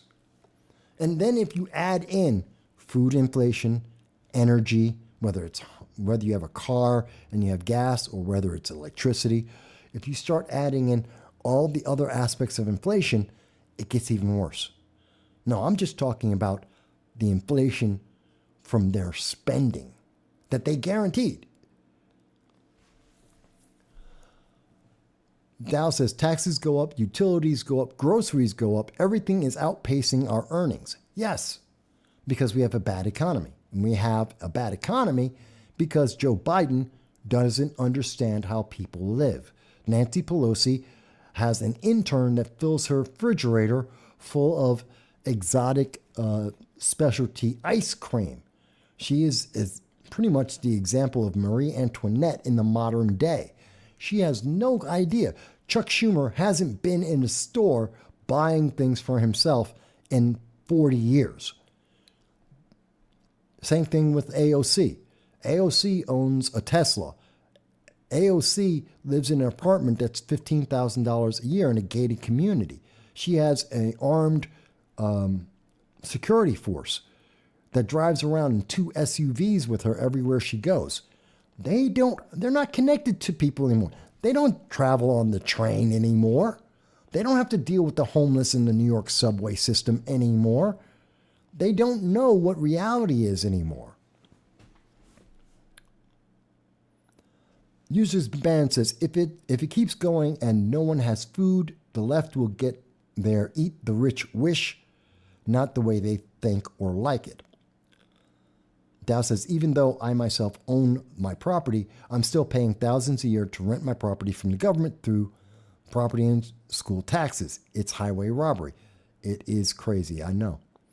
I like how Biden was saying things were down for a month, and that's great. Yeah, I love how they try and say, any kind of downtick in the numbers, they try and tell you is fantastic, that it's proof. They don't tell you, well, the unemployment rate went up. Oh, but that's not proof anymore. When the unemployment rate is down, then it's proof that everything they're doing works. When the unemployment rate goes up, well, it doesn't matter because that's not important. You ever notice they do that? If things aren't at the very peak, the fact that inflation has been higher than it is right now, well, that means that everything's fine. But it's still higher than when you first walked in. Inflation is higher. Gasoline prices, everything is more expensive today than on January 21st of 2021. Everything. But don't worry, it's okay because things are better because they're not as bad as the worst it's been so far. That's just silly. That doesn't make any sense. And yes, Alexandria, user has been banned, asked, Alexandria Ocasio-Cortez wants us, the taxpayers, to pay for her student loan. Yes, she does. She makes $200,000 a year, and she wants you to pay for her taxes. Her student loan. She wants you to pay her student loan. She makes $200,000 tax-free. She doesn't pay taxes on that. And she wants you to pay for her student loan. That takes some balls, I tell you. That takes balls to say that to people.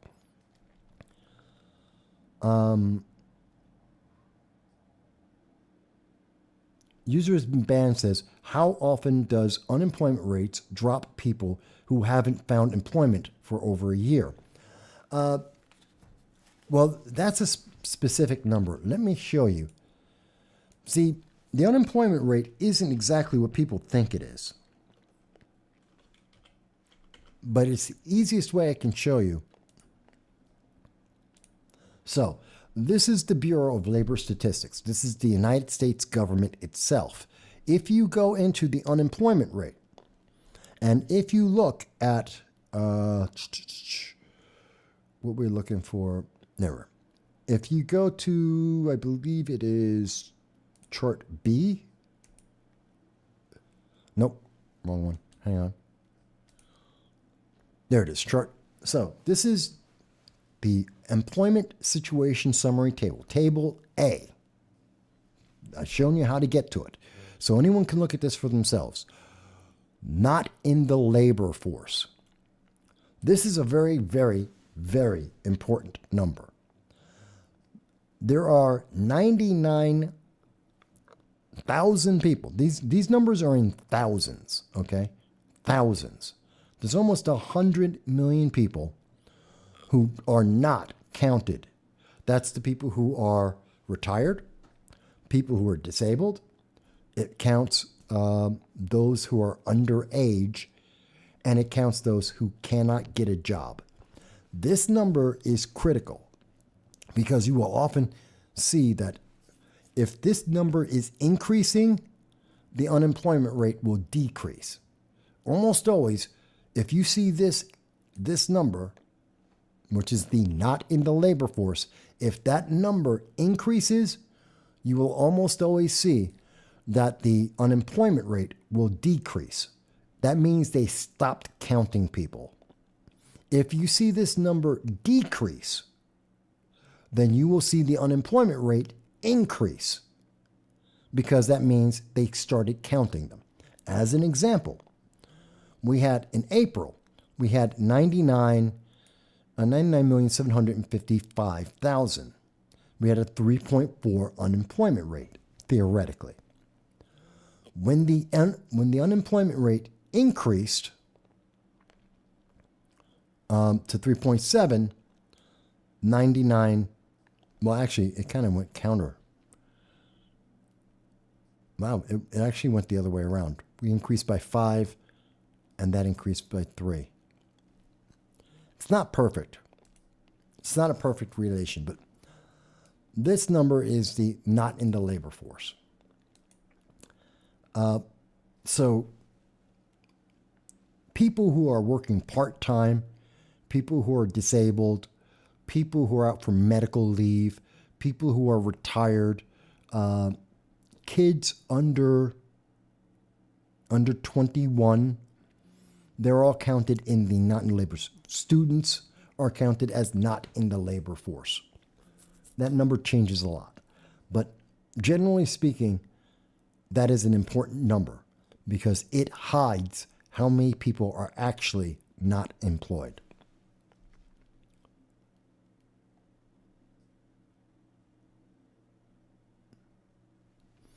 There is another chart on this. Where is it? I want to show you. No, it's not the A8. That's one I like. Where's the alternative? There it is. So there is also the A. This is the A15. Again, same list that they had before. You can check it out. The A15. And this shows you, so there's ways to count. The U3 is the unemployment rate that you hear everyone quote. This is the unemployment rate you'll see in the newspapers all the time, is the U3, total unemployment. That's not the real unemployment rate. The real unemployment rate is this one. It is called the U6. And it's about double what the unemployment rate is. The current unemployment rate is actually 6.9%, not 3.6. That's the reality. We have 6.9% unemployment, not 3.6. This is the number everyone uses. This is the official rate.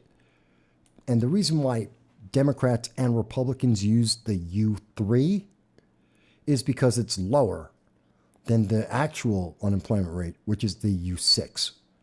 Because this number looks better than this number, that's why they always use the U3. It's a trick. Essentially, that's the answer. It's a trick. It's a trick of the government that Democrats and Republicans use. So they use the U3 because it looks lower than the actual number, which is the U6. It's just the way, and everyone in the government knows that, knows the difference. They know the reality, and they play the game. Everyone quotes the U3, even though they know that the U6 is the real number.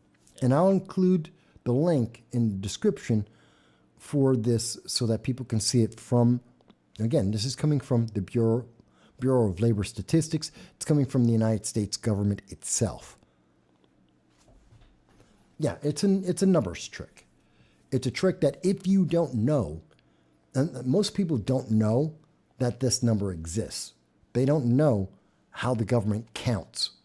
And so because they don't know, you trust the headline, the number you see in the headlines. Well, that's not exactly correct. And therefore, the number that when they're looking at, okay, what's the real impact to the country? They're looking at the U6, not the U3. It's a game. It's just a game, and we're not invited to play.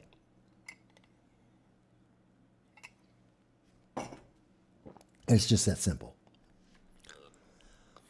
So I did want to warn people that inflation is coming, and if you have not been saving money, if you have not invested money into something like a bond or a stock, not really a checking account, but checking accounts are better than nothing, or savings account, they're better than nothing. But if you haven't been saving and investing your money, if you are retired, this is about to eat up your money. Bidenomics is about to crush you. You know, they love to say, Bidenomics is working fantastic. Ask people who are poor. Ask people who are retired and are living off of a budget. Ask them how well they are doing with the inflation that's been going on, because they can't keep up. Their savings will not keep up with this kind of spending.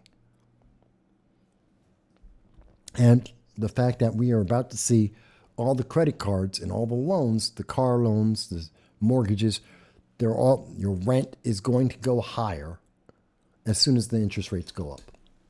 And no one told you to get prepared. I mean, we've been saying it on this channel for a couple of years now. For 2 years now, we've been telling people, get ready, get prepared. I mean, everyone who's long-term viewers of this channel know We've been saying it for a couple years now. Get ready, get prepared. The economy's screwed. But politicians aren't. Politicians are saying everything's fantastic. We've got a handle on this. It's going to be okay. No, it's not.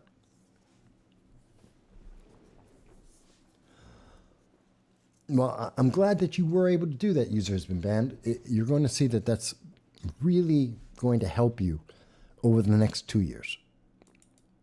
We believe that over the next 2 years, you're going to see a massive difference in the economy. I mean, it's going to be huge.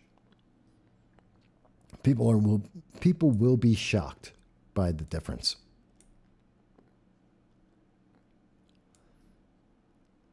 Sorry, I'm just checking out the Rumble page, seeing what's going on there.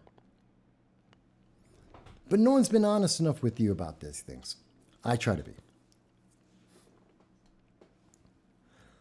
So let me ask, is there something that I've missed today? We've talked about Matt Brainerd and Mike Lindell.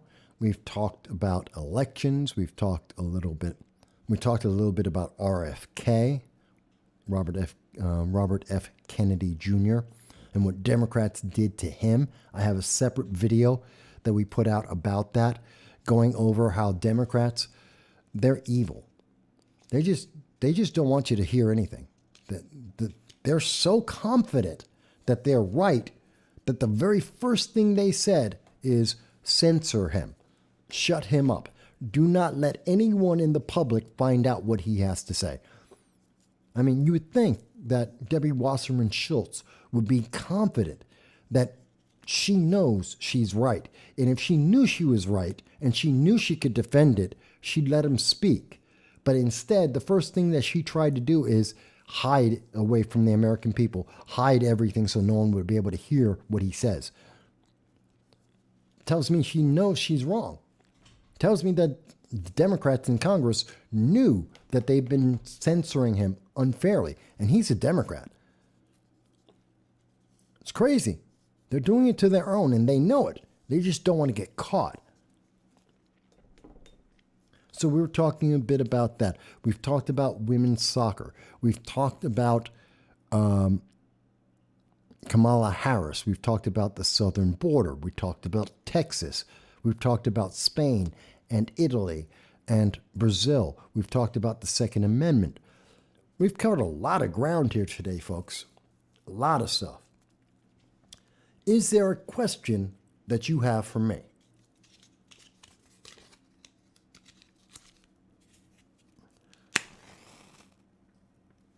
It's been 4.5 hours, and I think we've covered just about everything. But is there something that I have missed? Something that I didn't cover? Something that you want to talk about? Something that you want more detail on? Something you think that could be more, that we can clarify? Anything at all? Because we try our best to satisfy you.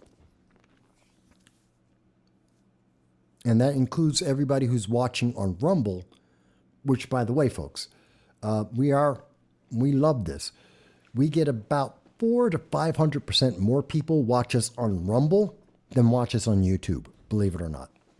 Because YouTube hates us, and YouTube tries to censor us.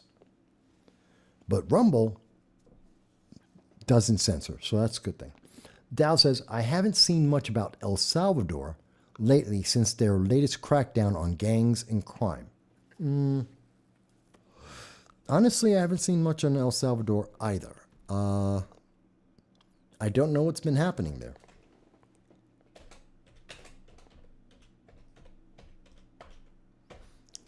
Let me just check real quick.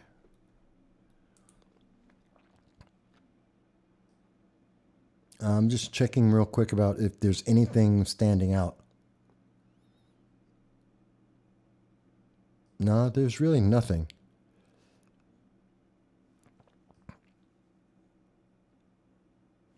Nothing about El Salvador besides the fact that they're moving more and more towards socialism. Again, this is something that we're seeing throughout all of South America. They're moving more and more towards China and aligning themselves with China, which is going to hurt America long term. It will make everything more expensive and it will break our economy.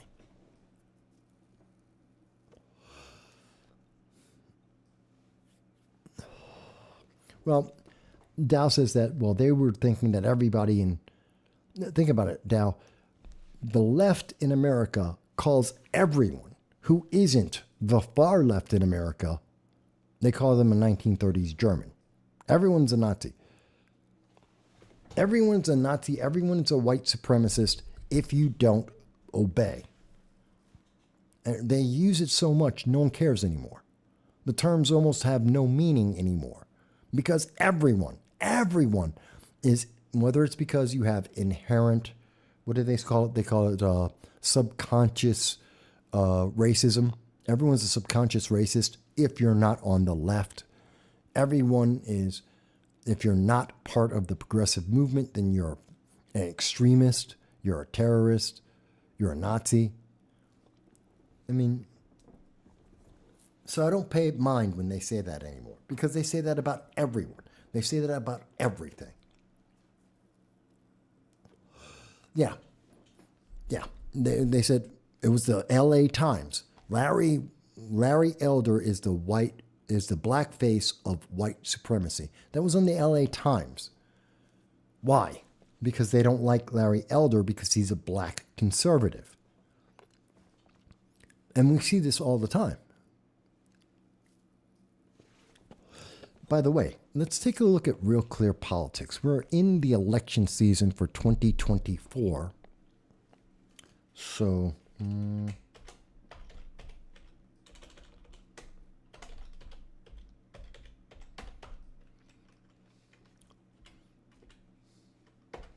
now it's a little bit difficult to see, but let's take a look real quick because according to Real Clear Politics, and I recommend if you're looking for the polling on how various candidates are doing, go to Real Clear Politics. One, they're neutral. They're actually neutral. And two, you get to see all the different polls that are out there. So it's not just the Harvard-Harris poll, but it's also the Quinnipiac poll. It's Yahoo News, Morning Consult, Reuters. So you're seeing all these polls. You get the dates of when these polls came through. So you get to have a more realistic answer, and you get to see the average of all the various polls that they've been trailing. So we get a realistic view of how people are doing.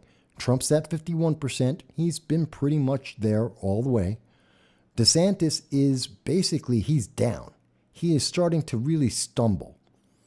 The fact that he's not getting the donations that he was getting before is starting to have a big impact. Ramaswamy has increased. I think it was a month ago, we took a look at this when I ranked all of the candidates Democrats and Republicans, and we ranked them all based on international policy and how they would react to China invading Taiwan. When we did that video, Ramaswamy was at 2.1%. He has doubled his popularity most recently. So that's very impressive, I think. For somebody who's not a political insider, he's never been a governor, he's never held elected office, he's doubled his access to the public and impression with the public. Then you've got Mike Pence, who has been at 5.7. He really hasn't moved. He's been at 5.5, 5.7. He's floundering. He has no support. Nikki Haley, I am surprised. She was up at about 5%, and she's now down to 3.4. She's losing steam. That is a little bit surprising. I thought she'd be doing better by now. Tim Scott has also fallen a bit. He was closer to 3%. He's now down, he was around 4%. He's down to 2.9. I think that's pretty significant, even though Tim Scott, for the last quarter, brought in the most money of any of the candidates. He raised the most money.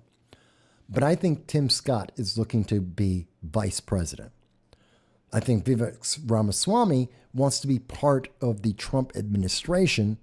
I think that Tim Scott wants to be vice president. Chris Christie is at 2.1%, and I'm surprised he's there. He doesn't count. He's out of the race. Burgum, also non-starter. Hutchison, non-starter. Suarez is the mayor of Miami who's going up against DeSantis, and the only reason Suarez is here is to take away votes from DeSantis if he can. That's it. He's there to mess up the Florida nomination, to try and take votes away from DeSantis. That's it. He has no chance in hell whatsoever. That's his only reason for being there. But if you look at it, you can see this green line. If you can see the green line right here, this is Ramaswamy, and look at how he jumped up. I know you can't see it well, but it's him jumping up right in there. And DeSantis has been coming down. Ramaswamy's coming up. Pence is slowly losing his appeal. Now, favorability ratings, I think this is kind of important. Look at this. Joe Biden, he's 40% favorable. That's not good. 54% do not like Joe Biden. Donald Trump's 56%, which is pretty consistent for him. Ron DeSantis is at 45%. That's getting a little worse for him. Kamala Harris has consistently been about 53%. That's really bad. She's worse than Dan Quayle. She really is doing horrible. Hakeem Jeffries is at 28%, but no one knows he even exists. Chuck Schumer's at 38%, which is kind of consistent for him. Now, if we try and look at the Democrats,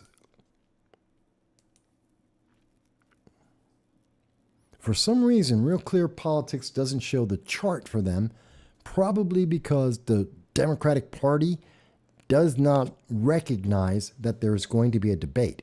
I'm going to get to the comments in 1 second.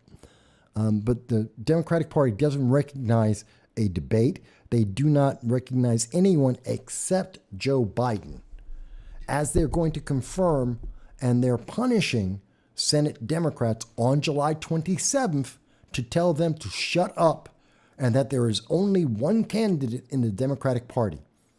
This is the reason why so many Democrats, including the most recent, which was Maynor out of Georgia, a black woman, she just switched parties. Why? They're all saying the same thing. The Democratic Party doesn't believe in hearing anyone else's voice. You have to obey the Democratic Party, the elite leadership. You don't get to have a choice. You don't get to make your own independent voice. And this is part of it. Again, Democrats are saying there is no other candidate. The only candidate is Joe Biden, and no one else exists. There's a difference between saying nobody else is winning and saying that the only choice is Joe Biden. Not the same thing. But we are seeing Robert F. Kennedy Jr. is holding pretty steady here at about 14%. He's been pretty steady at that 14, 15%. Marianne Williamson is on her last leg. She's at 5.6. She really hasn't moved up. You're going to see she's out of money. Her race is done. By the end of the summer, Marianne Williamson will not be in this race anymore. That's my true belief. So that's where I think we are with the election. So Vivek Ramaswamy is going to be around for a while. He's gaining attention. He's gaining money. You're going to see him moving up. But I think he's going to bail out. He just wants a position in the administration.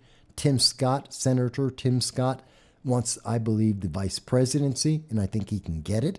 And I think it would be a smart move to have him as vice president, or Nikki Haley. They're both doing okay with money. Tim Scott is doing better with the money, and he's spending it better. I think you'll see that. He's going to do all right. I think you're going to see Ron DeSantis. He's going to be there in August. We'll get to see the debate, and I think Ron's going to have a problem immediately after that because he's not going to have the money.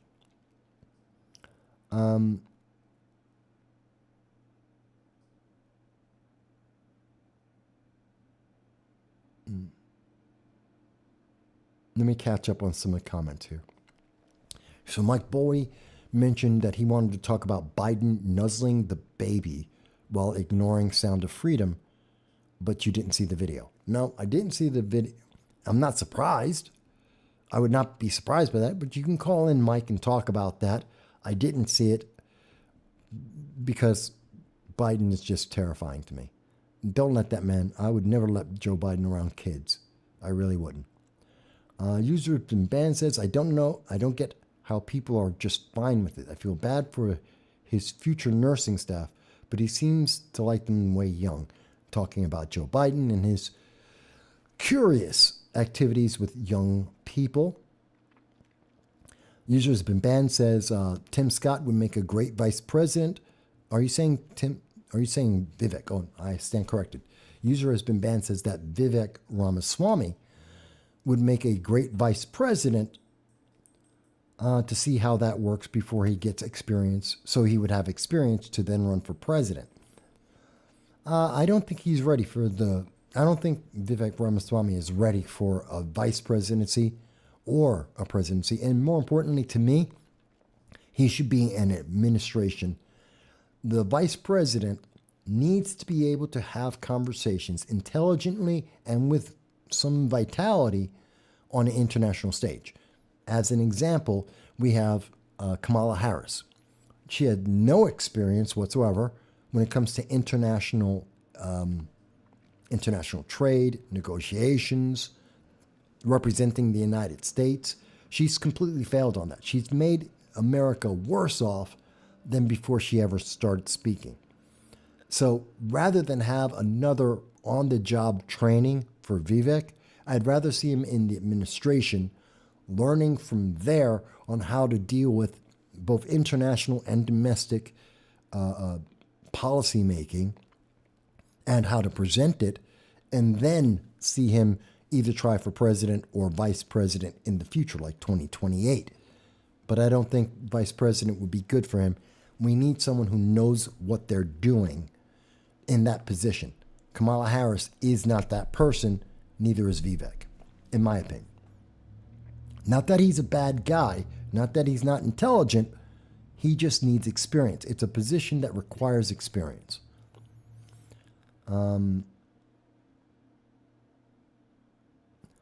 Users Band says, it's odd, even before social media, you would see the president more and hear about what the vice president was doing more than you do with Kamala or Joe. Well, that's because they're trying to lay low. They have nothing positive to point out.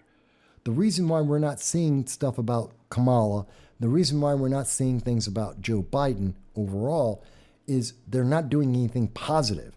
They have nothing to push. There is no benefit. They are so bad. They are so desperate for any kind of good news. They're trying to spin Bidenomics, a statement made by people to downplay, to denigrate the economic policies of the Biden-Harris administration. And they're trying to twist that into a spin and make it sound like it's a good thing.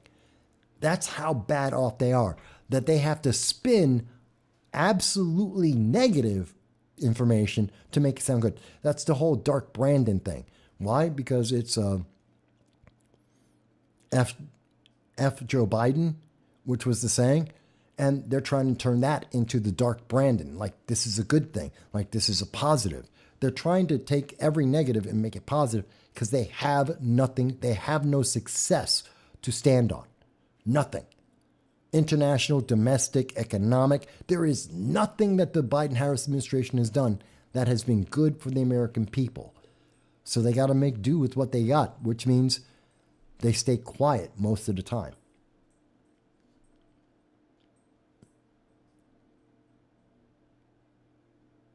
Mike Bowie asks, how can the Democratic nominees, the candidates, move higher without a debate? They can't. Mike Bowie, they're not supposed to move forward. As I said, on July 27th, there was a meeting between Move On and the Senate Democrats to tell them to shut up, that there is going to be no funding going out to anyone who speaks about a third-party candidate, That means Joe Manchin. That means RFK Jr. That if they are supporting anyone except Joe Biden, they will not get funding from the far left. So, no, you're not supposed to have a debate, and they're not supposed to move up. It's only supposed to be Joe Biden. And everyone who's not following in line is getting their funding cut off. Marianne Williamson is the first one to feel that, and they're all supposed to just disappear.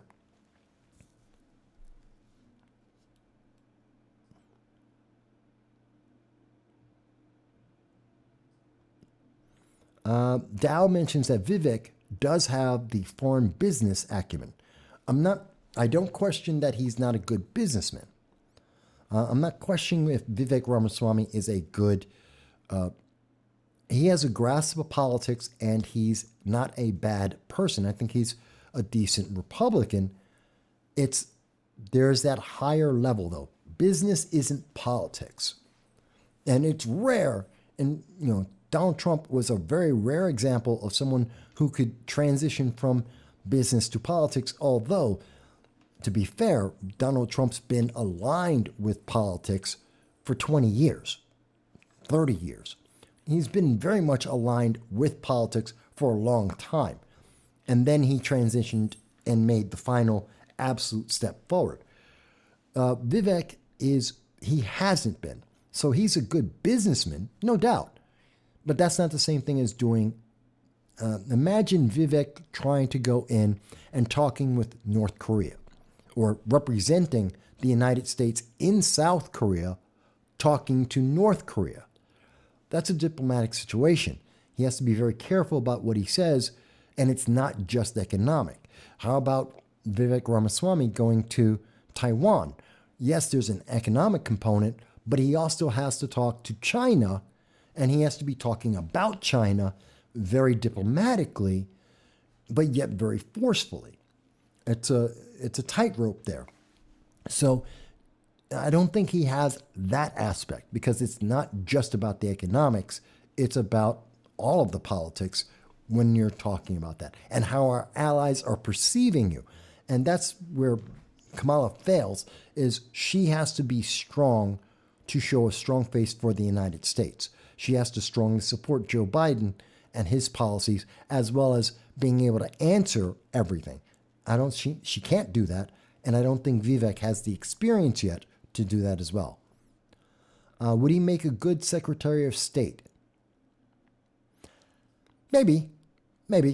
He might be a good Secretary of State. I'm not sure. I haven't considered him as a Secretary of State, so I don't know. User's been banned says, what has Joe Biden's wife, Jill, been doing? No idea. She's disappeared off the face of the earth. But then again, look, the entire the entire Biden family is trying to lay as low as possible. They don't want to say anything until they can get past Hunter Biden and the cocaine in the White House and the laptop and the investigation by the IRS. I mean, there's scandals galore that are basically on the doorstep of the Biden-Harris administration. The Biden family is connected. And remember, we know that there's $17 million, according to IRS whistleblowers, according to the news media, according to an independent investigation, there's somewhere between $10 and $17 million that is connected to Joe Biden that goes back to his time as vice president under Obama in 2015. So they've got to get past all that. Nobody in the Biden-Harris administration, nobody in their families wants to put their head up. They want to stay as low and as quiet as possible so that everything they're doing is ignored. Because right now, they have no way of justifying anything they've been doing. And they know it. And they know it. Now, Dow says Gavin Newsom may become a front runner if he decides to announce that he wants to run for president on the Democratic ticket. No, I don't think that's going to happen. I think that Gavin if he's going to do it, he has to do it before the end of the summer. And I think he missed his window. If Gavin Newsom was going to run in 2024, he would have made his announcement in April because he needs to raise up the money. And the person who's taking the money, the biggest competition for Gavin Newsom is RFK. So Robert F. Kennedy Jr. He's the biggest competition for Gavin Newsom in gathering money. But Gavin has massive problems with California. Besides the fact that they're massively out of debt, besides the fact they're giving illegal aliens the vote, besides the fact that he's been inviting illegal aliens and complaining when he gets them, besides the fact that its state is failing and people are running out of California almost as fast as they're running out of New York State, Gavin's got issues. But Gavin, I think, and Gavin was spending the early part of this year, January, February, March, he was doing a tour of the United States, trying to raise attention and see how did people feel about Gavin Newsom as a potential president. And the answer was, no one wants him. California doesn't want him. No other state wants him. He's a reject. And so he saw that, and that's why I think he didn't announce in April, which is why you don't see him now. If he steps into the race, let's say August, right around, if anything, it would be right around Labor Day, because that's when people get done with the summer vacations and they start paying attention to politics again. If he does it, it'll be around Labor Day, and he's going to be competing with RFK. Marianne Williamson will be knocked out right about that same time. So I'd say he'd be about 7 to 9%. Joe Biden may go down to 55, but it's not enough. And again, he still has the same problem that all of the candidates have right now, which is that all of the organizations, the donors, the special interests for the Democratic Party, they're all running circles around Joe Biden saying they're going to cut off money for anyone and everyone who doesn't support Joe Biden. So again, Gavin Newsom is no better off than anyone else about that one. So I hope that answers what's going on with Gavin Newsom.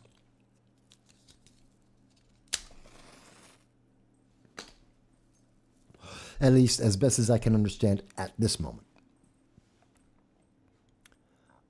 Let me see here.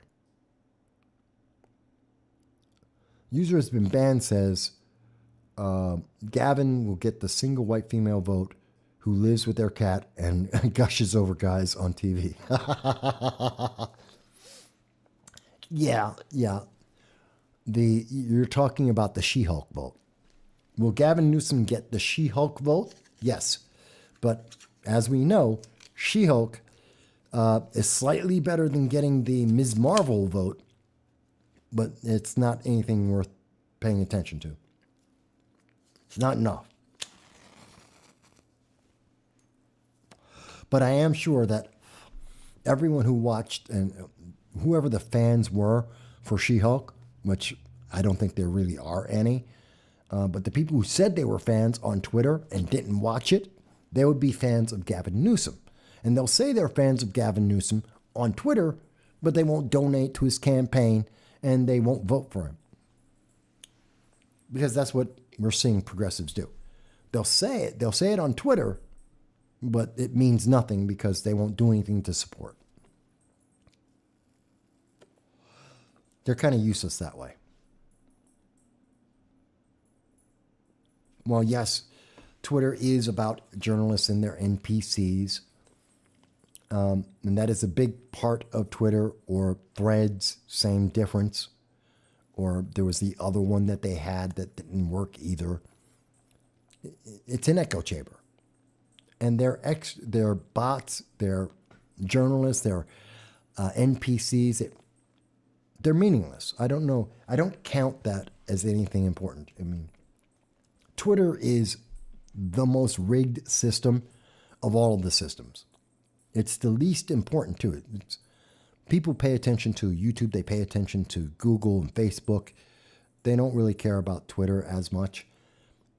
Twitter is just basically a bunch of journalists and politicos yelling at each other. And they're bots.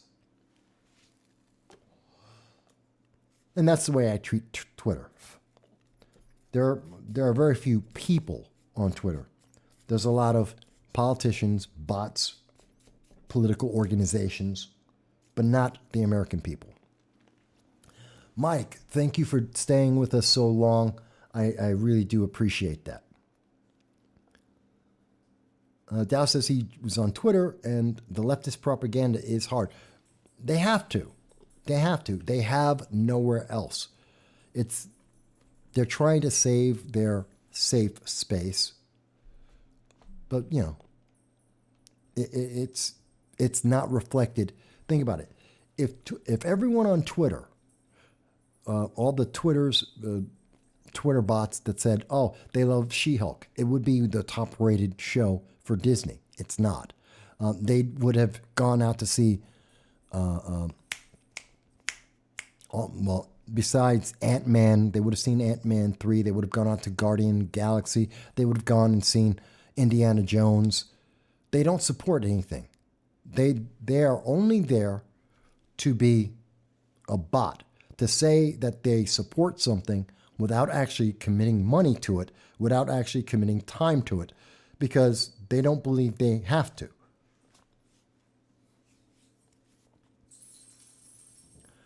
Krasenstein? No, I don't. I don't know who Krasenstein is. Then again, I don't really follow people on Twitter. Believe it or not, I really don't follow Twitter at all. Twitter is like my Facebook. I don't follow Facebook and I don't follow Twitter. For people who don't know, I have I have 2 Facebook accounts. I have 1 Twitter account, and I only use them to talk about the videos that I'm doing. And occasionally I show you the tweets of certain politicians when they've made comments about something. That's about it. So I'll use Twitter as a source to confirm what's going on, what the mindset is from some of these politicians. But I really don't engage very much in Twitter, except for, and I have to be fair, I do comment a lot on the New York 19th district election and Josh Riley.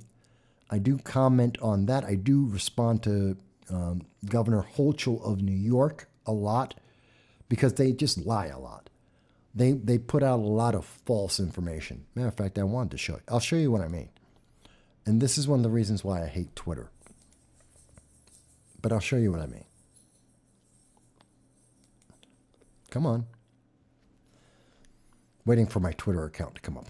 While that comes up.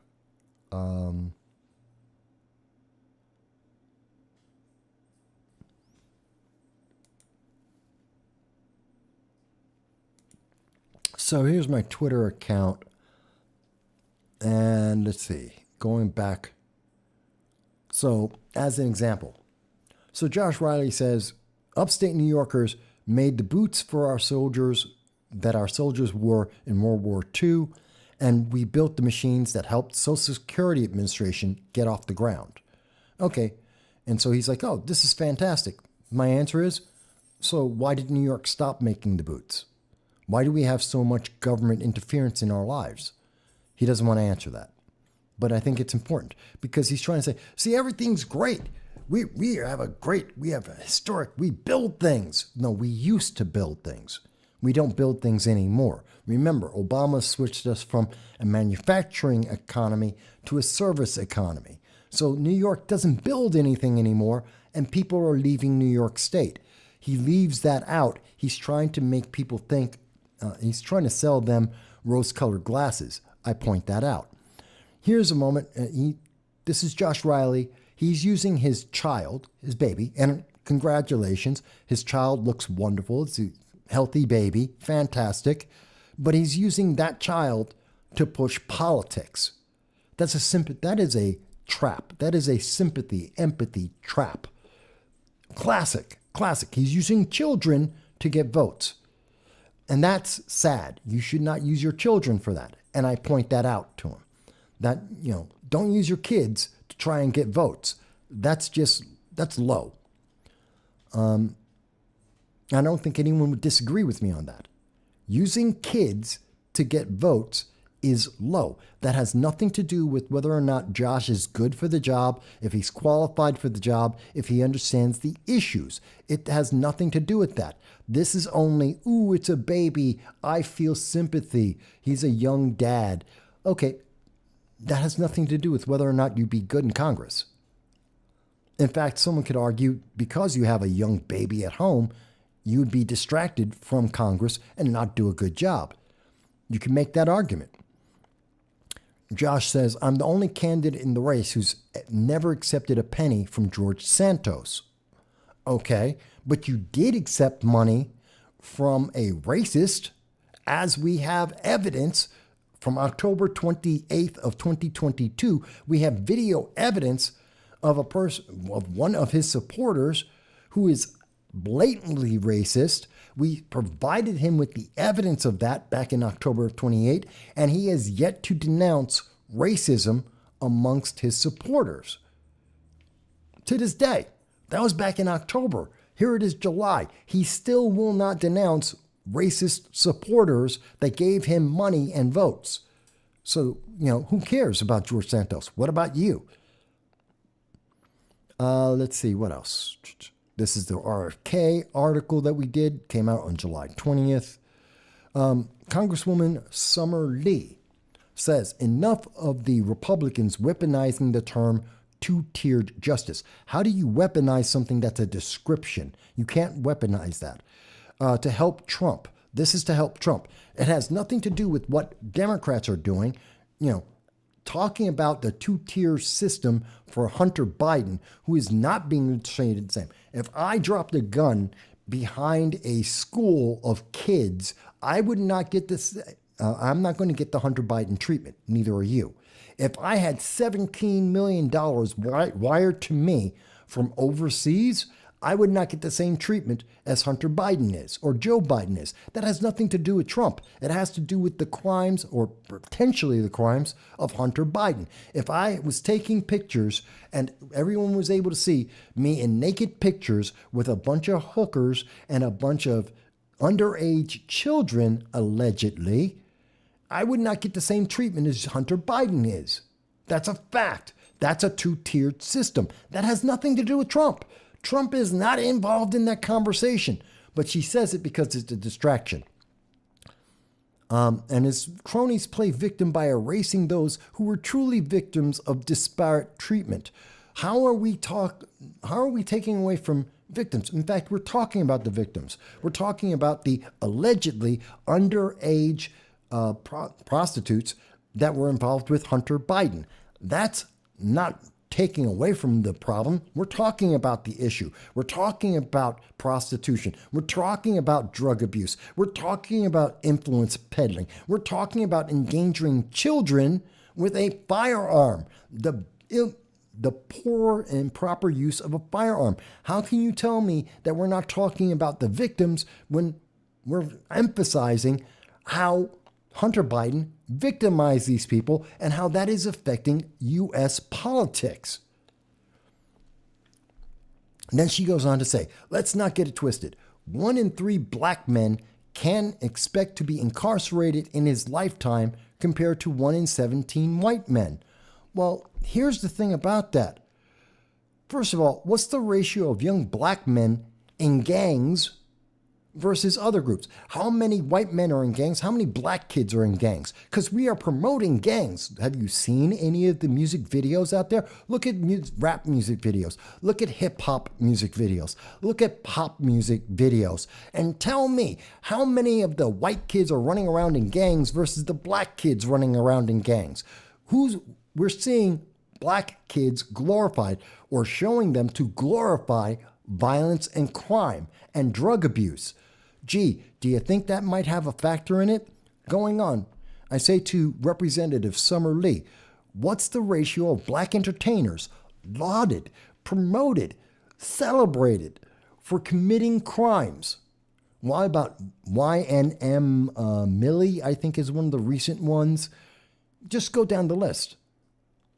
You can go down the list of all of them.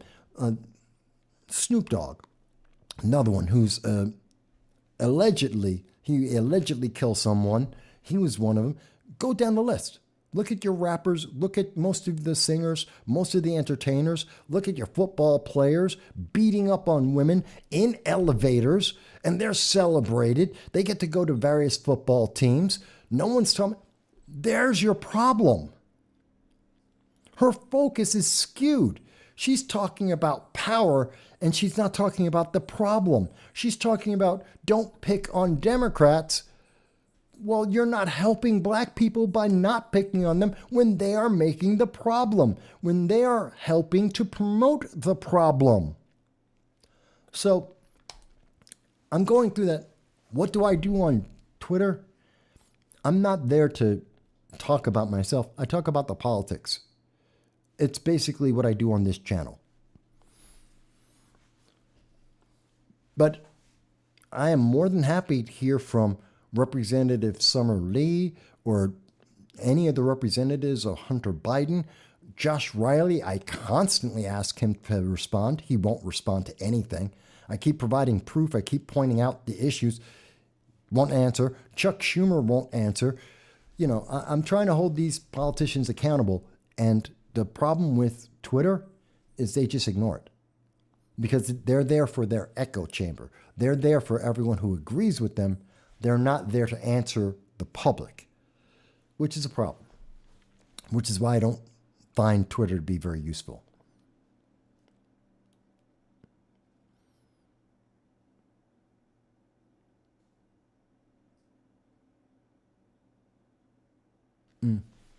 So that gives you a little bit of an idea. Oh, wow. We've been on for 5 hours. So we're on for 5 hours. I think that's been a pretty good time. Yeah, it is an advertisement. Twitter is an advertisement. It's a political advertisement. It is meant to be, it's about influence. Twitter is, there used to be an old saying. People who want to show off play chess. People who are good play Go. Go is a Chinese game. It's the same idea. You go to Twitter to show off, to say, ooh, look at all of the supporters that I have. Look at the responses that I get. It's not about the content. I mean, these are all headlines. There's a lot more detail to go into. When we're talking about these various issues, I mean, Chuck Schumer says Democrats just passed Supreme Court ethics legislation out of the Senate. Supreme Court justices should not be accepting lavish gifts from billionaires. Funny. My response is funny. You didn't care about ethics when Charles Rangel got an extra million. He found an extra million. He forgot that he had an extra $1 million worth of property and rentals. Or when Eric Swalwell was having sex with a sex kitten Chinese spy. Or when Dianne Feinstein had a 20-year, her driver of 20 years turned out to be a communist spy for the Chinese communists. Your standards seem to fluctuate with Democrats' need for power in any given election cycle. It's just that simple.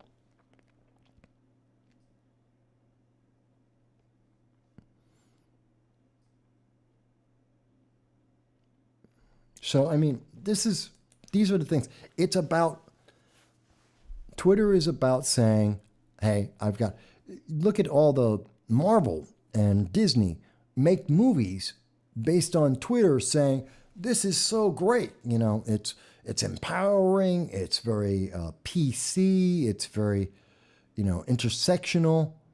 And then the public rejects everything. The public rejects Disney Plus. They're rejecting the Marvel movies. They reject the DC movies. They are rejecting that entire progressive agenda. But Twitter is saying it's all great because Twitter doesn't actually do anything. Twitter's there to give an echo chamber and to make people feel good about their echo chamber rather than actually having an impact in the world, for the most part. So that's how I look at Twitter. And to an extent, I look at Facebook in a similar way. But we've been on for about 5 hours and 5:10. All right. So we've been on for a while. What I will do now, I need to stand up, get outside, walk around, pack up stuff in my house. So, because next week will be the 30th. And I should be, and I expect that I will be in New York City on the 30th. I will no longer be in Broome County. So that'll be the move. We'll be out of Broome County and in New York as of the 30th. That's the expectation. That should be final, and that should be firm. So we'll see how that goes. So who knows? We'll have a new background or something. I haven't quite decided yet. But to get ready for that, to have everything set up for that, I got a week to get it all ready. I do need to go now. I thank everyone for the time that you have spent with us today. If you've made it this far, please consider like, share, subscribe. Really, that's all we ask for. To get a bigger audience, to hear more comments. If you're seeing this live, if you're not seeing this live, please leave your comments down. We always look forward to hearing from you from anywhere in the world. And we will be back every Sunday at 2:30 p.m. to do it again, to talk about these issues that matter to you, especially as we get closer and closer to the 2024 election. Folks, I want every single one of you to be well. I look forward to speaking with you. I thank each and every one of you for being part of my audience. You are fantastic. And actually to Lady Blue, don't feel embarrassed. Come back to the channel. If you have questions, if you want to challenge me, fantastic, do it. Don't just make accusations and run away. Let's have the conversations. I'm perfectly happy with that. Same thing to Josh Riley and any other Democrat. Folks, I thank you. I'll talk to you again very soon.